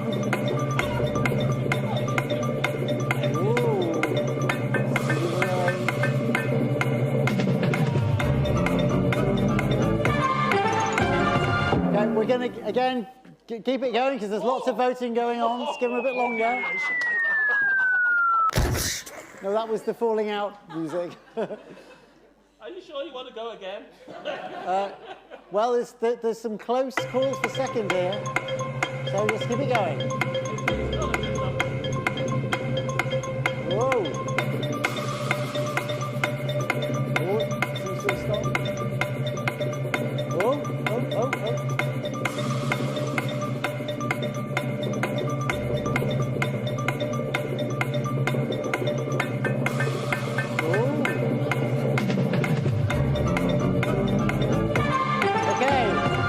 Voting ends, and the two to plummet are Shuri and Auntie Studs. Well done. We know we tried.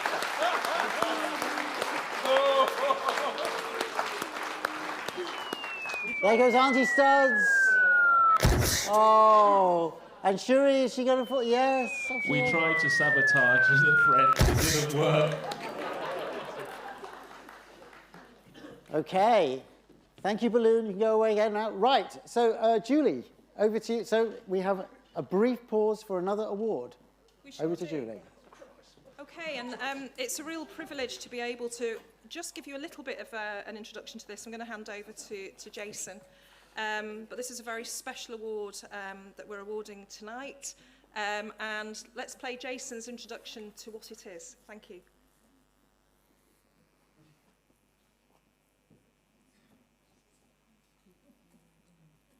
Thank you, Julie. I'm Jason Chatfield. I'm the president of the National Cartoonist Society, and I'm here to introduce the Sergio Award. What is the Sergio Award? That's a great question. Let me tell you. The Sergio Aragones International Award for Excellence in Comic Art was a Hand Across the Ocean initiative, which recognized the strong bond between US and European creators. We wanted to recognize the very best international talent through a joint award between the NCS and the Lakes International Comic Arts Festival. It would be for a combination of attributes aside from the work itself, including longevity, legacy, and consistency. It's a light touch award without a convoluted voting process. Essentially, if Sergio doesn't want it, it won't happen. Previous winners who have all coveted the award include Dave McKeon, Hunt Emerson, and Charlie Adlard. Okay, back to you, Julie. The short video which will tell you who has won it this year.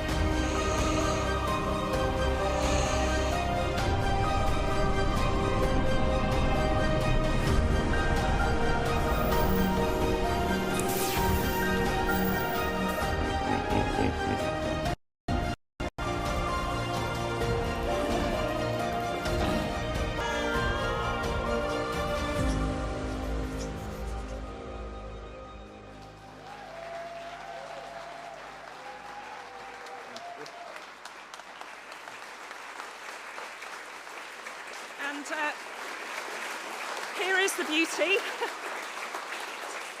Here is the beauty. It's travelled all the way from America, and what better than to hand over to Charlie Adlard, last year's winner, who is going to hand over this award to Boulé. Charlie.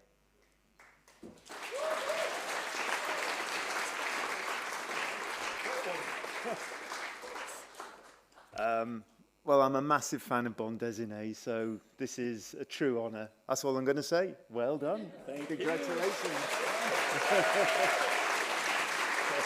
Thank you.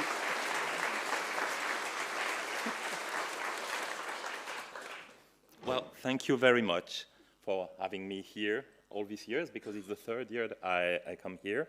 I'm just gonna be brief for the sake of Peter, who earlier when we were rehearsing was like, so Boulé take his prize, he goes back and you know, they said, no, he's going to speak. And he was like, what?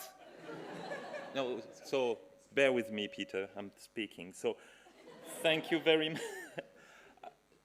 I'm still, you know, we still have a lot of imposter syndrome in this job, and I'm still thinking it's a mistake, but it's a very nice mistake, and I'm very happy about it.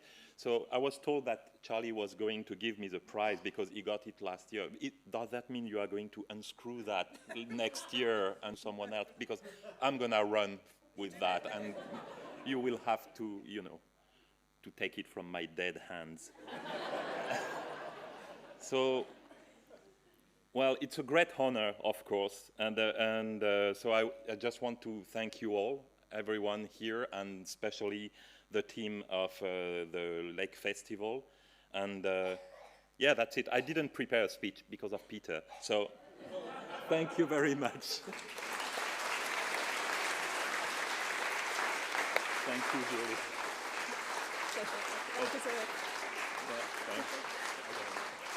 Okay, and finally on this one, we have a short video from the man himself, Sergio Aragonés, who's just wanted to say a few-ish words. Hello, friends. Hello, Julie. It's been so long. It's been since 2018. That's almost 3 years with the Lake Festival. What a place. I loved it. I had the greatest time.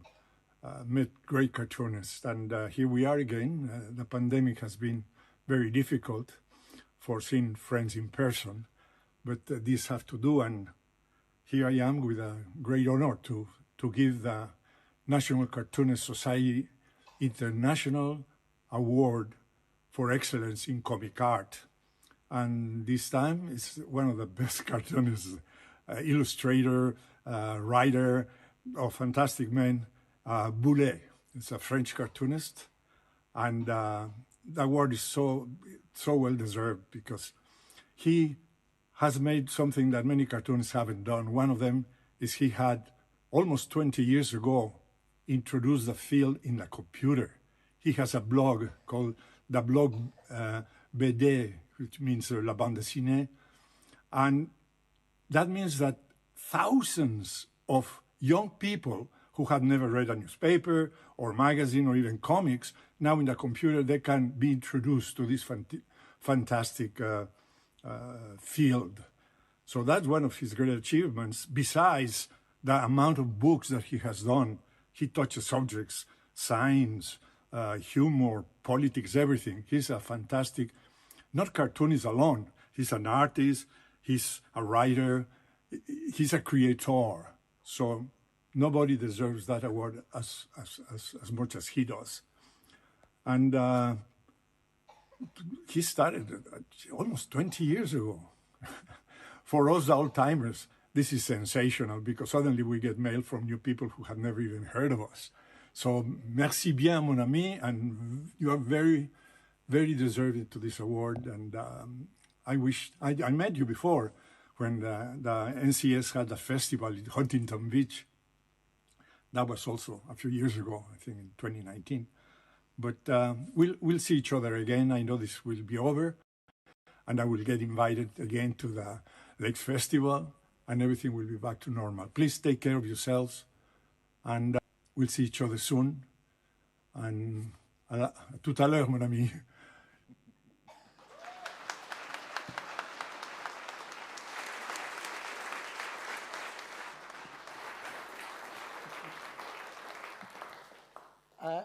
Apologies, Boulay, for saying I didn't want to give it a talk. At the time, I thought it might be like an entire history of the building, you know, so, which we already had that from Jason. You're fine. Yeah. Okay. Not going to hear the end of this later in bed. Now, so we are down to the last two. And the last two mushrooms, yes. Always the nicest tasting last two mushrooms.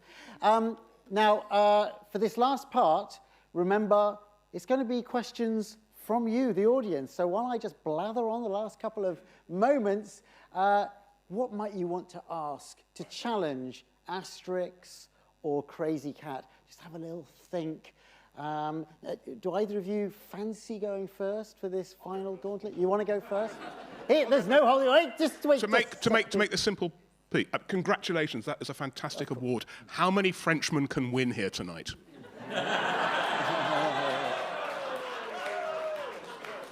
Okay. Now, so are there any questions for the Crazy Cat argument? Well, there's one right here, first of all, from Mark. I've got a question for Graham, actually. Well, no, he's coming in a moment. Oh, right, okay. Come to me after. I'll come to you. Yes, Charlie, for Crazy Cat. Well, I've got a question for both. Who draws the best horses? Best horses? Ooh. Well, Crazy Cat is a cartoon character. Crazy Cat doesn't draw anything. George Harriman. Yeah, you know. We're not voting for George Harriman or Zero. We're voting for the characters, Charlie. Do you understand how this works? Okay. How many lives are left of Crazy Cat? Crazy Cat is eternal, which makes this all a bit of a joke, really, doesn't it? I have a question. Yeah. Okay. How can you genuinely expect a character who has literally the same story every single time they appear to be treated as the greatest creation of all time? Are you literally insane? That's the whole basis of everything. That's the whole basis of the bande dessinée. Have you never read Peanuts? There's variations there. There's variations, and there's variations in Crazy Cat. There's all sorts of things happen in Crazy Cat, but it's the same narrative arc, and therein lies its genius. It is like Zen. It is like doing the same Zen character over and over again until you go into a kind of nirvana-like bliss, and you would choose mushrooms instead of that. We are talking about someone who's lighting a cigar with what looks like a burn. Yeah. Your point? Any other questions? Any questions from the candle audience about Crazy Cat? Anybody here actually read the collected, complete Crazy Cat? I will tell you two things. Before we take another question, I'll tell you two important things you need to bear in mind about Crazy Cat.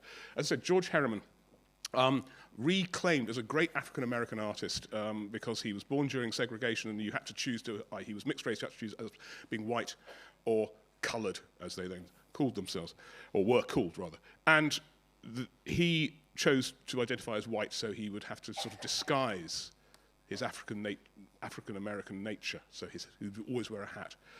However, he was a man who was so caught up in his art, he asked William Randolph Hearst for a pay cut.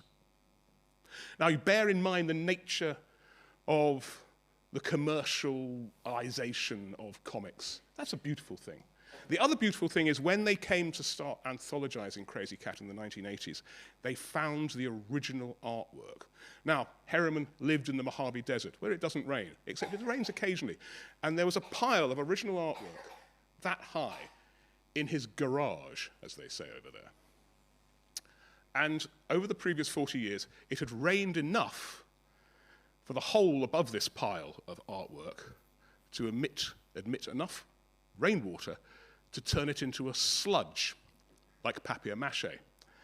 And the man who edited the collected Crazy Cat thought, oh my God, I must save this. I shall dry it out. And this is one of the greatest surrealist acts of all time. He dried it out in a potter's kiln, and it set solid into a huge lump and fell in half. And he now uses it as a doorstop. And people say, what is that? He said, that is half the original artwork of Crazy Cat. And for that beautiful surreal act alone, you must vote for Crazy Cat. Thank you. Okay.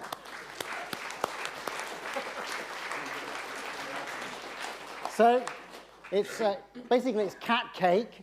And Graham, your final argument for Asterix. Does anybody have a question, a challenge to why this diminutive little nitwit? Yes. What have the Romans ever done for us? They brought us Asterix. They bought us Asterix. Without the Romans, we wouldn't have had Asterix. What a terrible place that'd be, the world. I don't know. It's mushrooms, possibly. It's I think it's mistletoe cut with a golden sickle from the Druid. Getafix cuts it down. I don't know. You'd have to ask Goscinny, really. You need a Ouija board, unfortunately. You would, yes. Yeah. Any questions about? Yes. Go, yes. Mark. I said it was going to. The nature of the medium is to entertain. Asterix is always different. It is. For all that we have for Crazy Cat, it's the same. Yeah. And that's enough to vote for Asterix. I mean, Crazy Cat's very good, but, you know, I mean, really, the same story. I mean, it's as bad as us. I mean, Viz Comic, we do the same story all the time, over and over again. We know how easy it is. So, you know, Crazy Cat is not really trying that hard. Okay, yes. I'll come to you.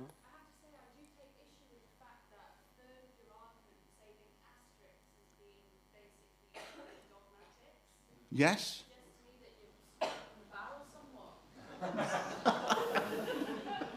Well, yeah, I can't really argue with that. I mean, it's just that... No, you're right. I just like drawing dogmatics anyway. I've never seen him with such a sad, miserable face. Mark? After being so cruel about Gru, and then seeing such lovely words from Sergio, do you feel that at any point you're actually going to ever win the award? No. I did try and tip the balance by saying I think Sergio is one of the best cartoons we've ever seen, but no, I don't think that's. Do you think we've never actually won anything ever? The only thing we ever won was the.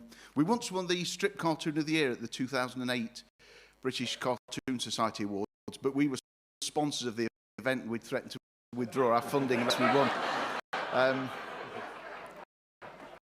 We threatened to withdraw our funding unless we won, so it sort of took the edge off the victory a little bit. One more question from over there. Young man? Above you, yeah? Yes, with a white t-shirt.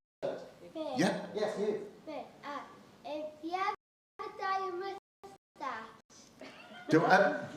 Sorry? So ever dye his moustache. Does not in any of the I've seen him do it, so it's always nice. And he may well have done.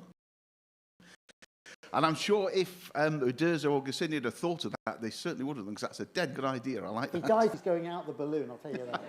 Okay, I think they both had... Oh, sorry, sir. Yes, last one. Have the wristbands if we watch Asterix? How can you have what, sorry? How can we get the pens if we how can we get... The pens! Have pens if we don't vote for us. Yes, I'm bigger than that. Yes, you can all have pens, whatever. Okay. I think I get a runners-up prize anyway, don't I? So yes, Okay. pens. Yeah, pens for everybody. Okay, I'm going to call a halt there because you've heard both two, arguments. sir. We've still got time, though, to get one point of view from Boulay and Lukey. So, or are you just basking in your new... Oh, you know, I was just enjoying being suddenly in a very good mood. But yeah, I was one.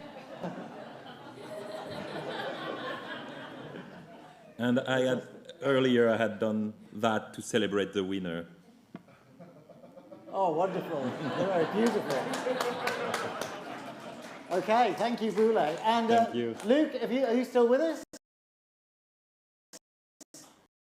Yes, I'm still here. Okay, have you got... Monix and Crazy Cat seeing who can draw the best horse.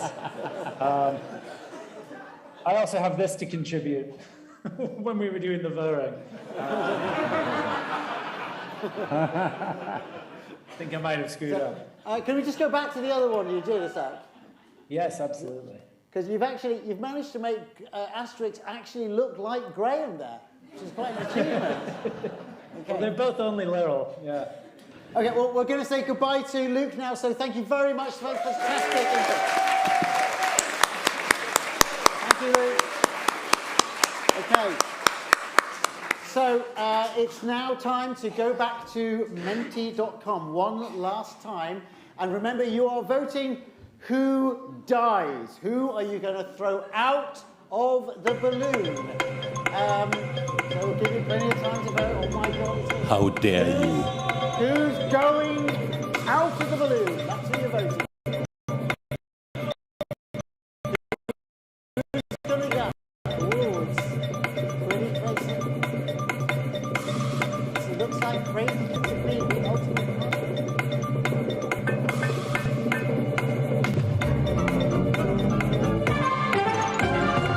Okay. I think that's fairly decisive. We have a winner. Crazy Cat survives! You little angels. Thank you so much. Auntie Studs is out! Yes, and Asterix maybe. No? Okay. Somehow the tech team wanted Asterix to say, there he goes. Okay, so I think we should maybe get all of the contestants out here for one final show of appreciation. Come on, guys. Fantastic performance tonight. Well done. And thank you in America. But bearing in mind that this is a balloon debate, Julie has the prizes for the winner and runner-up. It's exquisite, isn't it? Is that Jeff Koons original? You've got an even better second prize.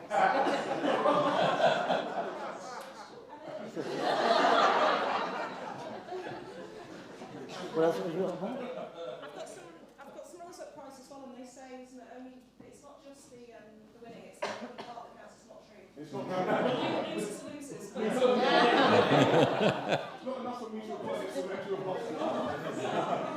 Yomi, you got here. That was quite an achievement. Thank you so much. I can get drunk tonight. Okay, thank you once again, our magnificent debaters. Thank you, guys. Do you want to say goodbye? Okay. Okay, thank you very much. Thank you all, thank you, and thank you all for coming. Congratulations to Crazy Cat. Have a wonderful weekend, enjoy the festival, and we will see you over the next few days. Thank you. All right.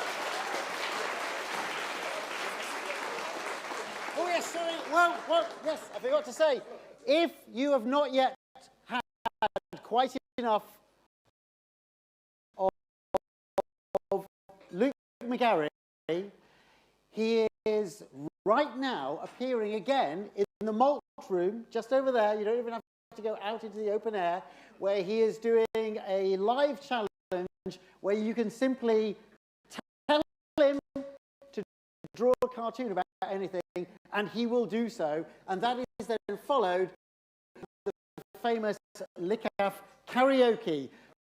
So no need to go home for some time yet. Go on to the Malt Room. Thank you. Okay. Bye-bye.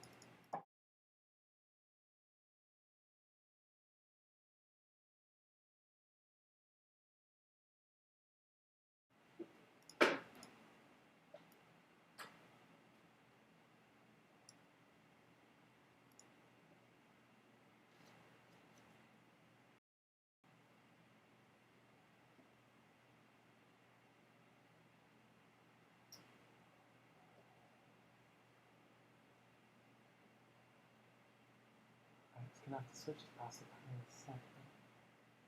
Around the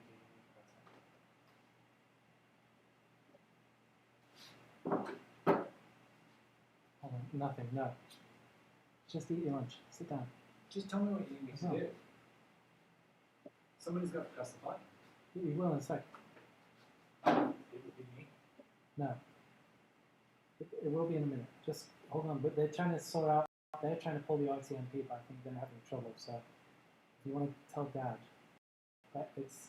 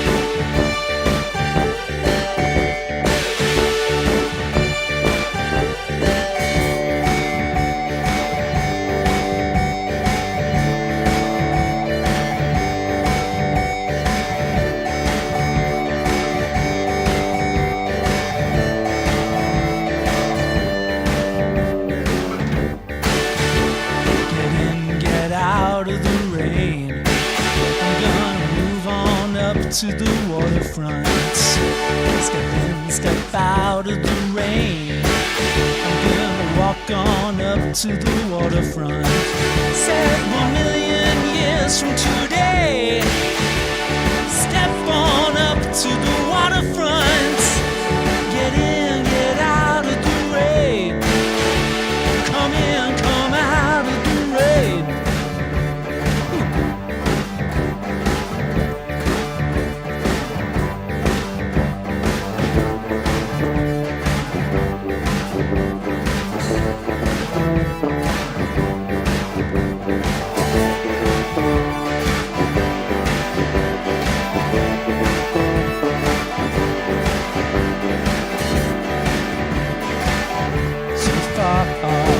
So good, so close, still so far, so good, so close, yet still so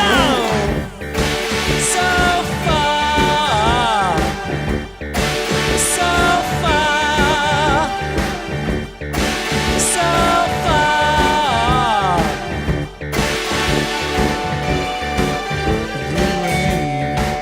I'm gonna move on up to the waterfront.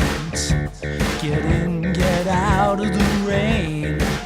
I'm gonna walk on up to the waterfront. Said 1 million years from today. Step on up to the waterfront. Get in, get out of the rain. Come in, come out of the rain. Said come in, come out of the rain. I'm gonna move on up to the front. I'm gonna walk on up to the front. I'm gonna live on up by the front. I'm gonna move on up to the front. Get in, get out of the rain. Step in, step out of the rain. Come in, come out of the rain. Get in, get out of the rain. Move on up. Step on up. Walk on up. Live on up. Far away. Far away. Far away. Aye, aye, aye, aye, yeah. So I walk away so far. I walk away so walk away up to the waterfront. Up to the waterfront. So far. So far.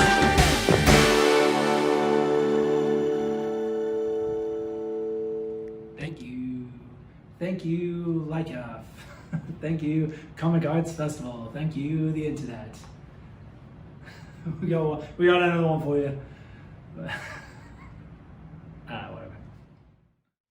Hello, I'm cartoonist and illustrator Luke McGarry, and I've once again been put in charge of this year's LICAF and NCS Fest Pass the Panel collaborative comic. If you missed last year's, the idea is that it's a bunch of cartoonists from all around the world collaborating on a single comic. Nothing's pre-planned, nothing's pre-written. You just get the page that the person in front of you finished, and you have to carry on the story from there. And more so than last year, chaos has ensued. This story is borderline impossible to follow, but it's a lot of fun. And everybody that participated is one of my favorites, and I'm really thrilled with how it turned out. So, unless I'm forgetting to mention something else, in which case I'll pop back up in 2 seconds, let's kick it off. Same as last year, I started it, so you have to listen to me introduce myself again. Cheers.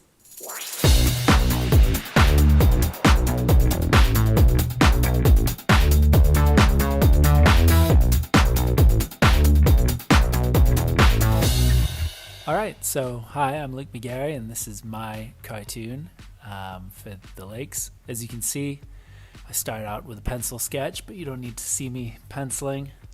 So now I'm moving to ink. I'm laying out the frames, the grid, whatever you'd call this, erasing the little lines in between. Let's take a look at the story while I'm here. The sheep from episode 1 last year is back, but now he's buff for some reason. It's because he's been eating a lot of mint cake. That's why I drew it like this. Here he is at the gym. As you can see, I follow my pencils pretty faithfully. But, this allows me to make 1 or 2 tweaks, like, I've changed the angle of the mint cake there. I insist on doing all my lettering by hand. I do have a font made of my own lettering, but, why not do it by hand? Why not take extra time? Okay, I'm going to put in a QR code here to link to last year's. This is me figuring out how to make a QR code. All right, there we go. So, again, kind of moving the story along, we're going to talk about Sergio, the Golden Sergio Award, the LICAF exclusive award from NCS member Sergio Aragonés. So it all kind of ties together. Again, remind me in a bit to put that QR code in there. Here I am adding color. As you can see, just filling in a couple of the blank lines and stuff. I'd never really know what color I'm going to make stuff until it's done, so fill it in, see what looks right, feel it out. Obviously bits of metal are going to be gray, that's always easy. See, yep, yellow shorts I think might look better. And sometimes with backgrounds I never bother drawing them in, I just wait until the color stage and add them in later for a bit of atmos. And then decide I don't like them at all, get rid of them. Just replace it with a gradient. Always remember to save your work as you're going along. Yep, doing some more coloring. There's Julie Tate, founder of LICAF. She's very pip tally ho when she speaks. She's one of my favorite people in the world. So this is a playful ribbing. This isn't me just insulting her. Again, a bit more color. And this is looking pretty good, just kind of choosing different backgrounds, adding some gradients, livening things up a little bit, adding shade. Look at that. Now it looks like it's really made of gold. Adding some yellowness to the towel, make it look a bit sweaty. Some sheen on his muscles, bit of sheen on the award. It's all good. It's like a photograph. It's like a painting. A thing I do is I duplicate the black layer and then on my work so that you're not going to lose your black line, and then paste it back in on top of the artwork. Here I am. Now, see, look, I remember to add the QR code. But yeah, I changed my ink to purple, so don't steal that. That's my idea.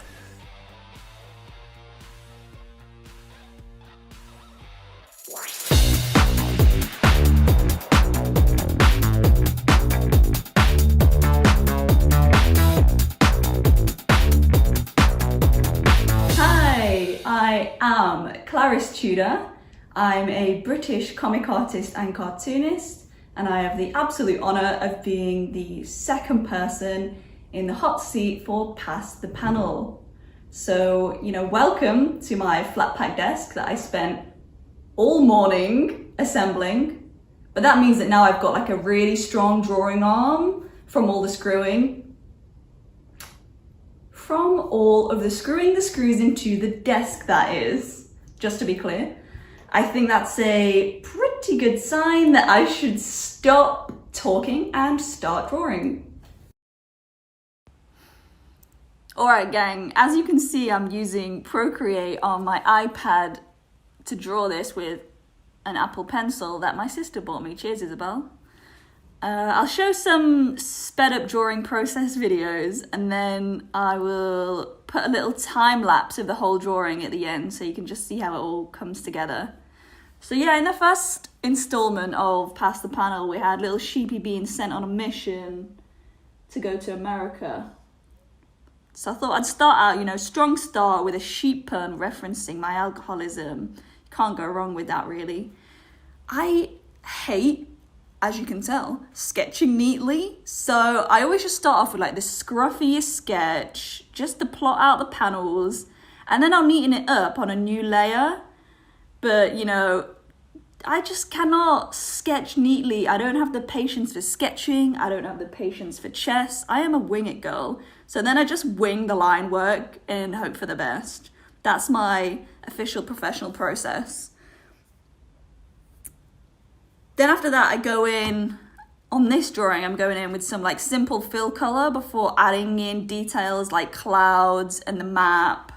Oh my God, yeah, special thanks to Luke for organising Past the Panel. What better way to thank him than by mocking him in my contribution? I actually wonder if he's going to sue me for plagiarising his character. Yeah, you're going to sue me in court, yeah? Not if I see you first. I've left the comic quite open-ended, with our first spanner in the works being the opportunity to get drunk with Taylor Swift. I'll now give you some silent reading time.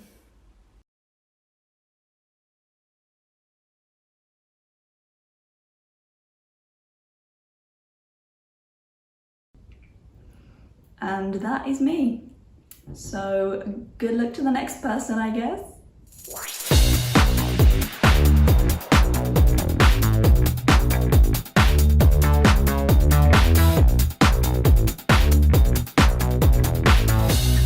Hello everyone, this is Szczepanka and this is my part for the Past the Panel project.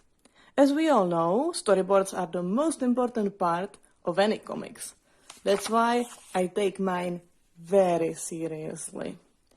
It definitely shouldn't look like you just brushed your hair over a paper, which mine definitely don't. So, once you have these beautifully crafted storyboards, you can move to the next step, which, as we all know, is witchcraft. I would recommend starting with a very basic circle. And then, because I'm a traditionalist, I just go with the most witchy shapes. Then you put your storyboard right into the center. And of course, you need to sacrifice something you love. For me, that's gonna be this cookie. All right. You need to break it down, you know, for the demons. Okay. Once that's done, you just leave it to marinate for a few hours, maybe days.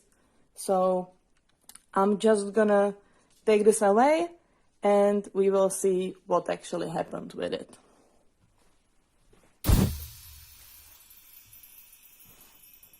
Oh wow, that's not too bad, right?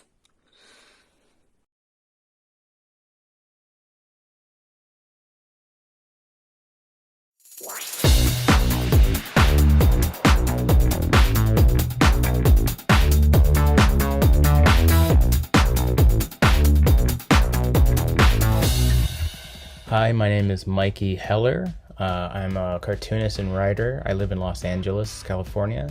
At the time of making this comic, I'm actually in Rochester, New York, in my parents' attic. You're about to see how inefficient and amateurish my process is. I pretty much draw right into Photoshop.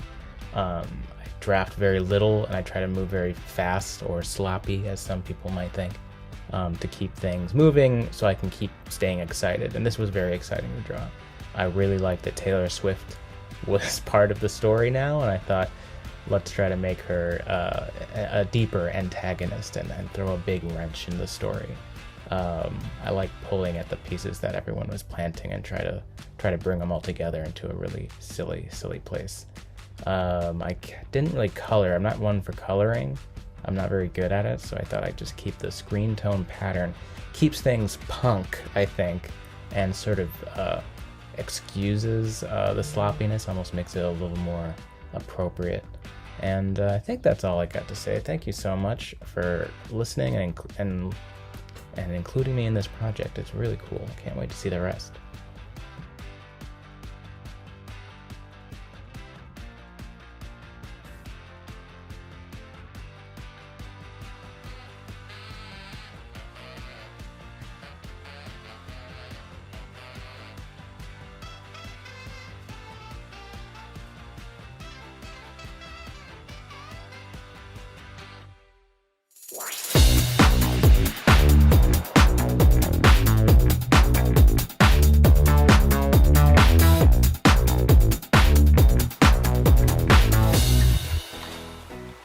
Hi, I'm Jason Chatfield, and Luke McGarry asked me to do Pass the Panel this year, which I have to carry on what the previous artist did. I don't know what Mikey's video looks like, but just... So, okay. Let's look at... Luke did the first one, which is great. It's the sheep or whatever from Kendall. He's great. He's very buff now after his trip to space last year. Julie's in there, which is great. And then the amazing Clarice Tudor, has him like arriving in New York, and he goes to a bar and he meets Luke McGarry, which is great. And then, but he also meets Taylor Swift, who says welcome to New York, because of course she does. And she pushes away award-winning cartoonist, animator and musician Luke McGarry to kiss the sheep. And then of course the amazing, forgive me if I say this wrong, but Stepanka Gislova does this great like amazing side story about the sheep like doing a brand makeover and like a, you know, like a personal reinvention. Then I don't know what I'm meant to do with this, Mikey, but Mikey has Taylor Swift flipping a table and then calling the sheep a piss boy, which, that's the thing. And then Taylor Swift says, because whoever the Golden Sergio Award gets awarded to gets to French kiss God. Mikey, what the I mean, what do I do with this? Anyway, long story short, never work for free. If anyone ever asks you, hey, I've got a fun project, I need you to do something for free, just say no. Never say yes. Even if it's like a friend or your dad, just say no. It's never worth it. Uh-oh. Jason doesn't realize everybody else got paid. Anyway, I'm looking forward to this great opportunity to be part of Pass the Panel. Thanks, Luke. You owe me a beer.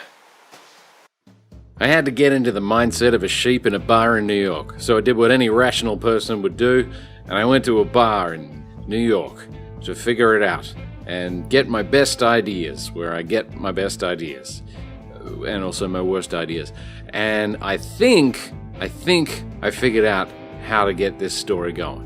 So I took it back to the studio, I started scribbling up the ideas that I had at the bar in New York, and I figured out that maybe it'd be funny if Taylor Swift was embarrassed by someone who was kind of a douche to her. Let's be honest, it was Kanye West. And Kanye West kicks in the doors, saloon style, surprising Luke, of course, and then surprising everyone, and then really turns the tide. And then there's a twist at the end. There's got to be some kind of twist at the end, where Kanye turns out Scooby-Doo style to be someone else. I don't know, maybe I had too many beers, but I think I've got something here. So I'm sketching it up, I'm working away to figure this out. You don't need to see, this is the ugly part of the process that no one likes to see, but I'm sort of sketching out how this looks, and then I'll take that over to the Cintiq and I'll sketch it up. I'll finish it up and ink it and maybe color it. Let's be honest, I don't have time to color this. I'm just going to do it in black and white. Alright, is that okay? Alright, great. This is really fun and everything, but no one needs to watch this part of it. This is like a really boring part of the process where I just ink for hours and listen to podcasts and stuff. I think Stepanka had the right idea about this. But whatever Stepanka said. Talamazoo, abracadabra. Oh, it's done! It's done. Isn't that amazing? It's done. Please, it's done.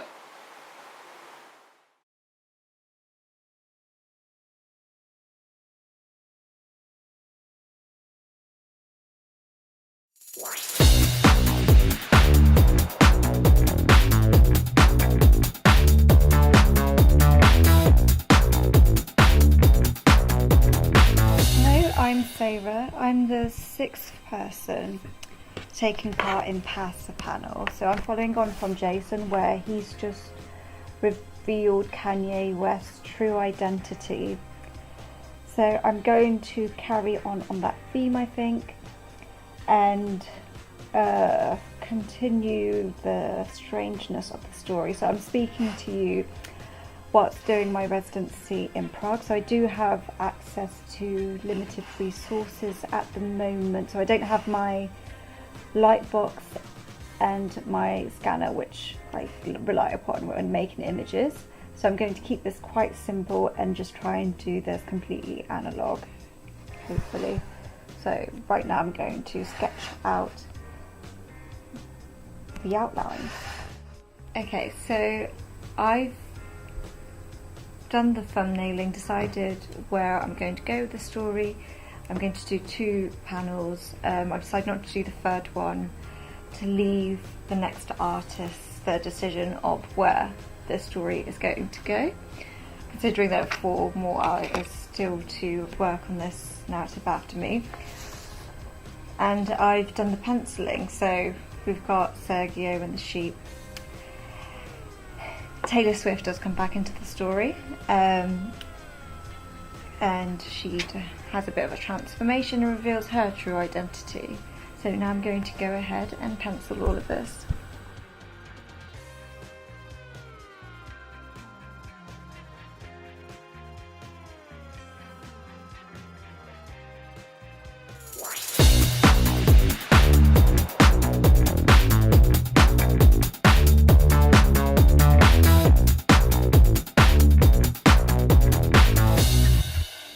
Hello, it's Luke again. Nick Selleck is up next, and he's entrusted me to provide the voiceover for his work. I haven't seen this at all, so this is going to be live reacting. There's Sergio, there's the buff sheep, there's Sergio again. Nick Selleck is a very talented cartoonist that goes by the name The Awkward Yeti on Instagram. He's absolutely massive. I don't know whether the Yeti will be making an appearance in here. Oh, Sergio's got a belt, a bandolier full of mice, and he's throwing mice. Oh yeah, because of course in the story you've got Medusa there. Taylor Swift has become Medusa. She's naturally, her snake hair would want to eat the mice, so this all adds up. This all checks out so far. Good work, Nick. Again, I can't really give too many insights into his process, but it doesn't even look like he pencils it out, which is amazing. He's just going for it. Nick's just raw dogging it. Oh yeah, is that the Yeti? That could be the Yeti. I don't know who that is. It's a mystery figure for now. I suppose we'll find out in the next panel. Oh yeah, look, so that's interesting that Nick adds shading before he adds color. That must be something to do with black layers. Who knows? Yeah, I mean, it's wonderful looking work. Look at him go.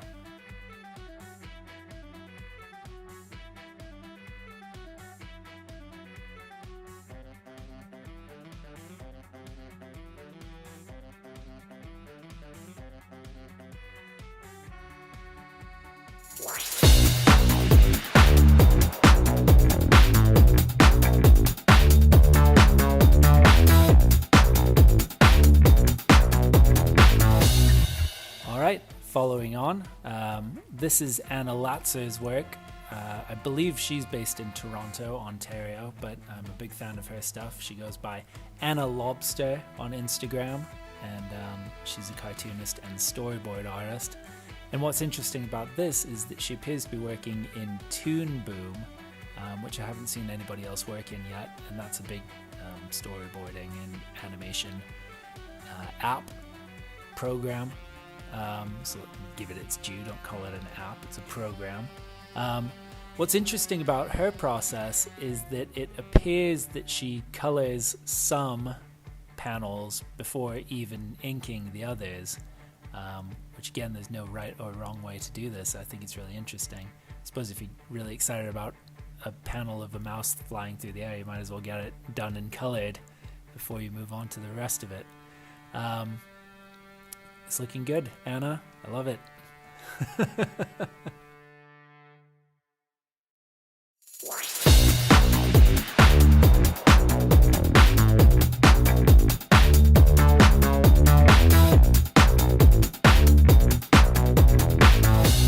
Finally, here we have Massimiliano Leomax, or Leo as he signs his emails. I wish I knew how he did this because it looks great. I don't know what program he used. And that's it. That's Past the Panel for 2021. Thank you so much to all the artists that contributed. And you'll be able to see the full comic at ncsfest.com or Comic Art Festival. What's their website? comicartfestival.com. The Lakes site, anyway. Whatever you're probably watching it on right now. And now I'm going to run, and you'll see me again in a few minutes for Lukey Live in Lockdown.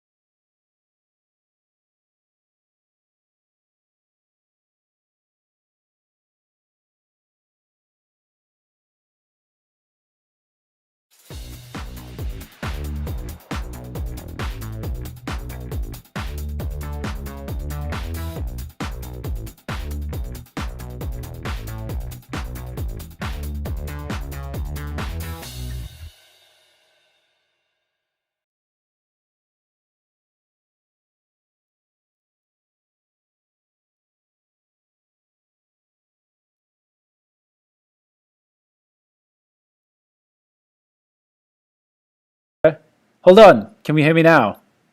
Have we got it? Have we avoided the technical glitches? Okay, yeah.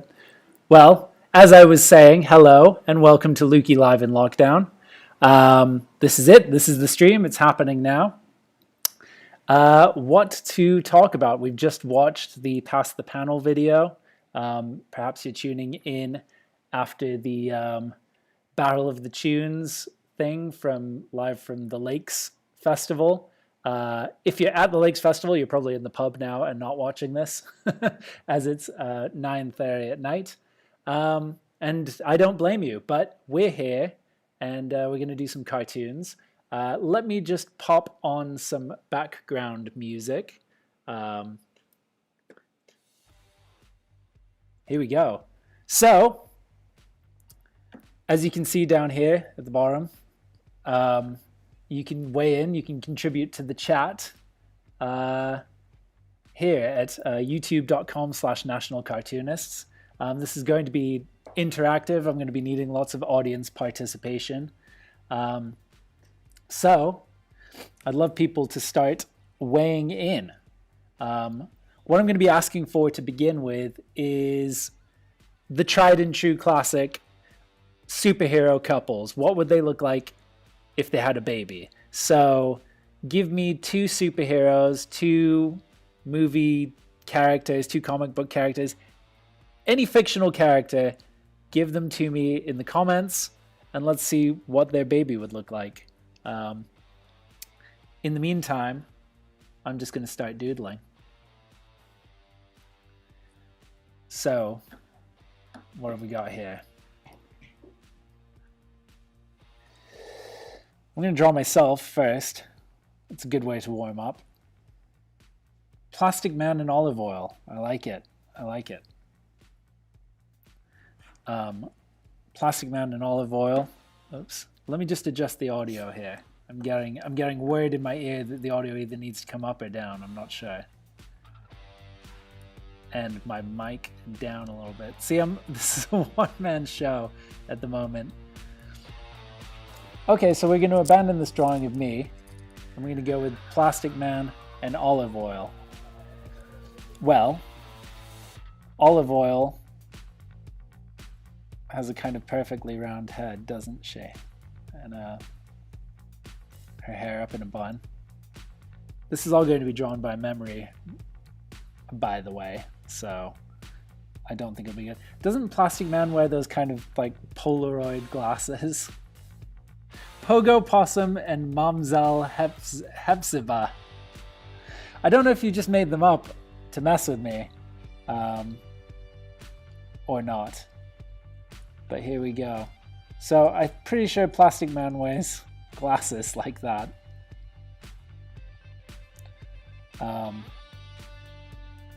So here's olive oil. She's already got a long neck.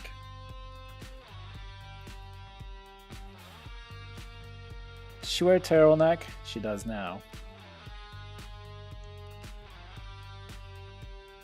Here's her nice long arms.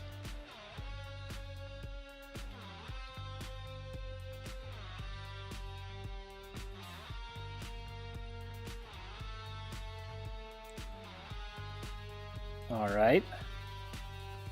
Got the olive oil arms. That one's quite a chunky arm, but so be it.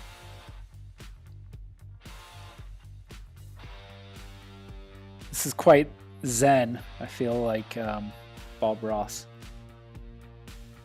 Wolverine and Harley Quinn, Elmer Fudd and Yosemite Sam. I like it. I like it. So this, as we know, is olive oil and Plastic Man.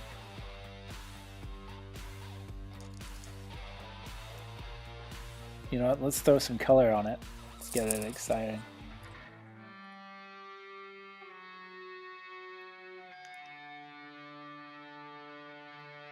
Okay. Let's see if we can't make these work together. Who have we got next? I really want to draw Pogo Possum and Mamzelle Hepzibah, but I genuinely have no idea who that is. I need somebody to... I need a studio assistant here to help me out. I need a research assistant. Let's see. Who have we got next? Elmer Fudd and Yosemite Sam. Those are quite similar, but Wolverine and Harley Quinn. Let's see. Let's get her out of the way first. Crazy Cat and Garfield. I'm getting so many of these that I'd love to see combined with each other. You know what? Let's do Wolverine and Elmer Fudd and Harley Quinn and Yosemite Sam. Oh, okay, there's Pogo. For the studio assistant. Let's use a slightly smaller pen. So yeah, this is, we're just getting warmed up here, getting the audience to weigh in and figure stuff out. And then we'll be doing some kind of police sketch style portraits based on audience descriptions in a moment. Oops. Excellent. Well, I've just been handed reference of Pogo Possum and Momzal Hapsava, so we'll see what we can do with that. Okay, Elmer Fudd. Does he have quite a long nose? It's funny, like, you remember what these people look like until you have to draw them.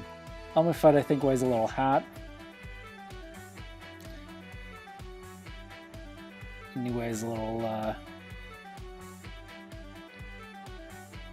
outfit. He always carries a rifle because he's hunting wabbits. It looks like Quagmire from Family Guy, actually.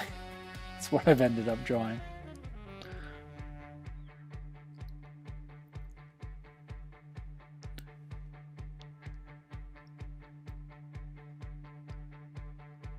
So here we go. Here's Elmer Fudd slash Wolverine. Oops. If you're just tuning in, this is my live stream. Lukey Live in lockdown. It's bit of a stressful nightmare here.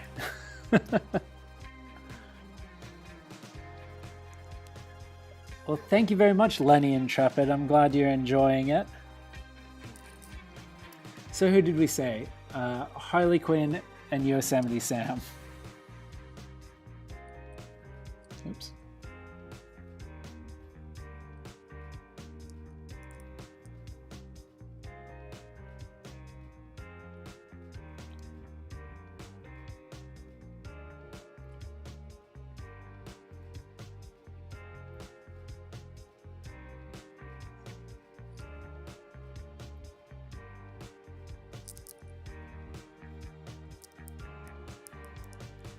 So here's Harley Quinn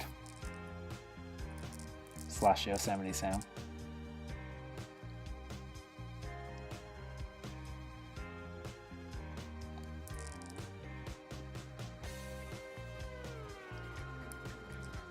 I always liked Yosemite Sam's little legs. But instead of cowboy boots, he's gonna have those platform Adidas sneakers that Harley Quinn wears. And he's gonna have a little baseball bat.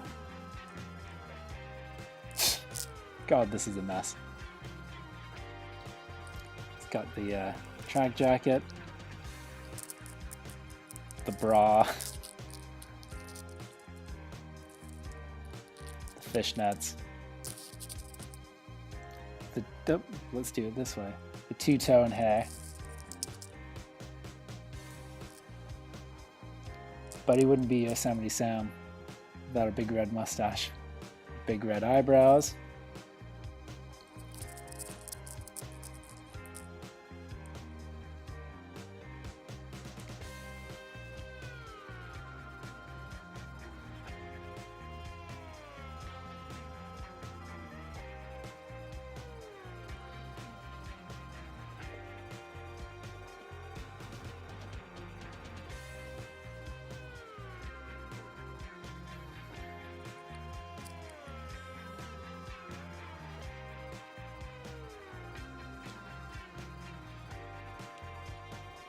There you go. That's what that would be like. What in tarnation? Ah, being asked. Yosemite Sam is looking like the Pringles guy, yeah. And where's his sexy bra? It's under his jacket, but, you know, to be honest, we should just let it pop, really.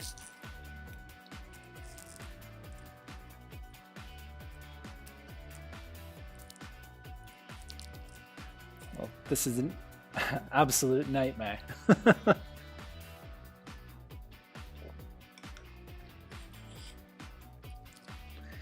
Who did we have next?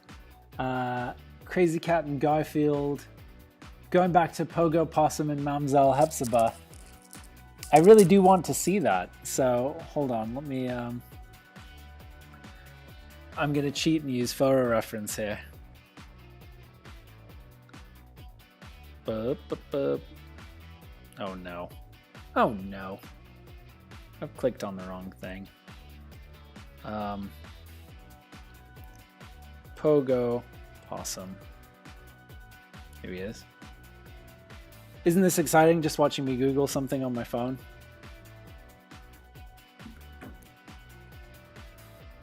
So, Pogo Possum is a little bit like this.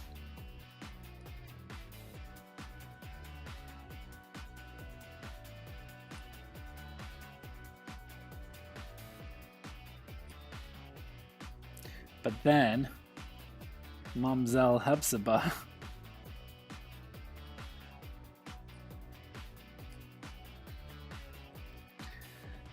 it's really hard to kind of weigh in, kind of, you know, make up a joke that covers the two of them when you have never read Pogo or Mamzelle Hepzibah. But, you know, here he is, anyway. Got a little stripy shirt on.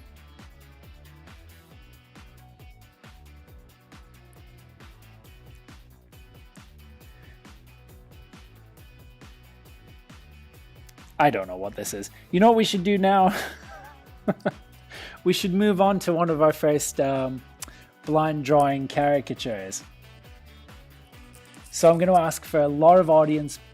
It does look like Mama Bernstein there.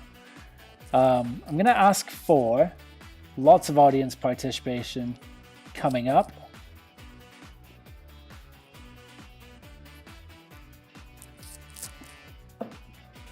By launching our first mysterious caricature. Let me turn this off. Now, this is going to require some sleight of hand here because I have to press the button and hide the screen at the same time. So here we go. Because I don't cheat, I'm really not going to be able to see what this caricature looks like. So here we go. What I'm going to ask you to do in the chat is start describing this person. Give me their head shape, their nose shape, their features, any defining features. This is basically a police sketch. So we're working blind here, and taking your info. So if I could get, yeah, the head shape, any facial features that might be defined. I like to work in shapes, so if they've got a square head, a triangular head, an oval face, see, that's coming in. This is a good start. We're going to start with an oval face. Seth Rogen meets David Crosby, bushy eyebrows, heavy brows, black glasses. Okay, so let's see. Seth Rogen meets David Crosby. We'll start with that. I'll ask you for the color of the hair later. So when you say David Crosby, Mo Willems with long green hair. I picture a beard on David Crosby. Does this person have? Oh, they've got a British-looking grin. I like that. Does this person have a beard? Do they have anything else I need to know about? We've got bushy black eyebrows. Oh, bushy eyebrows, heavy brows, black glasses. Those are the two descriptors there.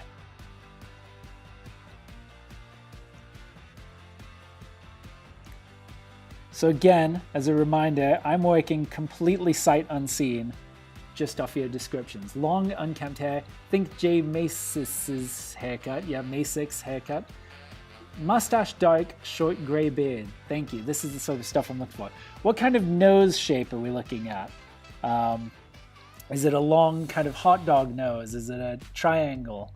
Is it a, you know, EC founder William Gaines with Jack Black's face?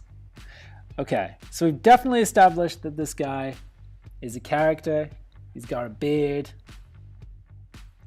Dark mustache, white beard. Okay, we'll start with the dark mustache, but I could do with some nose shape. And also in terms of kind of a flat nose, not huge. Okay, I like it. Could do with the type of mustache as well. A description of the mustache. Is it a Habsburg? Is it a handlebar? Is it a Fu Manchu?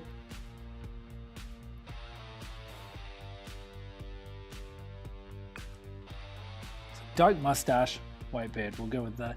What kind of mouth are they? They've got a British-looking grin. I'm going to be generous and assume that doesn't mean they have bad teeth. Triangular nose with a W for the nostrils. See, that's perfect, Jeff Parker. Thank you very much.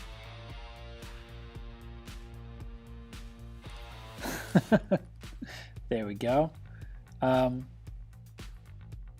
What else are we looking for? A square mustache, a rectangle. Okay. Very... Let's make it a little thinner because there's no way it goes. He's wearing a tight-lipped, side-to-side grimace. I love it. Eyes are bugged. Super helpful stuff. Got crazy eyes. Okay, I like it. Tight-lipped grimace. And he's got a pronounced Adam's apple. Great. This is the type of stuff we're looking for. Any defining, is it a straight collar on the shirt? A wide grimace, okay. Let me make the grimace a little bit wider so we know what we're working with here. Wide grimace, pronounced Adam's apple. Are they wearing a collared shirt or just a t-shirt? You know, stuff like that's helpful. So we're saying they've got a short beard.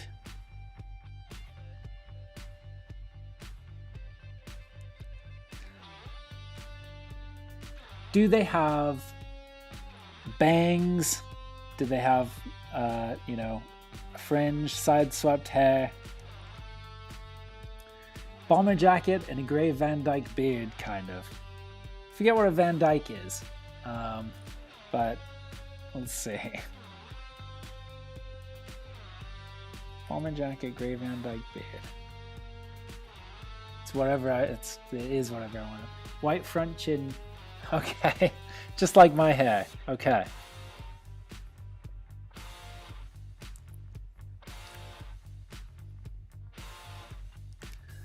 Side swipe left to right hair. Let's work. If I'm reversed to you, how would I do my hair? Let's see if it would go like this. It's probably too much. Side swept.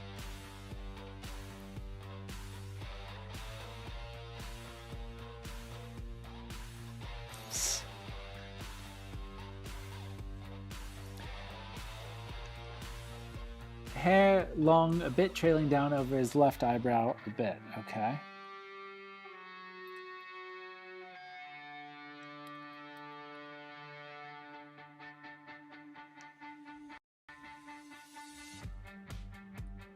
All right, now we're cooking. That guy murdered my dad.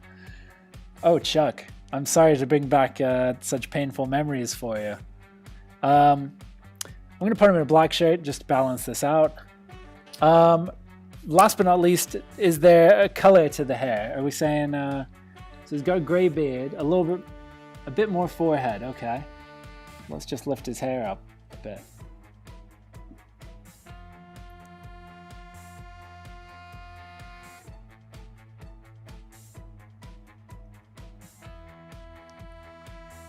Dark circles, round, bigger eyes. Okay. can we make the eyes a bit bigger? Let's see here. Those are bigger eyes, and now they've got dark circles around them. Grayish white hair. I like it. This is what I like to hear.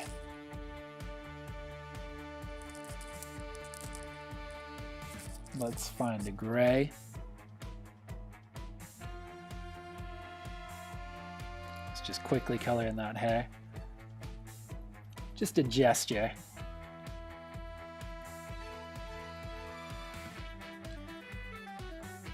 I think we might be about cooked on this guy.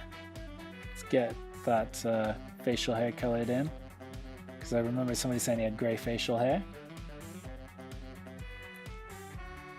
His hair is gold on white, or wait, blue on black. I like it. I remember that reference. Let's throw in a little bit of a kind of yellowish, not make his hair straight gray. Well, I'm about ready to call it on this one. I don't know about you guys, but what I'm going to do, obviously you have the reveal. You've already seen it, but let me see. Yeah, that's, oh, let me pull him up. He's a little uncentered. You guys aren't getting the full effect. There we go. That's the guy. I'd know him anyway. This is excellent police description work. We would definitely catch him if we were looking for him. Let's try another one, because I'm having a lot of fun doing these police sketches. I'm not quite sure how long we're going to go for today. I guess until one of us gets bored. So let me again launch another one and hide the portrait at the same time. Did that work? Let's find out. I don't know if it worked. I don't think I hit it hard enough. Let's try that again. Let me launch the portrait and then hide that. So, again, we're going to be looking for your police descriptions. It hasn't changed, I'm hearing in my ear. Let's just try one more time. Trying one more time here. Oh, we've got Tech. Tech is in the building, trying to help. I'm not looking at the screen.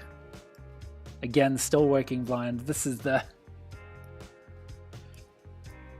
Oh, Dawn's out. I think maybe Dawn was the person in the picture and we're gonna catch them.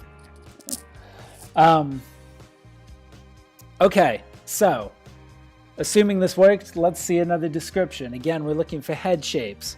We're looking for eye shapes, hair length, clothes, nose, anything you think might be helpful in describing this person.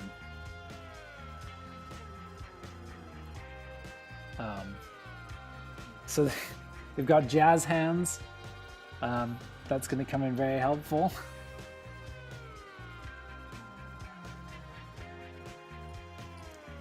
Again, an oral head. I'm assuming that means an oval head. If not, who knows? Heart-shaped face. I like it.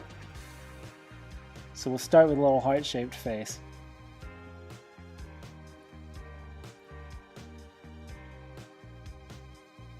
So square face. Morgan Freeman. Okay.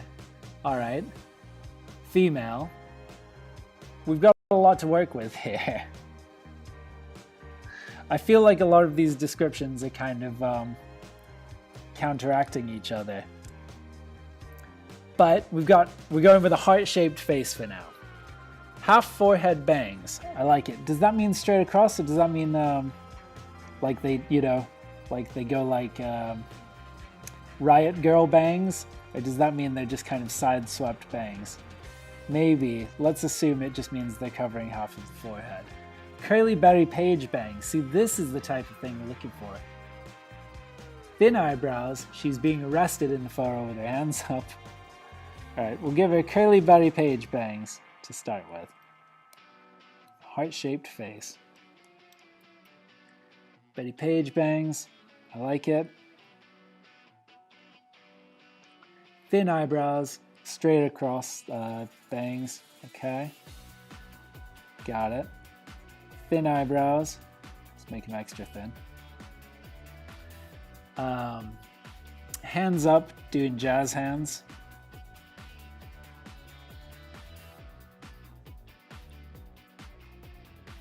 Large brown eyes.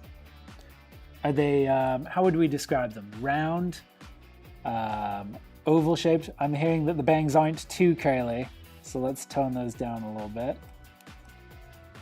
Head is tilted 30 degrees to the left, dark hair.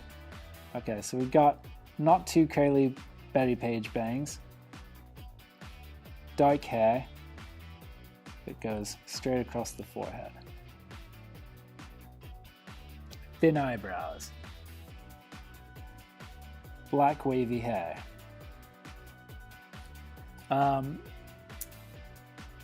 Large brown eyes. Are they, yeah, almond shaped? Are they round?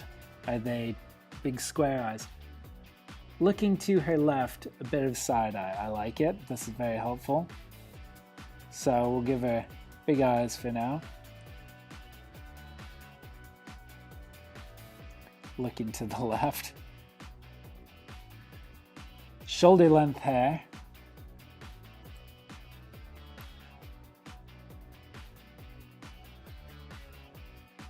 This is looking like Natasha, Rocky and Bullwinkle, if you ask me. Kind of feline eyes. A head tilt is being demanded.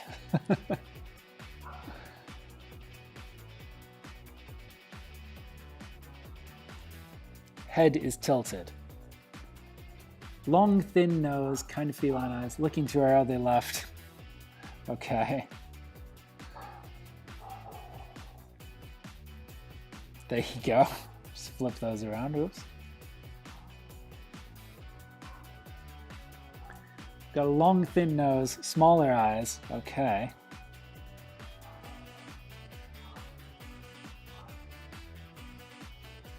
Made them a bit smaller. It's getting a long, thin nose. Long, thin, straight nose. I like it. Now, mouth. What is she doing with her mouth? Everywhere. Got feline eyes, so I'll give them kind of a cat eye vibe. Pronounced cheeks. I'll give the cheeks a nice bit of pronouncement.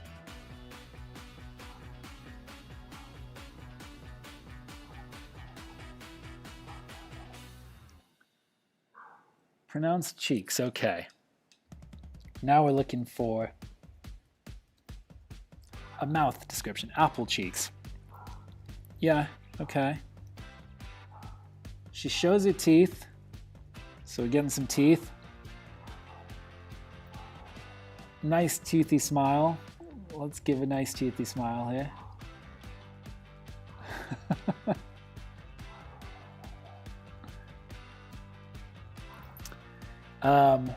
Again, I'll be guided by you on anything else we think we need to add. Brown eyes, let's add some brown eyes. Give those eyes a nice dark brown.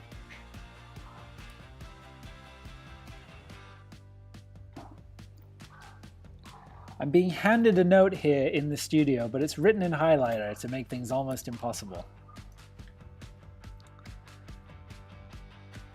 Right, bangs continue across at either side. Okay, so they're not totally across.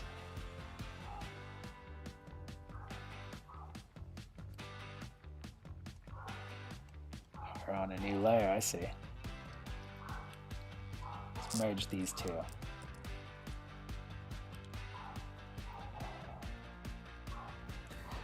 So just a side note, all the music you're hearing is new music of mine. Some of it's been released, some of it is yet to come out, so some of it you're getting a sneak preview of. That's all the music that's happening in the background. Okay, so we're seeing that hair is wavy on the sides. Chin is a bit longer, but at the same point. Okay, let's move that chin down a bit. And if you're not familiar with me and my work outside of this stressful little live stream, you can follow me at Lukey McGarry on all social media. So at Lukey McGarry on Instagram, on Twitter. I have a Facebook, but I don't really use it. That's probably at Lukey McGarry too.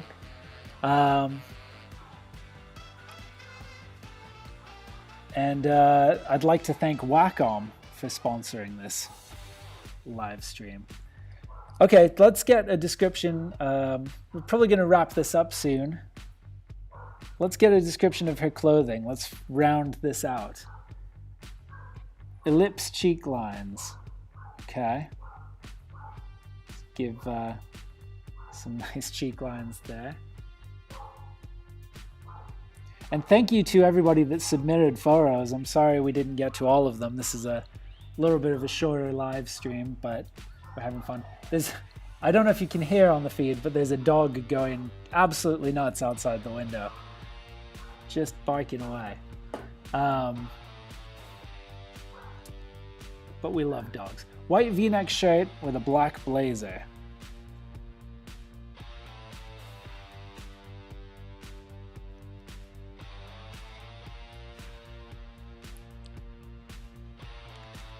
Right, we're getting there.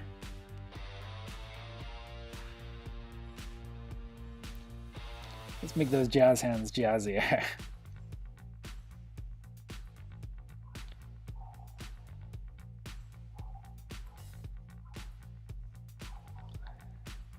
I think we're about done unless anybody else. A t-shirt, tank top hybrid. Okay. Well, that's close enough. Yeah, unless anybody thinks I've missed anything here, particularly egregiously, I think we might be... Well, thank you very much, Alfred Reed. I'm glad you're enjoying this.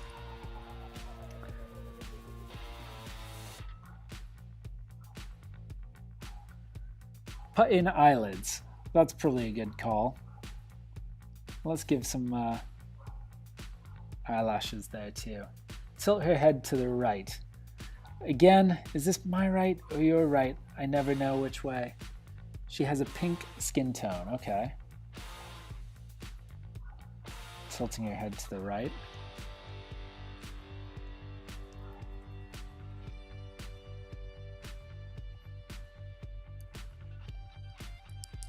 This looks like just a terrible child's drawing. But I'm enjoying it. Let's give her a nice pink skin tone.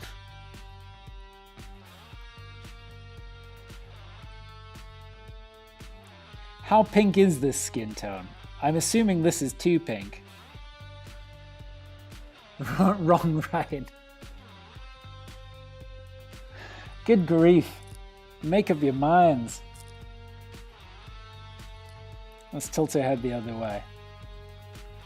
Wait, can I just go back? Let's see. We might be able to do it. One sec. Come on, tilt your head back. You can do it. How many step backwards do I have before she... Hey, there we go. Head tilted to the other right.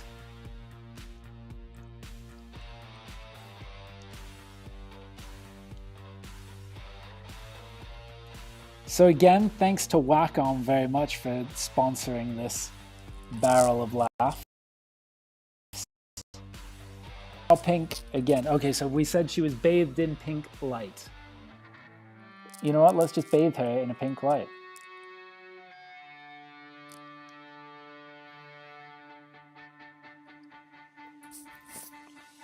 There we go. She has been bathed in a pink light. Let's, you know what? Let's give her a little bit of highlights.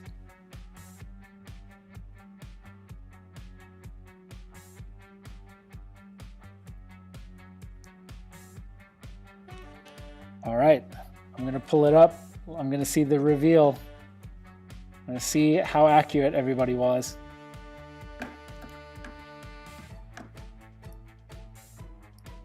Let's see. Oh yeah, look, we nailed it. I'm sure she's thrilled with that. Great, we did it. Well, I believe that's all the time I have because we've run over by 10 minutes. But thank you so much, everybody, for tuning in and participating. Let's go back here. Oh, you know what? Let's put it. I've got all these windows that I can play with. Yeah, here we go. That's it. I think that's the best we're going to do. Thank you so much for tuning in. I've been Luke McGarry. This has been a presentation by Whack-On for the NCS Fest and Lakes International Comic Art Festival. Tune in because there's good stuff happening all weekend. ncsfest.com and comicartfestival.com. So thank you and good night.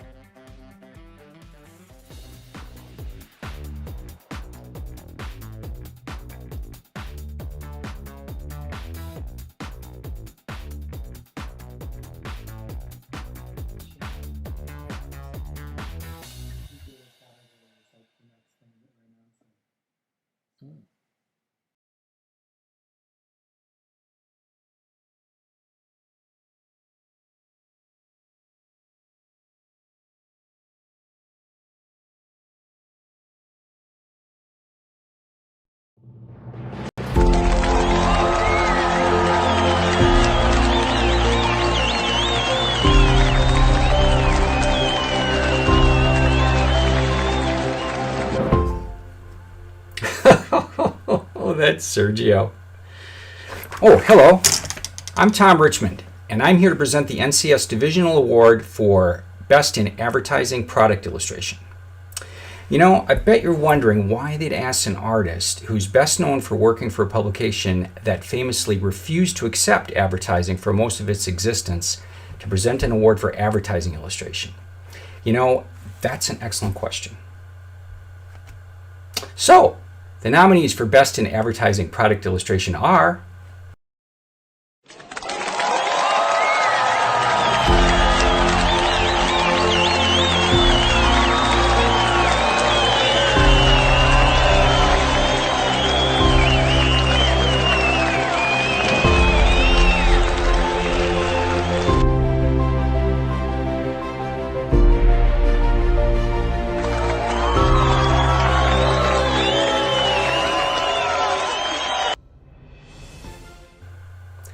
and the winner is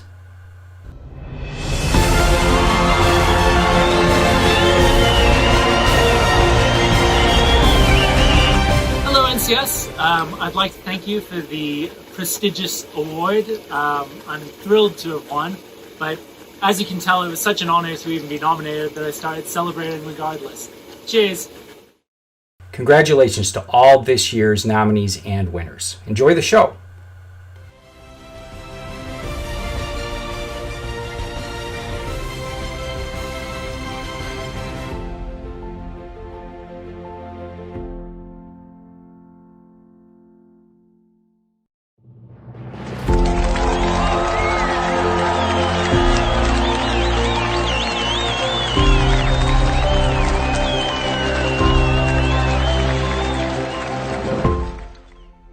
Hi, I'm Sandra Boynton, and I'm here to present the award for the greeting card division. The nominees are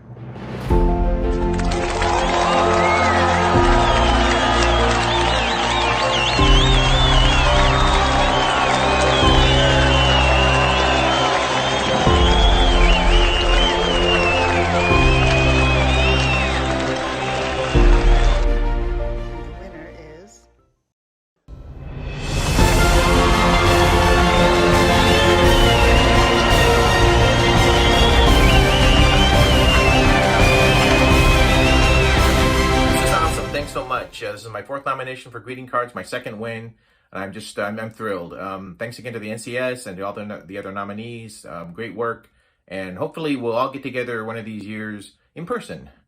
Till then, adieu. congratulations, and thanks so much for having me. Take care, everybody.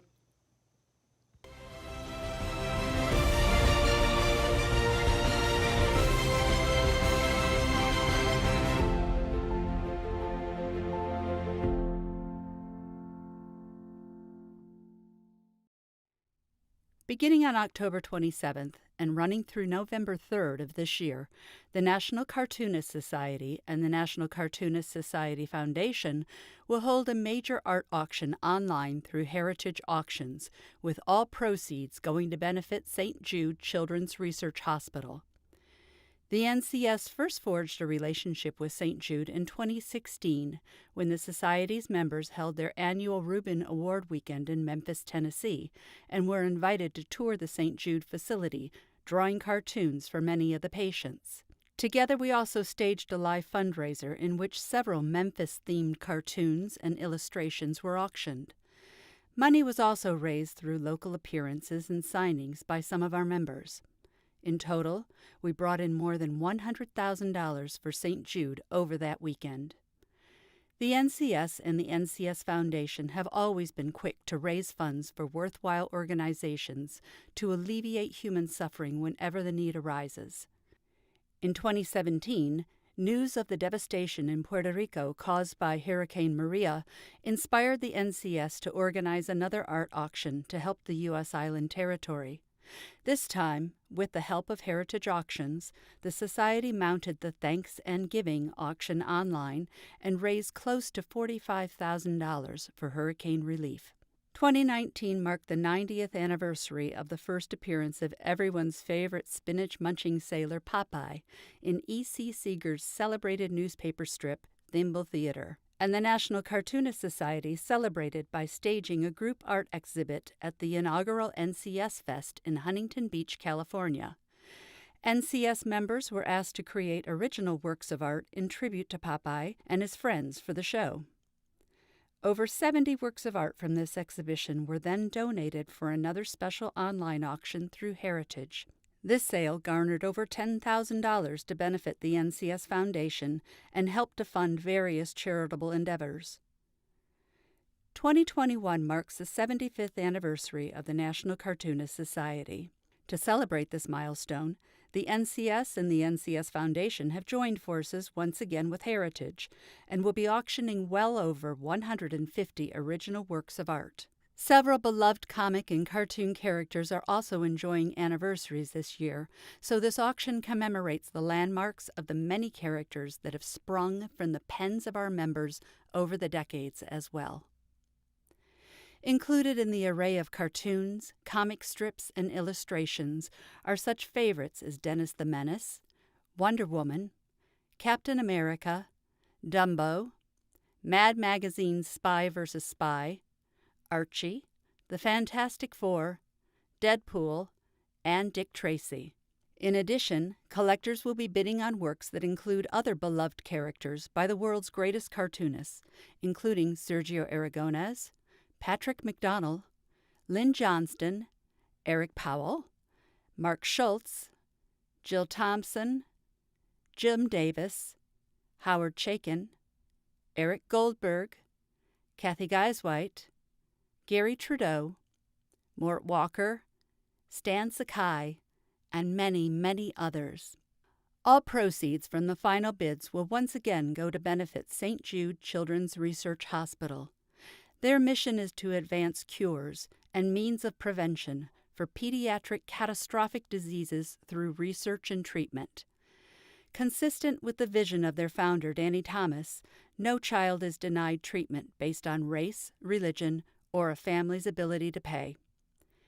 Bidders in this special auction, which begins on October 27th and runs through November 3rd, will have a rare opportunity not only to own a piece of valuable original art by a great cartoonist, but will be making an investment in the important work of St. Jude. It really doesn't get any more win-win than that.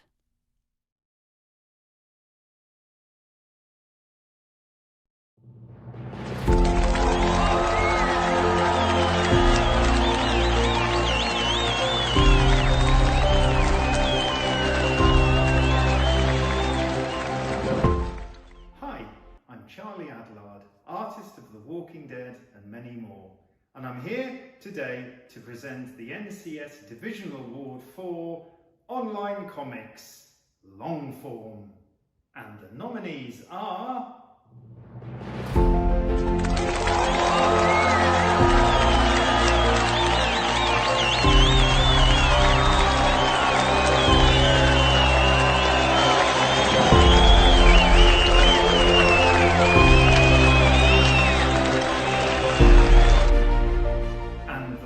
winner is...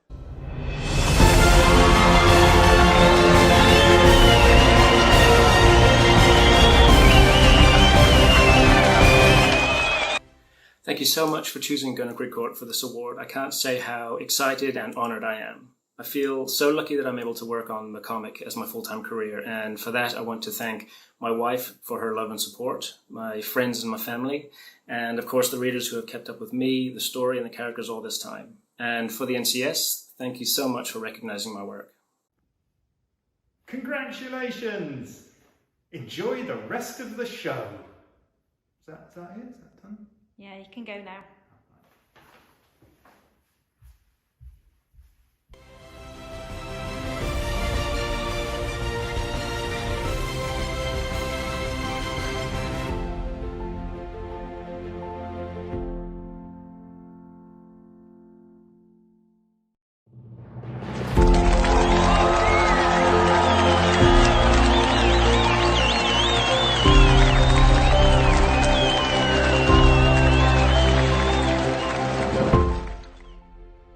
Hi, my name is Lonnie Millsap, and I draw a comic called Bacon. I'm here to present the NCS Divisional Award for Online Comics Short Form. Have you seen my necktie? And the nominees are...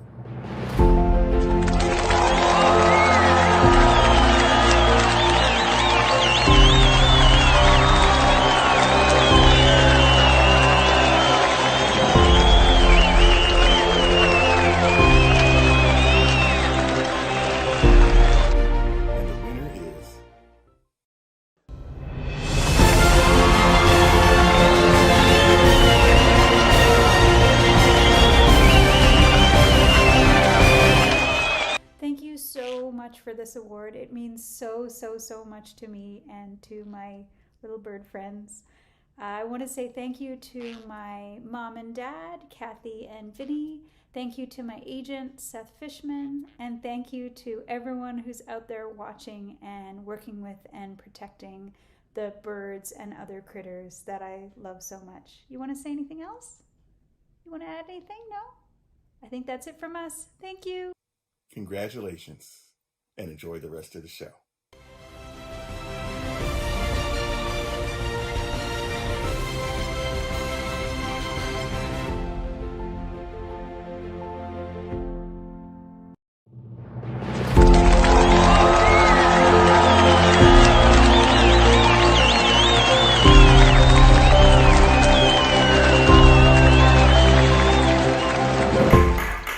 Thank you. Hi.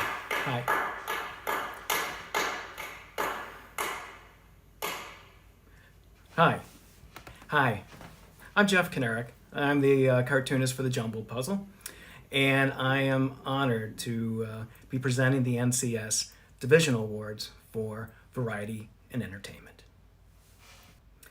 And the nominees are...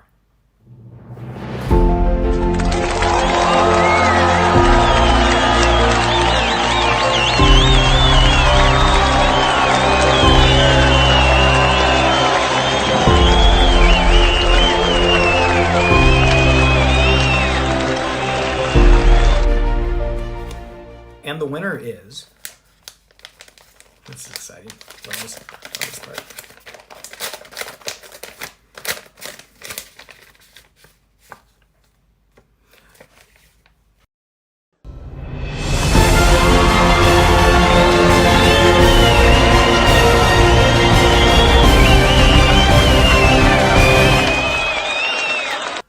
Congratulations. Enjoy the rest of the show, and I can't wait to see you all, hopefully in person, next year. Cheers.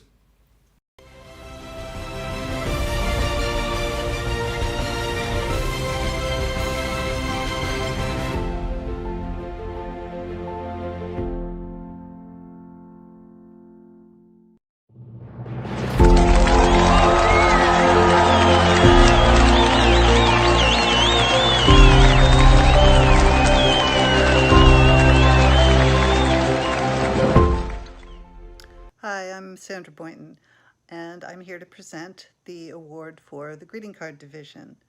The nominees are...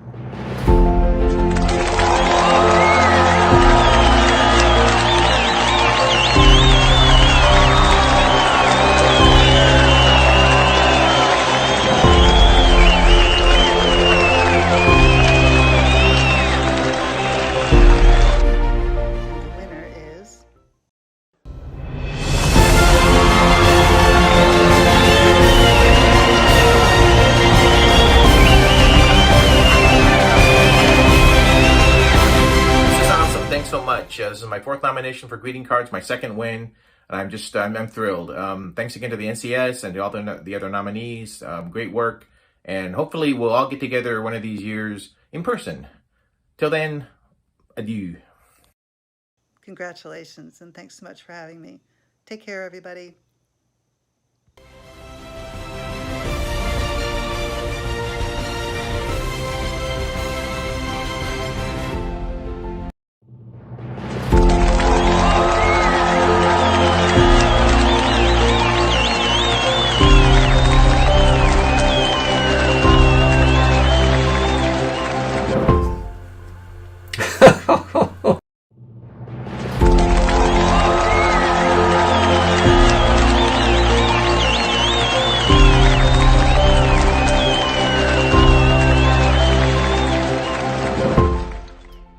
Hey there, award show fans. I'm Bill Morrison, and you may know me from Simpsons comics, etc. But recently I was the editor-in-chief of Mad Magazine, and that's why I'm here to announce the NCS Divisional Award for Newspaper and Magazine Illustration.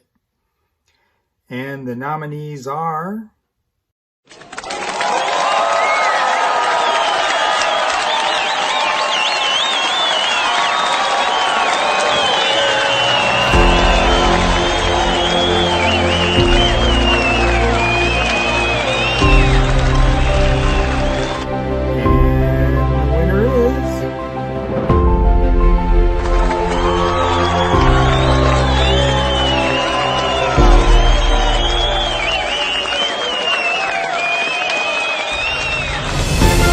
Hello, good to see everyone. I didn't wear a tuxedo, but to keep with tradition, I thought I'd wear a bow tie. So, I've been accused in the past of using these award ceremonies as an opportunity to vent my political beliefs. Some would say rant, but I'm not going to do that this year. I simply want to thank all the people that made this possible. The NCS committee that chose my Little Donald Sneeze comic. Of course, Winsor McKay, who created Little Sammy Sneeze over a century ago, that inspired, some would say I stole from. And everybody at the New Yorker who published it, Emma Allen, Colin Stokes, David Remnick, and also Peter Maresca at Sunday Press, who was kind enough to publish this beautiful poster that we used as a fundraiser for Feeding America.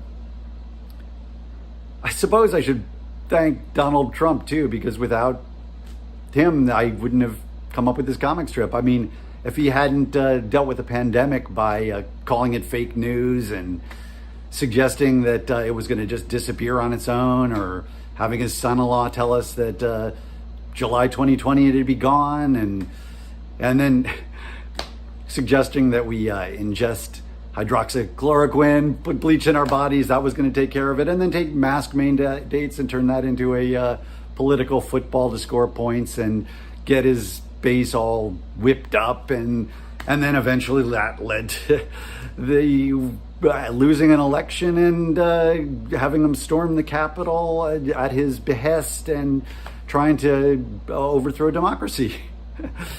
No, I'm not going to thank him. And you know, really, politics is not the job of the cartoonist. That's for the cartoon. Thank you. Hey, congratulations, and everybody enjoy the rest of the show.